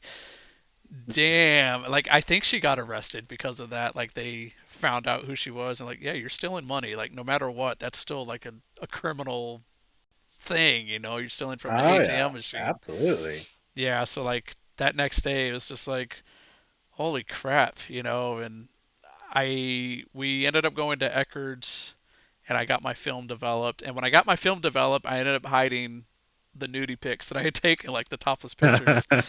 So I made sure to do that quickly. And then Lucy, she was like, "All right, Justin, where are the pictures at?" I was like, "I showed you the pictures." Like, "Nah, where are the other pictures at?" Like, "We know you took some, So I was like, "All right." So I ended up showing them, and they're like, "Yeah, we figured you were gonna take some." I was like, "Well, I mean, 15 years old, it's part of the experience." You know what? Literally, when in Rome. Exactly, and then just it's history, like that with everything though. But yeah, that ended the night was just us walking back, and like I said, it just wasn't that bad when we were leaving until we got to Lucy's house and we walked in and we saw everything that was going on the news. But yeah, so it's just still funny to this day how people say Limp Bizkit caused all the fires Sunday night. Limp Bizkit performed Saturday. There's no Hmm. way that people are going to carry aggression from Saturday night to Sunday and be like, okay, let's go ahead and let's do that break stuff rage, Sunday night. And then they were trying to say that the Chili Peppers caused it by performing fire when you even said so yourself earlier in the set. You could already see fires happening. Like it was Yeah. just the cost of water. Like I said, a 20-ounce bottle of water was like $8 to $10. I know a lot of people say it was 4. Maybe it was 4, but at the other parts that I kept looking at, it was like $8 to $10. The food was super pricey. Um, just the fact, I mean, even though it's July, but New York had that random ass heat wave, didn't help it at all. They said that there was water for free, but the people that were there, the crowd, they ended up breaking like the pipe thing for it, so that's what created the mud. Coincidentally enough, it was over by the porta potties. So just it just I Of don't know. course. Yeah, I mean, the overall experience that I had was just a blast. Nothing will ever touch that experience again. Just Yeah. especially at 15 years old. Um, honestly, being able to say, yeah, I went to Woodstock with my dad. He joined me for Saturday and Sunday, so it was just cool that he and I could talk about that for the rest of our lives and everything. But yeah, like I said, it Yeah, dude, and was, that was the one thing. Like, I knew that you went to Woodstock with your dad. yeah, Now, I didn't know that you went with other people too. yep, So that was all new to me. yeah, And did Barbara go on Sunday, or she ended nope, up opting out of Sunday? yeah. She just opted out right after when we saw Kid Rock, and Yeah, because Saturday was a hot ass day. I wish there was a way that I could actually find out what the temperature was that weekend. Because, like I said, you got to think there's hundreds of thousands Oh, of we people. can. Oh, we can. Why would you think I it will was? find it. You go Oh, ahead and keep talking. I yeah, will yeah, find it for you. yeah. Because it was, yeah, the 23rd was a Friday, and then the 25th was the Sunday. But yeah, I mean, just having all those people, the fact that it was on a former flight line, there are no trees, so there's no shade. It's just a bunch of cement because it's meant for airplanes, not for concerts. So even though if there was grass, I mean, you still got the heat from everything else and just from all the people. But it was still, like I said, it was still a blast. It was still a fun. And if I could go back in time and relive that moment, I would do it in a heartbeat. I think the thing I Oh, would, absolutely. yeah, I think the thing I would do is just take more pictures and more film with me and just document it better. Like there's actually a video that somebody on YouTube, they actually had like a handheld camera and took video of Korn when they were performing Blind, like at the beginning. And when I saw that video, I was like, dude, this is like finding the Holy Grail. It's like I've never seen a personal video outside of what was recorded for like the pay-per-view and MTV of someone's like actual like home video of this. And I wish they would like post up more if they even do have more of that. See, there's this music store, kind of like the one that you say that you go to all the time to buy your CDs or whatever. Oh yeah, yeah.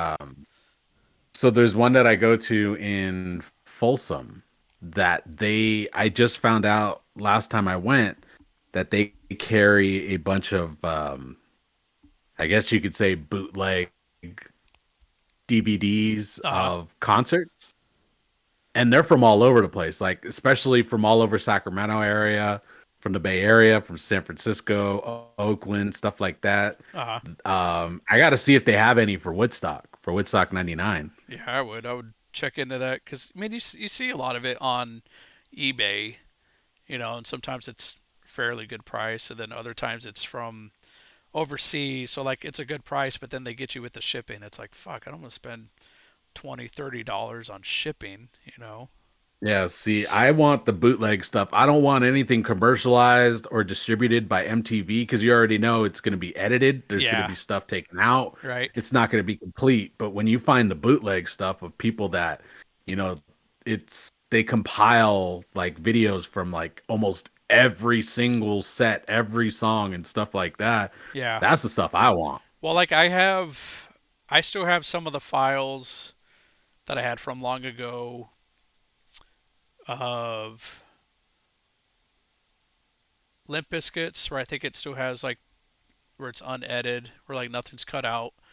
Same thing with Rage Against the Machine, with Metallica with their full set, because I know after one of the encores they were doing the OEO like from Wizard of Oz. The Oh, OEO. okay. They were doing Yeah. that because on Justice for All, um, was it like Frayed Ends of Sanity? I think that's the song. They actually do that at the beginning. It has like this march kind of thing, and then they do the oh, oh. So at the concert, in between, like I said, one of the encores, there's people in the crowd that are actually just doing that. So if you Oh, nice. watch, yeah, so if you watch, like, of course, like the edited version on YouTube, like it cuts all that stuff out, and I just love stuff like that. And even like when I told you about the Chili Peppers with the whole tradition thing, it's like, yeah, when you watch that video, did they play that? And it's like, nope. It's like, well, here's what really happened. And even with live, with Lightning Crashes, how he dedicated that song to John F. Kennedy. It's like, dude, why can't you keep that shit in there? Like that, hearing that stuff is really cool. It's because a lot of people that upload these videos on YouTube, they just want to put the music. That's it. Yeah. Like they don't care about anything else. They're all like, nah, they don't need all that filler stuff. They just want the music. Well, Like, no, we want the filler stuff. what sucks is like I remember the videos used to be uncut, and I wish at that time I would have been able to download them. And I think at the time when I wanted to, and I rewatched it, it was all edited. And I was like, oh fuck! It's like they took out all the good shit. But like some of them, they still have it where it's uncut, but just certain other ones, it's like, nah, that their set list was a lot longer than what's shown right here. yeah. I know what you mean. Yeah, that's the stuff that I'm like, fuck, man. It's like now you're making me feel like I don't remember the show very well. Yeah, It's like, exactly. wait, did this happen? Uh, There was sometimes that that happened with me for some ICP shows where I had to there's like one specific show that I remember going to that almost every single artist that was on Psychopathic Records at the time uh, was on this show and they were touring. Like they had ICP, Twisted, Blaze, Anybody Killa, Dark Lotus, and Psychopathic Riders all on the same bill, same show, same night. And I used to think because I couldn't find any history on that tour, I was like, did that really happen? It's like, did it happen? yeah, Like, right. I don't know if it did. And then I finally found out that it did, and I was like, okay, I'm not crazy. It did happen. I remember going to that tour and it was pretty cool. Yeah, definitely nothing as cool as, stuff like like I said, I didn't go to Woodstock. The closest thing that I went to was Warp Tour. Oh yeah, And that was cool. I enjoyed the shit out of that. yeah. And that was over at the Shoreline Amphitheater, so it was kind of not really by Great America, but in that Yeah, area. yeah. And so yeah, I think that was the first time I ever went there too, to the Shoreline Amphitheater. And it was Ray and I that we both went for Warp Tour. And what's it called? They had we saw Blackville Brides. It's one of her favorite bands, and they Hmm. performed there. They Motionless in White performed. I saw Twisted. Twisted was there. Uh, what's it called? 303. You remember 303? I've heard of their name. I think I might have seen them Yeah. recently too, to be honest. Yeah, they were there. We saw them. There was just a whole bunch of different bands, man, and like every single band that we saw was just so sick. It was so cool. And, like the experience of going to a freaking music festival is unlike anything else. It's not like a concert. Yeah, for sure. Like it is a concert, but it's different. Yeah, And I miss that. I'm glad that they're finally bringing them back. I don't know for how long. We'll yeah, see with everything that's going on right. nowadays, but like I just miss that feeling of going to somewhere where it's like, okay, well, I'm at this stage, but I want to go see something else that's going on. I'm gonna go to this stage, or I'm gonna go to this stage and watch these people that are trying to make it. Yeah. Well, Like these are brand new bands. that's why I like going to concerts early in general, because you really don't know who you're gonna see that's up and coming. Mm-hmm. Because you could be seeing somebody, and the next time you see them, be like, oh shit! Like I remember seeing you guys when you opened up for so and so, or when you were just a small group. Like at what was it, Ozfest 2002? That was like the next big concert I went to after Woodstock. And on the side stage, one of the bands was Chevelle. And then when I went Oh, to, dang. yeah, so when I went to Ozfest 2003, they ended up being on the main stage. So I thought that was cool how they went from side stage to main stage like within a year. And of course, they blew up, after what was that album with the Red and Send the Pain Below and everything. So I thought that was really cool. Yeah, dude, that's what I think that's the same thing that happened with Motionless in White is that they said that the first Warp Tour they performed at was like at 2009 or 2010, Mm, and they were in the Ernie Ball, emerging artist stage, yeah, or people that were just starting off. And then, when we saw them in when was it, 2016, they were performing on one of the main stages. that's cool. Yeah, see them And evolve. it's like, god damn, like I love seeing that happen to bands. They just get bigger and bigger, and it's it's awesome. It's music, man. Yeah. Well, like It's music. even when you get there early, even if that band doesn't evolve like that, it's still cool to see a band that might be up and coming and then just becoming their fan, because that happened to me when I got to see Kitty in 2009. Like finally, I love Kitty, and one of the opening bands was this band called Straight Line Stitch. Of course, they're a metal band, and their lead singer is a black female, and she could fucking sing and roar like crazy. Like her hair was literally like down to her knees, all braided. So when I got to the show, I was the third person in line, and so when I was up at the stage, and she was doing like the whirlwind with her hair, dude, you could feel like the air just like blowing at you like it was a big industrial fan.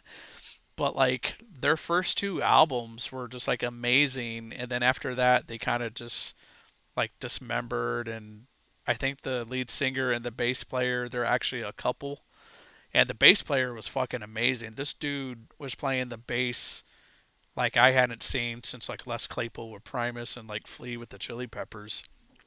And Dang. the whole time I'm just like staring at him watching his bass, and he ended up giving me his guitar pick in the middle of a song going all out.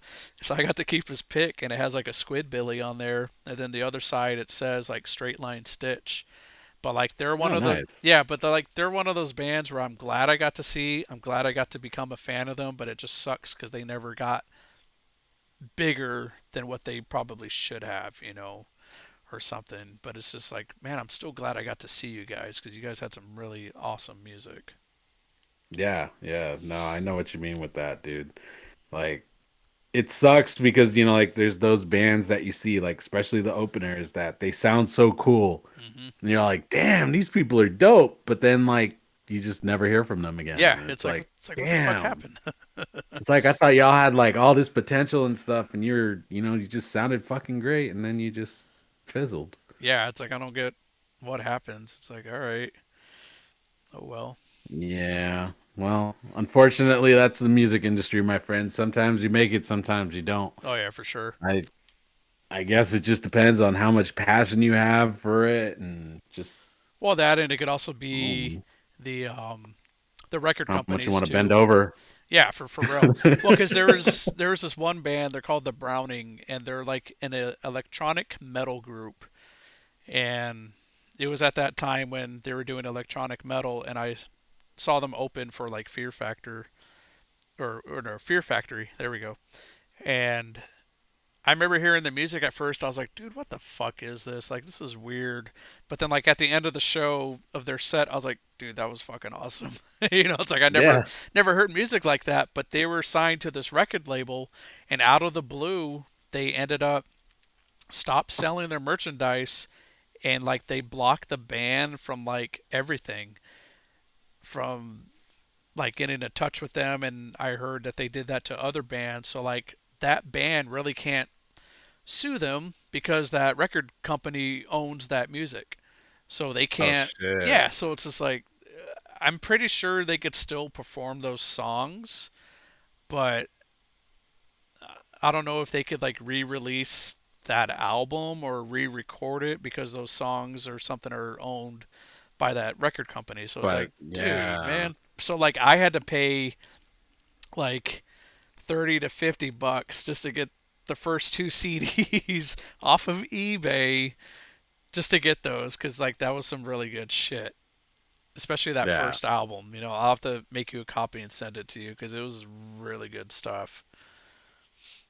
I'm always down to hear stuff, man. Always down to hear Yeah, anything. it's different, but it's to me I was just like, okay, I like these bass drops that they have, and hear the electronic shit going on with electric guitars and all that.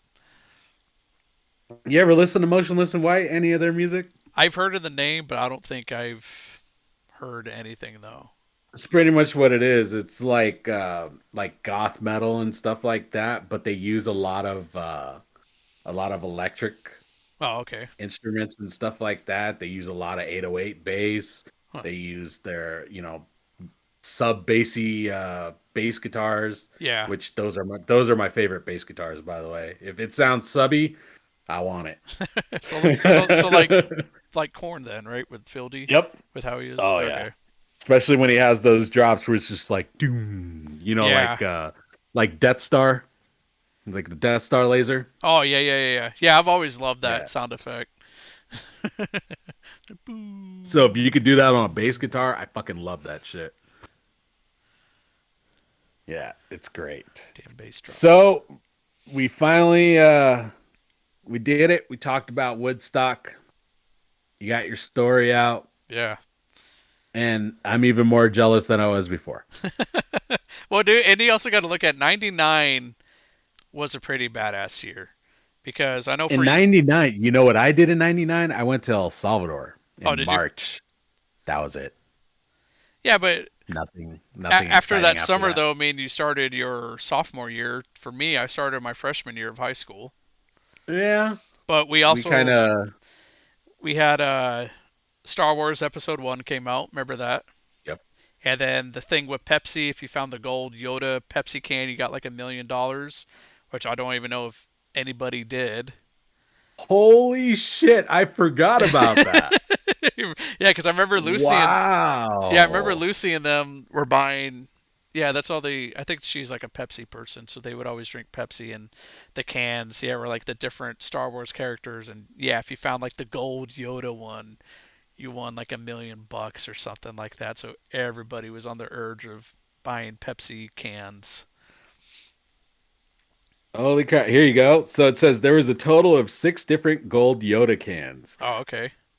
Gold Yoda cans was a special contest where if you found a gold Yoda can in a 12 or 24 pack, you had to send the can into Pepsi where they would send you a $20 plus, where they would send you $20 plus a special replacement can. What? That was it? Really? I could have Yeah. swore it was like $1 million or something. Well, $1 million sounded a lot better than $20 in a replacement can. Yep. That's what it says. Let's see if it says anything else. Oh, wow. This has like all of the cans Oh yeah. for Phantom Menace. If you ever wanted to collect all the cans, I could tell you exactly what brands and who they are related to. Like if you wanted Darth Maul, you get that Mountain Dew, son. Okay, so it was on different Pepsi products, not just Pepsi cans. Yeah. Oh, They okay. did Pepsi, Mountain Dew, Diet Pepsi, and Pepsi One. Huh. You didn't want to get the Pepsi ones though, because they did C3PO, Newt Gunray, and Boss Nass. Yuck. So which one had Watto? Because I remember seeing Watto a lot. Watto was Pepsi. Okay, yeah. So I remember seeing him a lot. It's like, ah, damn it, I got Watto again. Yeah. Watto, let's see, for Pepsi, it was Anakin, Sebulba, Qui-Gon, It's a or Bulba. sorry, Qui-Gon. Yeah, Qui-Gon. Watto, I was Qui-Gon, Who the fuck is Qui-Gon? Qui-Gon, You- Qui-Gon. oh, you mean Queen Amidala? No, Qui-Gon. Yeah, whatever. Master Qui-Gon. ESL, man. Java the Hutt, Senator Palpatine, and R2D2, and Darth Sidious. Dang, that was a lot for Those were- Pepsi. yeah, that was all Pepsi. Mountain Dew had the cool guys, though. They had Darth Maul, Jar Jar, Mace Windu, Obi-Wan Kenobi, Captain Panaka, Rune Hako. I don't know who the fuck that is. Yeah, I'm trying to Who's think who that? that is. What is it? Rick Oli, and a Destroyer droid. See, I want the Destroyer. Oh yeah. Destroyers! Roger, Roger.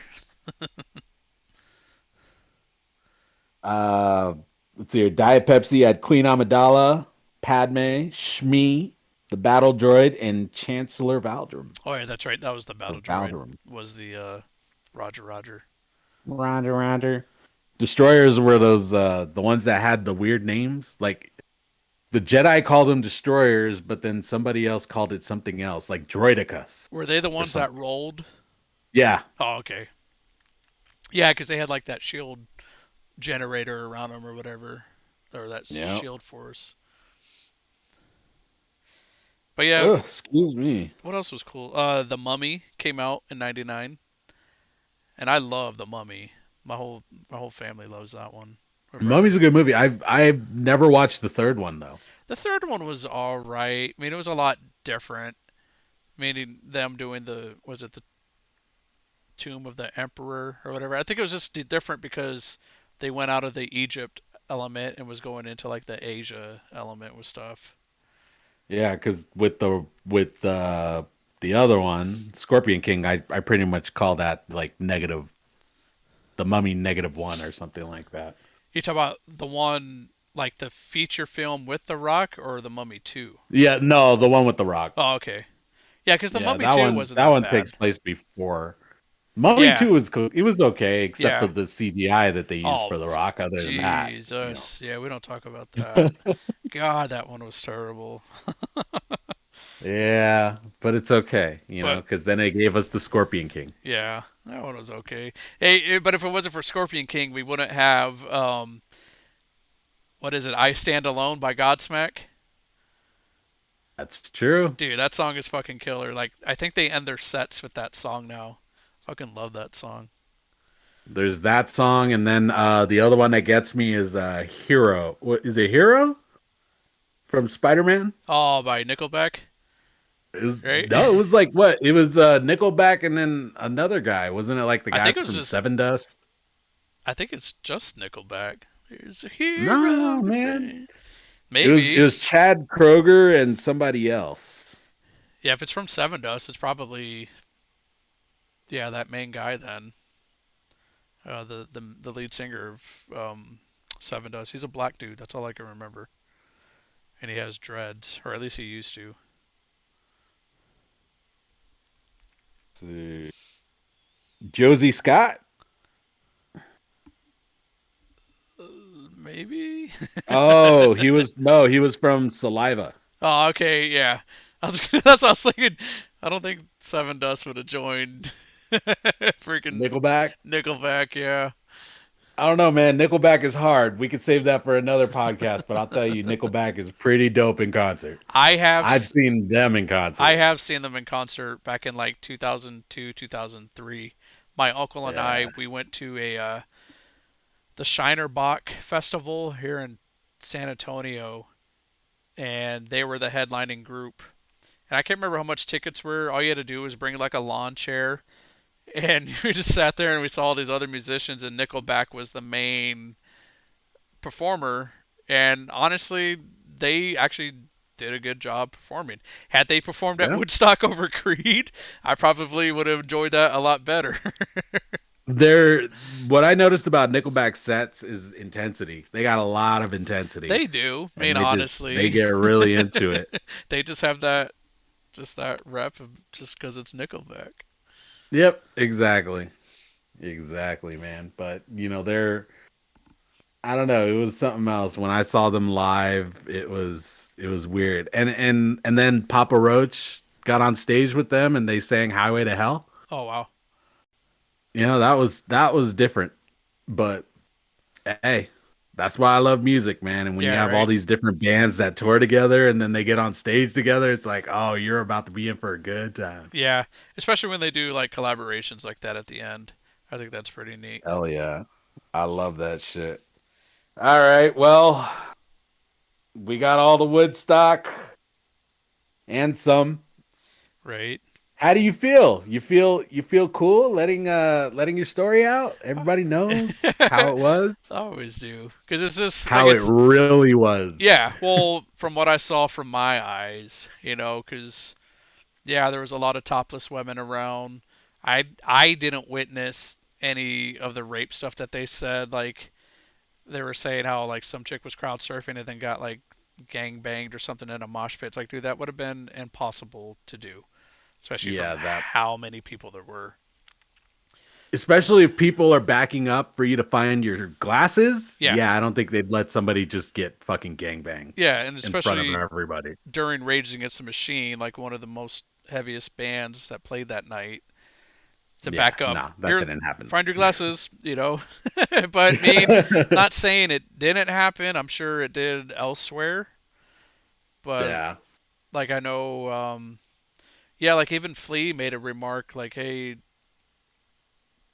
kind of like with the dude from Offspring, just like just because a girl wants to show her tits out doesn't mean you need to be all grabby, like they're her tits, respect it." I think that's what Hmm. Flea said something like that, like Yeah, just they don't belong to you. They yeah, belong to her. yeah, and like even Anthony Kiedis is like, yeah, if y'all weren't so grabby, maybe they'd all let their tits out. So that's what it's just women just being free like that. And then I guess it didn't help having the body painting tent either. But like I said, it was a hot weekend. Just I know it was up in the hundreds and even more just because of the body temps of everybody, and then the cement because of that the airway, whatever the fuck it's called. Well, I got you. I got you. Yeah, well, the only thing that I'm glad is I didn't have to experience all that heat and all that suffering and Oh yeah, you the got the fact that I would have to go I don't know. It just would have been something else for me. Like I would have been there for the music and the experience and stuff, but I would have been screwed over for everything else. Like when it comes to the heat, porta potties, mud everywhere, um, just fires. But that's all fun. yeah. Like I said, that was part of the experience. Yeah, because like I said, when I was there, I didn't use the bathroom, so I guess I really do. Excuse me, have a strong bladder because like even during this, we've been doing this for 4 hours now. I've been having to pee for the longest time, but like still like I just have a super strong bladder. So the fact that Yeah, I don't know, maybe because it was at Woodstock, I didn't drink that much water or anything in general, so that's why I didn't have to pee. And even if I did have to pee, I would have gone right there on the wall, like how yeah. everybody else was. Like, dude, even women were going over there just popping a squat and peeing because they just did not want to go in those porta potties. They were just I can disgusting. only imagine what they looked like. Dude, it was bad. Even when my dad was Yeah. like, "That was gross." He's like, "I ain't going in there, so I'm just gonna hold it." And then he saw people going on the wall. He's like, "Yeah, I'll be right back." Make it easy. Yeah, for Well, real. I appreciate you taking the time all these hours to tell me about your experience, man. You know, like I said, I'm jealous. I wish I would have done it, but you know, if there's another one that comes along down the line, we'll definitely have to go. Oh yeah, something. We We may gotta. be old geezers by then, but who cares? Yeah, we'll be those boomers that are in the back, just enjoying it all. We'll be those hippies. Yeah, Limp Biscuit. Oh fuck, Sing that old song for us, right? Fred. Dude, I would definitely go there. Hey, I'm down, man. If they ever do another one, I'm down because, like I said, this is a once in a lifetime experience that you can probably do twice. Oh, for sure. Like I've already You got that know, experience from '99. I'll be ready for whatever next big music fest like that would be. hell yeah, man. And whenever it comes, we'll definitely go because, I mean, our next big event, or well, our first big event, I guess you could say together, is going to be WrestleMania. Hell yeah. And then from there, we'll see what happens, you know, with everything opening back up, hopefully. We may even have some big ass concerts coming up that we could probably go to. Well, shit. Well, yeah, with WrestleMania in Arlington, but then the year after that, it's supposed to be back in California. They're at the what's that stadium where the Chargers and Oh, SoFi. yeah. So maybe we'll be able to do back-to-back WrestleManias or something. Hey, I'm overdue. Yeah, right. Yeah, same here. Since 31 and you're since 32, so we're a little Yep. overdue. Yep. So Oh we'll yeah. have to do that. All right, cool. Well, thank you again for sharing with me, bro, and we'll definitely have to come up with another topic of another podcast to come up with because hey, between you and the other Justin, I got plenty of special editions. Oh yeah. Or the wrestling, movies, music. Like there's always something. Even with school, there's We always got something to everything, chat and about. just like with his birthday podcast, trust me, I know with anybody I could talk for hours, Yeah. I mean, look at this. It and turned. I got plenty to do. Yeah, it turned into like almost. I mean, even though it's 4 hours and 17, but we started a little 20 minutes after. So yeah, it's been about Yep, 4 hours discussing this. yep, yep, and that's how it is, man. We got to get all the memories out Yeah. Right. because we can't leave the memories alone. Yeah, no, sorry, I ain't gonna sing the rest of that. But yeah, thank you again. You know what? Let me go ahead and throw a quick shout out real quick to my one and only sponsor, which is Big John's Toys and Collectibles eBay store. You can hit us up at ebay.com/str/ Big John's Toys and Collectibles. Once again, we want to thank you, Justin, for just spending this time with us, you know, and letting us know how it was, how it went down, you know, and now I have a different perspective than all the stuff that I've seen in the media, a different perspective of all the sets that I saw. And, you know, I just truly appreciate the experience and obviously appreciate you Thanks for spending this time with me, brother. Hell yeah, man, I enjoy it. And anyone that is listening, if you ever care to go on Twitch and you ever want to watch my janky ass streams playing Legend of Zelda or Lego games, you could check me out at jbailey2112. You can follow me on Twitter, same name, jbailey2112. I always update it about going on Twitch. Something new, been having fun with it, and I plan on streaming up some video games once the Wi-Fi is more available, once family's not in town. But yeah, come check me out sometime. Darn that Wi-Fi. Yes, shout out to Justin. Check him out. Check out his streams. They're very entertaining. Oh I yes. spend hours at a time watching him and just talking to him. Yep. Because that's what we do nowadays, and we're embracing the technology. We may be a bunch of old geezers to you guys, but we're cool geezers that know how to do this stuff. All right, we're still around, and you're still seeing our content on the internet, so that means we're doing good. Yeah, Puff Daddy and Mace couldn't do that. They said 10 years from now we'll still be on top. No, they Hmm. ain't. That's right. And look at that. 20 years later, Diddy's still on top somewhere of Yeah, somebody. right? Yeah. All right, man. Well, thank you so much, and we'll definitely have to catch you on the next one. Hell yeah, my dude. All righty. And to everyone else, thank you for checking out my podcast and for listening to us. Don't forget to subscribe. How about this? Leave a review. I haven't said that yet. You can leave reviews on the podcast. Let us know how I'm doing. Let us know how we're doing. Maybe I'll send you something special. Maybe a sticker with my face on it. You might enjoy it. You Ooh. might not. I don't know. I got to send one to Justin. Hell I yeah. haven't sent him one yet. So he'll definitely be getting one in the mail soon. And if anybody wants one, slide into the DMs. Let me know. I'll send one your way. But thank you again, Justin. Yes, sir. And yeah, I think that's going to do it for this podcast. So, as always, everyone, until the next one, peace. And we're clear. Now I got to see where is that spot that fucked up earlier. God You damn. gotta look for that. Let's see here. All right. So, you started talking right here. What were we talking about? Oh, what the fuck was it about? Let's see. Oh, it was about the guitars, about the rain, and then that's where I was Yeah. mentioning about how I saw something with Gavin Rosdale from Bush, and he was playing Glycerine in the rain, and how he said he could feel like his guitar being all like voltage up and shit. Oh, that's right. Let's see where it cuts you off.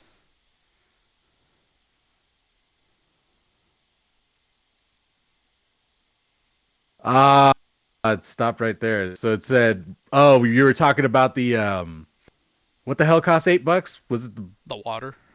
the water?" Yeah, and you said we're not gonna pay $8 for that. We're just Oh, gonna, the and then it lemonade. cuts off right The there. lemonade. That's what it was. Yeah, Yeah, and then it cause cuts off right there. So I'll have to find a point to where I can just delete that part. yeah, that's when we were seeing Metallica, and that's when yeah we were looking for something to drink, and we went up to that tent. Yeah, and they Ah, fucking wanted $8 just for a little glass of lemonade.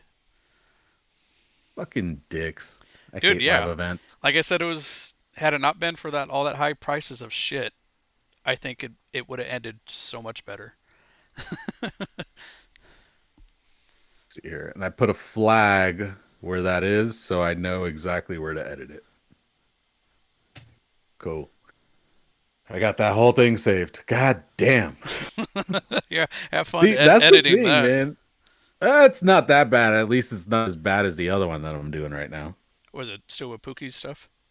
Yeah, I'm on part 3 now, Oh wow. and I think it's gonna end up being like a 5-parter. Whew.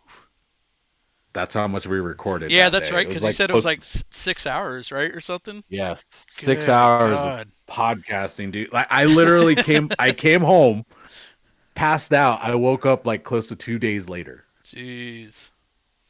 Because we hung out all weekend, and that was the first time that I've ever done anything like that in years. Yeah. Like ever since I moved out here, it's like I haven't had a weekend of partying in a long Right. time. Yeah. And we did, and yeah, I needed a few days to recover.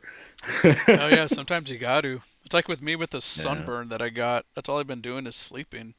So I was like, fuck, I hate sunburns. Yeah, but you guys were out in the water park. You were in the sun, so Yeah, but we like get older and I it sucks. still I still applied suntan lotion. We came back like to eat or something. I put another thing of suntan lotion on, but on my legs only did it once. So when we went out into the water again, we were there at the wave pool and they have like those lounge chairs that you could bring up to like a certain point in the water. Well, Yeah. I was laying back on that and I was stupid me trying to get a tan or whatever.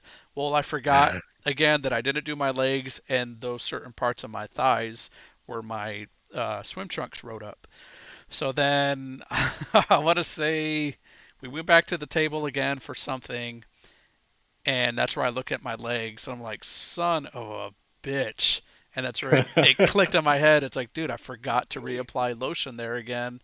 And the same thing with my shoulders. It's not as bad as it was, but it's definitely like where my legs are. So when I took Joseph home that Sunday, I had to go buy some aloe vera. So I stopped by Walgreens and I was like, "Do you guys have any aloe vera?" I was like, "I got a bad sunburn."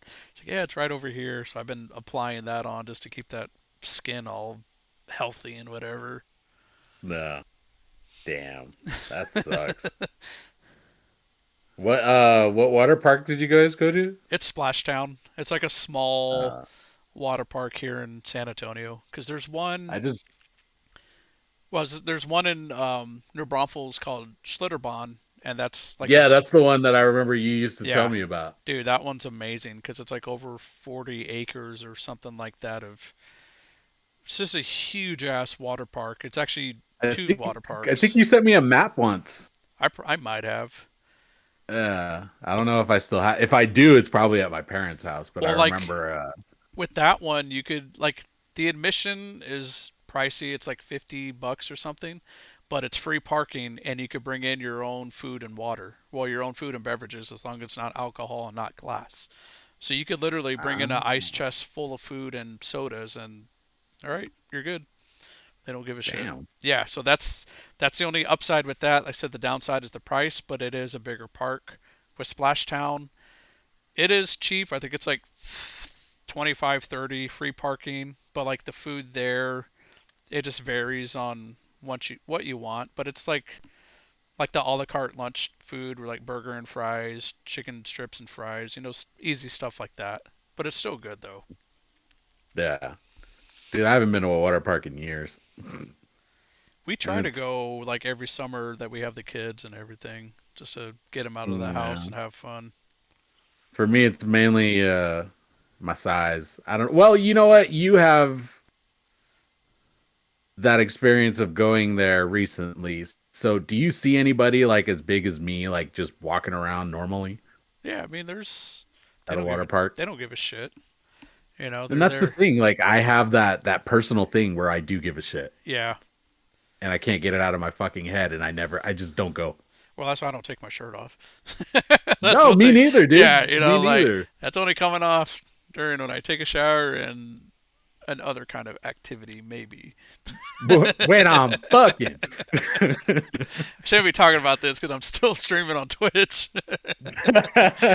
You're fine, dude. Yeah, Nobody that's true. I know cares. I still got 5 people watching. I'm waiting to see anybody Hello, in five in people. chat, but while we're here, Wired, thank you for the raid earlier. Sorry I didn't acknowledge it. Like I said, I was just trying to pay attention to the podcast. Scoot, you were first. Punky Pie, hello, so lovely to see you. Okay, Renee, Lucius.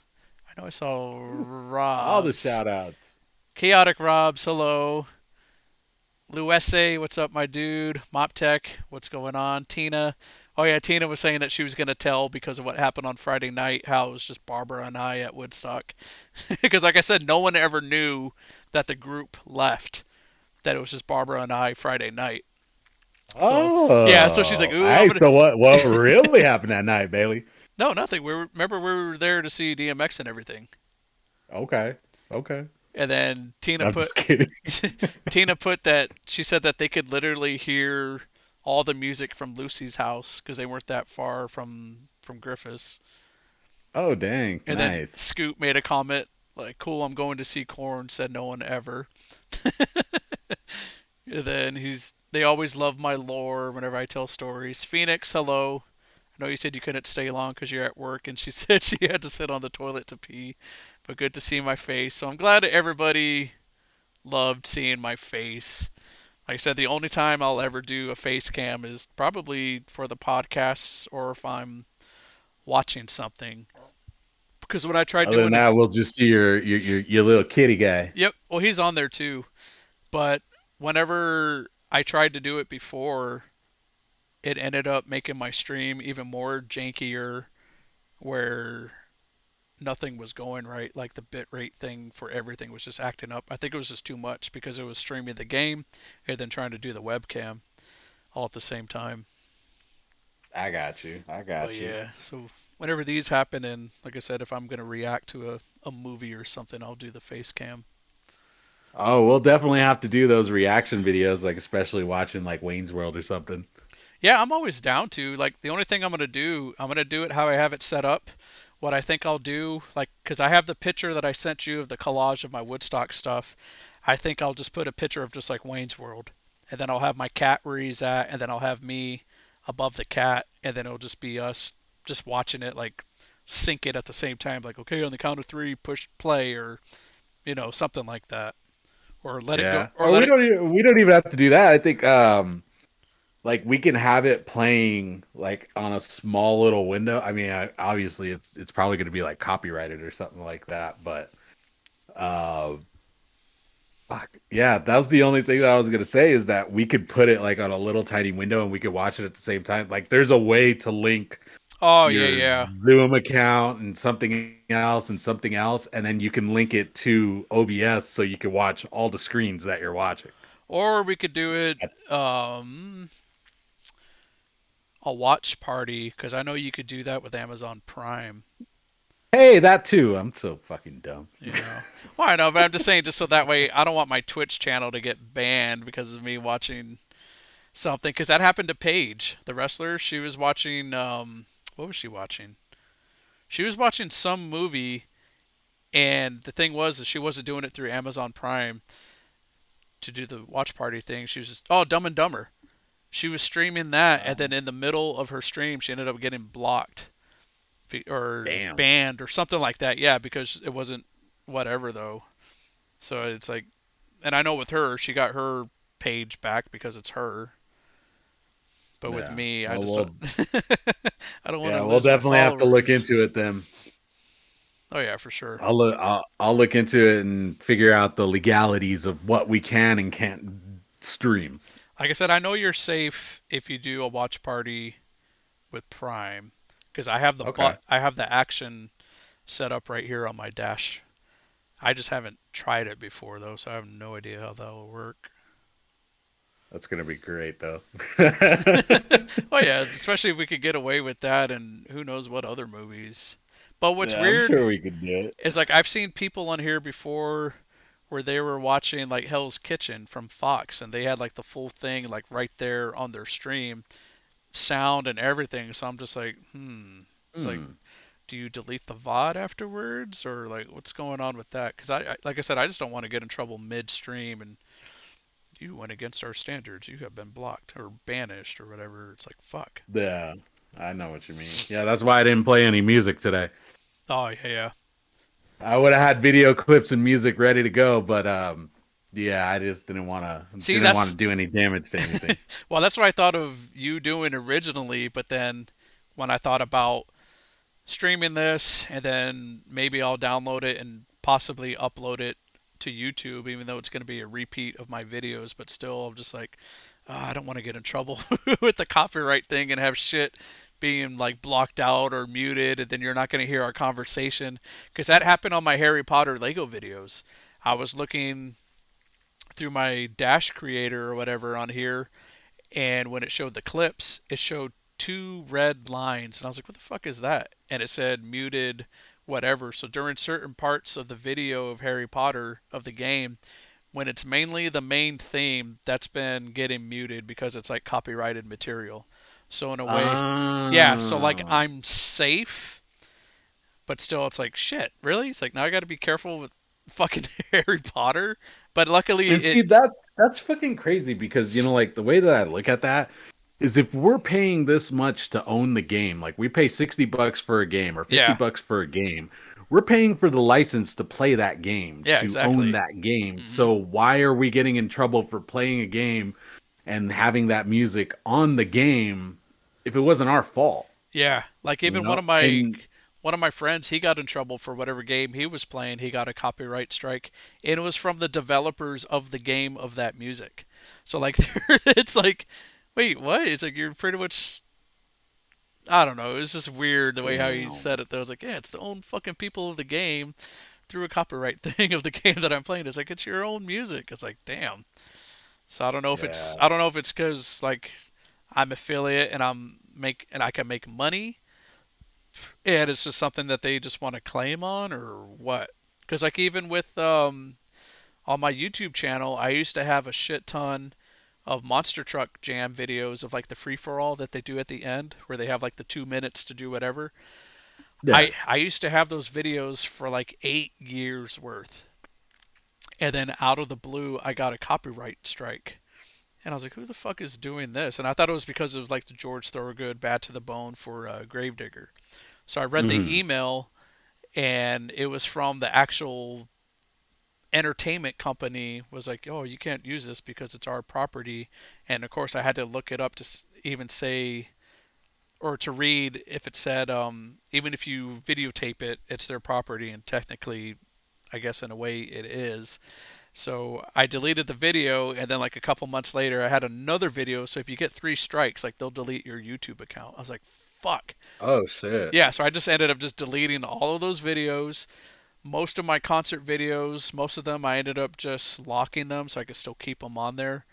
And I was like, dude, so like the past couple of years, I haven't gone to a Monster Jam event because I've been salty as fuck about it. I was like, man, fuck it. Yeah, because it's like I'm not making money on those videos because I had some videos that had like 15, 20,000 views on it. Yeah, no, you just have them up there for just like personal, just for Exactly. personal shit. It's like Yeah. I went to the event, I took this video, Yep. I want, it's my stuff. Yeah. So it's just like fuck Monster Jam. It's like I don't. It's gonna be a long time before I go back to that. I don't blame you, man. Fuck Monster Jam. Fuck them. While we're on it, fuck Chris Rock too. Man, fuck Nick Cannon. Chris Rock. No, we went to go see Chris Rock live, and I fell Uh oh. asleep. Oh really? Yeah, dude, it was boring. He's Damn. boring live. Like seriously, like I fell asleep. Like I was literally sitting there in front of everybody, and I fell asleep. I didn't even care. I was just all like, I guess he just ain't that funny, Damn, that's crazy. That's insane to fall And you, asleep. and yeah, and you would think that it's Chris Rock. Yeah. Like it's gonna be fucking hilarious. Nah, I didn't enjoy it one bit. Ouch. And this was 2017. Damn. Yeah, That sucks. yeah, but it's all good. It's all good. Yeah. All right. Well, I'm gonna get out of here. I gotta go to bed. I got a long morning. I Heard. got I got a lot of stuff to do, so and a lot of editing to do now too. So Yeah, take your time with it. No rush. no worries. I'm gonna try and get it out soon because the anniversary just passed and stuff, so I don't want it to take too long. But I that's why I wanted to get it done now because it just happened. Everything was fresh. You get it in out of your mind again, and Yeah. talking about it's fresh like you just went. It's fresh because we just rewatched this shit. Yeah, I'll have to send you the links to my Woodstock, I guess, YouTube videos. Pretty much the same shit we talked about, but just I did it. I think like July 23rd, and I thought it was going to take me 20, 30 minutes to talk about the whole event. And I was like, yeah, this ain't happening. It ended up taking like three 30-minute videos or some shit like that. Oh yeah. See, it's harder when you do it by yourself because you gotta be all like, oh wait, did I talk about that? Like, Yeah. did I mention this? Did I mention this? Did I mention this? And then when you have somebody else with you, like how I made sure to take notes this time. Oh, yeah, yeah. Um, is so we could keep on track and we know exactly where we leave off and what we're talking about and stuff like that. That way we can we just it flowed. Well, And yeah, it did. It flowed pretty well. that's why I did that on my like on a notebook. I have notes written down on that so that way I can look at it and just like, okay, kind of refer to that. But I also have it written down like on a Word file, I think, just about my experience. I can't remember how many pages that is, but I put in like the set list of the bands that they played and or the songs that they Nice. played and just shit like that and everything. So that I just saw way, your notebook on the screen. yeah. Oh, you're watching? Yeah. I have it muted. I have it muted, so Yeah. you're Yeah, you good. don't want to hear that echo. Oh, I have it on my TV screen. You're on the big baller screen. Dang. Yep, I yep, made it. yep. I'm on the big You screen. made it. You on the big screen. Yeah. All right. Well, like I said, I'll be working on this week. I got your podcast and Pookie's podcast to produce this week, but like I said, it's not a big deal for me. I do this shit for fun and I love it. Right. Oh yeah. It's always fun. Yeah. I'm about to go do a little dabby dab and then go to sleep. Not before I piss though. Yeah, right. Yeah, I can't wait to go to the bathroom. Well, I was drinking Mountain Dew and stuff, and then like not like maybe half of the bottle is where I got. I'm just like, yeah, I need to stop, dude. So I don't want Yeah, I drank a bottle of water and two beers, so to. Oh I'm shit. I'm Yeah. ready to go. Right. Yeah. All right, man. Well, thanks again. As always, I appreciate you Oh yeah, man. talking to me. And Anytime. then also, I appreciate you keeping me on your Twitch channel. Fuck Now yeah, dude. everybody knows what I sound like. Oh yeah. Maybe they're gonna hear you eventually and everything. So Yeah, and they know that obviously we vibe pretty well. We can talk for hours and shit. yeah, So for real. shout out to all of your supporters and all that stuff, all your Twitch followers. What up? Follow me, Guanaco Jr. Cheap plug. Anyways, No, all no, right, no. I brother. just I just had a bot show up on my freaking chat. Yeah, it's whatever. Oh, I see it. Want to be? I'll make you famous, Yeah, right. No, Undertaker was on here. man. Mark changed his Shit. name. Well, I can't even click on it. Everything's starting to freeze up. Maybe that's a sign. Oh boy. Do I still look All good? right. Am I Oh still yeah. Oh, dude, live? you look great. You look great. Great. Yeah. Well, I'm gonna get out of here so that way I don't screw up any more of your stream. Maybe it'll help it out a little bit. Heard that. Uh-oh. I was Yeah, about to say, did you freeze? I don't know. Something's going on. All Son of a right. bitch. All right. Well, let me get out of here before I make it worse. All right, my dude. I'll see you All around, right, man. brother. All right, All man. right. Adios. Peace.